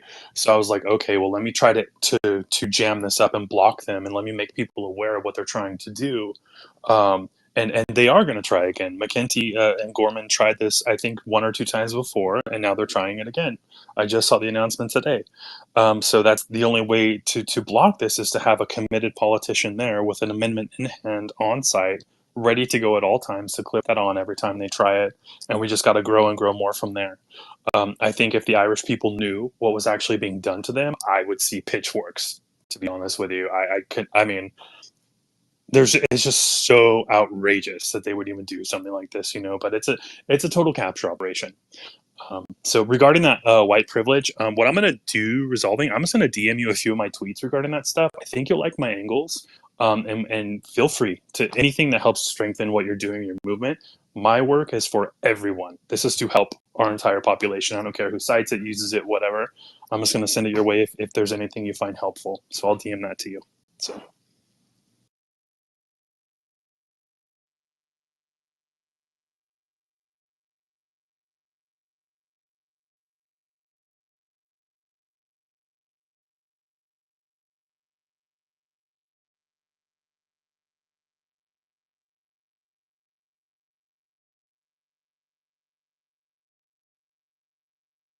I'll put her on the list.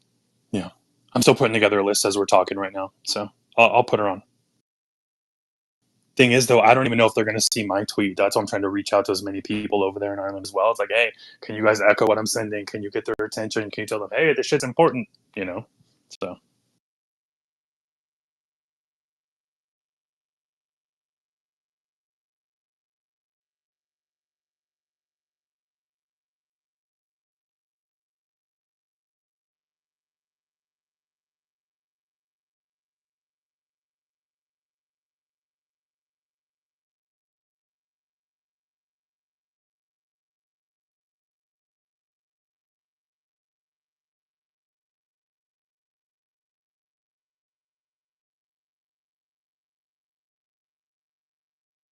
Yeah, very interesting conversation there. But in the War of Independence, it was the Irish set up their own Irish courts that were separate to the English rule courts, and they were seen as sovereign for the Irish people.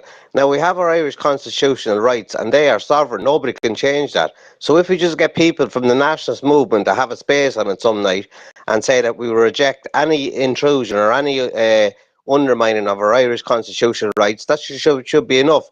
And for people then, and Irish people in the spaces and the nationalist movement, to exercise their constitutional rights. That would be the easiest way of getting around them.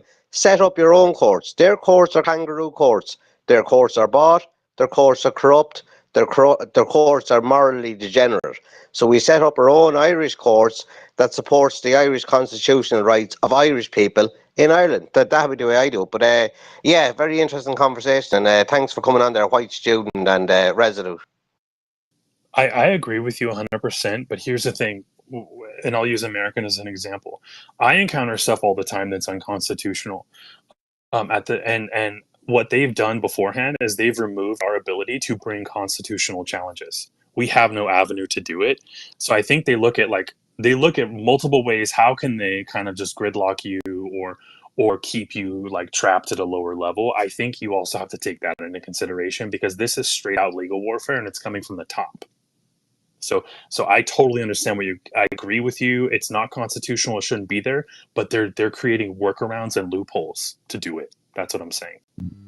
Well, then it looks like America is going, and Ireland is going the same direction of a 1776 moment where they decide, well, here it's time to throw off the iron, and they're trying to throw off the chains of government that are going against the Constitution, and you're well within your right to do it in America and in Ireland. Right. But we're all going the direction of Rhodesia, to be honest with you. That's the direction we're going.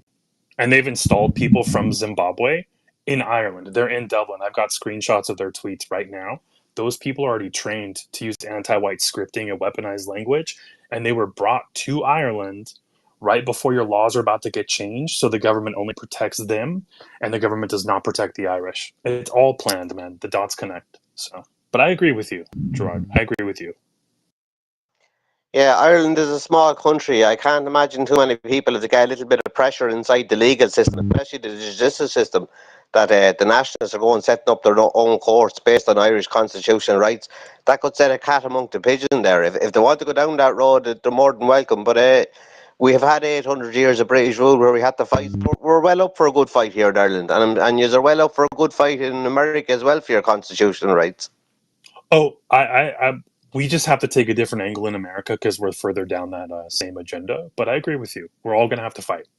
But the key thing is the verbiage and the way you word things when you're dealing in the legal arena. You have to call out politicians who are blocking your ability to compete for equal protection under the law. It's important that you word things a certain way and you use certain scripting to make it effective. I personally, since you guys have not been captured yet, like I said, I'm just trying to help you guys jam it up and kind of do neutralize it if possible, or at least hold it back until you wake up more people. Those politicians should be scared to show their faces, to be honest with you. And I think if everybody knew what they were attempting right now, they would be. It's just that people don't know.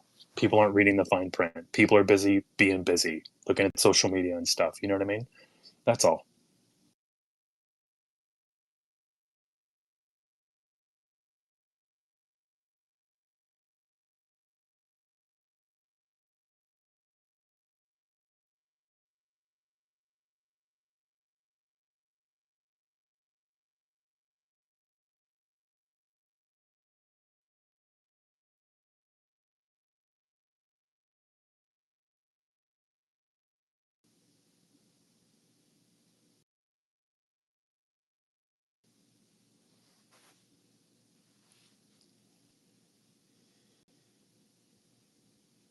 Yeah.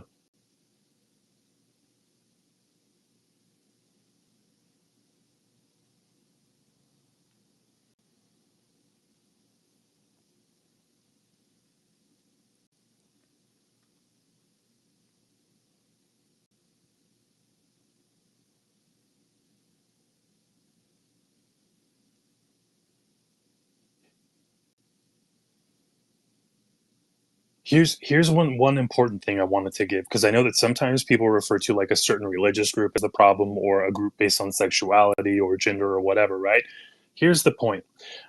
They've set your laws up to where all of these different factions can attack you without you having any legal recourse to be able to stop it. So even if you stopped the religious group, then they'll go to the group based on sexuality or whatever else, right? So the point is, instead of fighting group after group after group until the time on the clock has been run out, what I say is the problem is that they've got a legal caste system, and they've structured laws to deny us equal protection under those laws. Or if they require us to compete for equal protection, they're not giving us an avenue to compete for it and earn it through winning cases, right? So regardless of which group it comes from, those rules should apply to all these other groups. And we don't spend time running out the clock fighting one group and then who comes behind them and then who comes behind them. Does that make sense from like a strategy standpoint?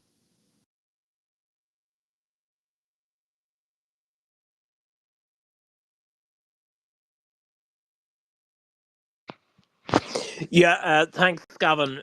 Very interesting to listen to Emmett to see. Although I just noticed he has me blocked for some reason. I don't ever remember saying. I'm certainly a national nationalist as well. But anyway, I don't take these sort of things personally. Very interesting to hear about the Constitution. And actually, there's something I was watching, of all people, Justin Barrett was talking a few years ago about. I don't want to make the space about him, but I'm just what he said about Bunrock and Heron, the current Constitution. I think is was very much on the ball. Basically, Eamon De Valera wrote this document pretty much by himself, and he was basically lectured by the Archbishop McQuaid to insert a lot of the Catholic moral policies, which unfortunately that was probably the only good thing about the Constitution. They've all been taken out now, and all these bullshit referenda over the last few years. And he makes a very good point, Justin Barrett, in his speech on the Constitution, that you can tell that the sort of autistic mind of De Valera, that 1 + 1, 1 - 1 equals 0. So basically, it pretends that it gives rights to the Irish people. There's actually no, unlike the American Constitution, there's no Bill of Rights that are inalienable. So basically, it says you have the right to peacefully protest, you have the right to protest within subject to public order and morality. That's what it says in the Constitution. So basically, they're saying you're allowed protest as long as the government say and are happy with what you're protesting about. So yeah, it is a bit of a mess. It does need to be replaced by something that limits the power of the government, as opposed to just saying you can do this. It has to say the government cannot infringe on the right of protest. It cannot abort, murder children in the womb. It cannot, give our sovereignty away to organizations like the European Union. That's what we need in the Constitution, that actually says clearly this is what the government can and cannot do, and these are the rights that the citizens have, and there should be no room for any conjecture or any confusion, and we shouldn't be having these referendums every 2 years on nonsense constitutional questions. You should just have, this is rigid, this is final, this is what we have. And I think that constitution will stand the test of time, but the current one hasn't. And we probably will need to look in the coming decades, although I'd say it would probably take a future border poll and a united Ireland for mainstream government establishment to actually even consider this. We need a complete top-down restructuring of the entire country. We basically need to build a second republic. Jared made a very good point there about they set up different institutions. For example, in 1919, the Dáil Éireann set up their own police force, the Irish Republican Police (IRP). Now, that only lasted for about 2 years, and then it was taken over by the Free State Garda Síochána. And we set up the Dáil courts and all the rest of it. So we had an independent judiciary. They were looking at incorporating elements of Breton law, ancient Gaelic law, into it. And then, of course, the treaty happened, and we just went back to basically using English common law under a different sort of name. But we do need to start from scratch in this country. We need to rebuild the institutions. We need to get rid of the Garda Síochána in favour of an actual impartial Irish police force that isn't subverted by MI5 agents and foreign interests. We need to really dismantle the court system, which is basically just a carbon copy of what the Brits are doing. We need to have an Irish legal system that isn't dictated to by foreign European courts, and that it has the interests of the Irish people and not NGOs at its heart. And I think that will be a great national project. And I think we do have an actual nationalist government in power, that they're the only people who will have any interest in implementing it, because the Irish government, as things stand, will just want to do whatever the EU tells them to do. But I do look forward to, in my lifetime, certainly, having the opportunity to reshape, along with other Irish nationalists and people who care about this country, just reshape the country into an actual republic for the Irish people, instead of just basically a client state of the European Union and NGOs.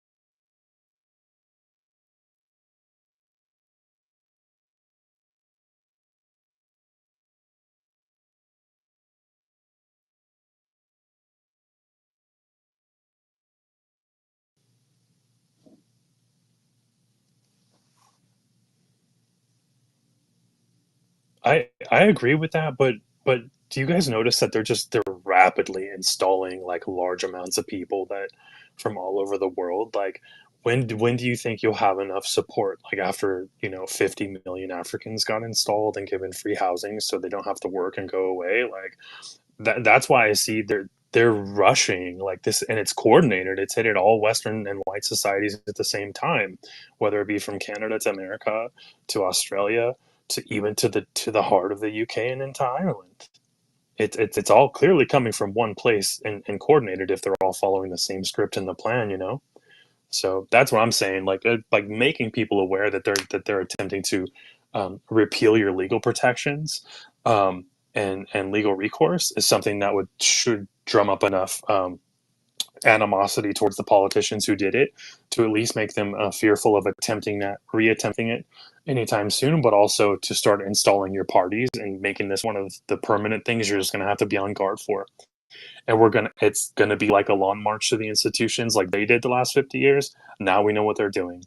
There's a paper trail. We could see it. I can show you screenshots. And I'm going to start sending some out, and I'm going to help anyone over there that I can. I'm 12 hours away. I'm on the west coast of America. It's everything except American here where I'm at, and those policies they're implementing in Ireland are there to make it everything except Irish.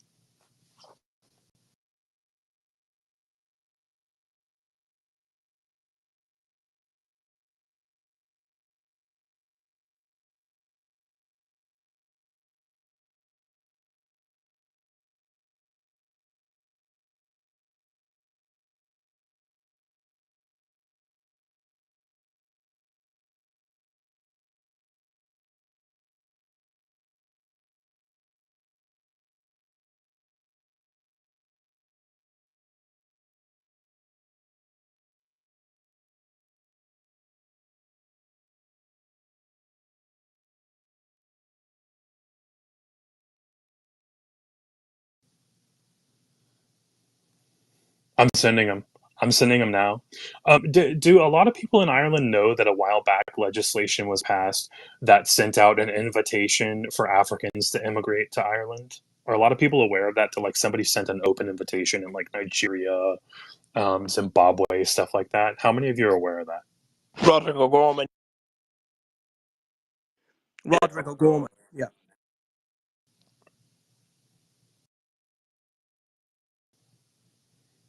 Yeah, and Ireland's tiny. Africa is like massive. Like why? Why not in the reverse? You know what I mean? Just think about that stuff. It's a rush to install a legal caste system that's going to be used to overtake you and hold your citizenry hostage and weaponize your own institutions against you and make your institutions subservient to the EU courts and the case decisions that were rendered in countries like Zimbabwe. You know, you have somebody there named Donna Vuma that I came across. She came from Zimbabwe. Zimbabwe massacred their white population. They used the interpretation of the term racist that excludes anything directed at white people. And that was their way of controlling how the court cases played out and denying equal protection under that law to white citizens while they massacred them and cleansed them. Same thing happening in South Africa that we're watching right now. They'll use the term racist all the time. They never show you the legal definition they're operating by because there isn't one. Their strategy was to replace a fixed legal definition with a murky chain of case decisions that wraps through multiple bureaucracies like the UN and the EU, none of which will offer equal protection. It's all to set you guys up for total demolition and destruction. So, and they're red-handed. There's a paper trail. Like showing this to enough people should say, hey, this lady wrote these words on this paper. Proof you are guilty. You know, that's the approach I'm trying to start with. So. It does seem that Ireland is being picked out as a country to. This is sort of an experiment. Up until I was born in 2003, but if you look at up until the 90s, really, Ireland was pretty much an ethno-state. I mean, we had the North was a different issue, but the Republic of Ireland, 26 counties, was, for better or worse, a Catholic, white ethno-state. And the whole reason, of course, why we're an independent country, why 1916 happened, and all of the was to become an ethno-state. Read what Pearce said. Even Connolly, who was a bit of he was a socialist, but he was also, he understood we were a separate ethnicity. If we wanted to be part of a multicultural, Islamic, Africanized shithole, we would have just stayed as part of the UK, or if we didn't, let's just give up our sovereignty and our borders. But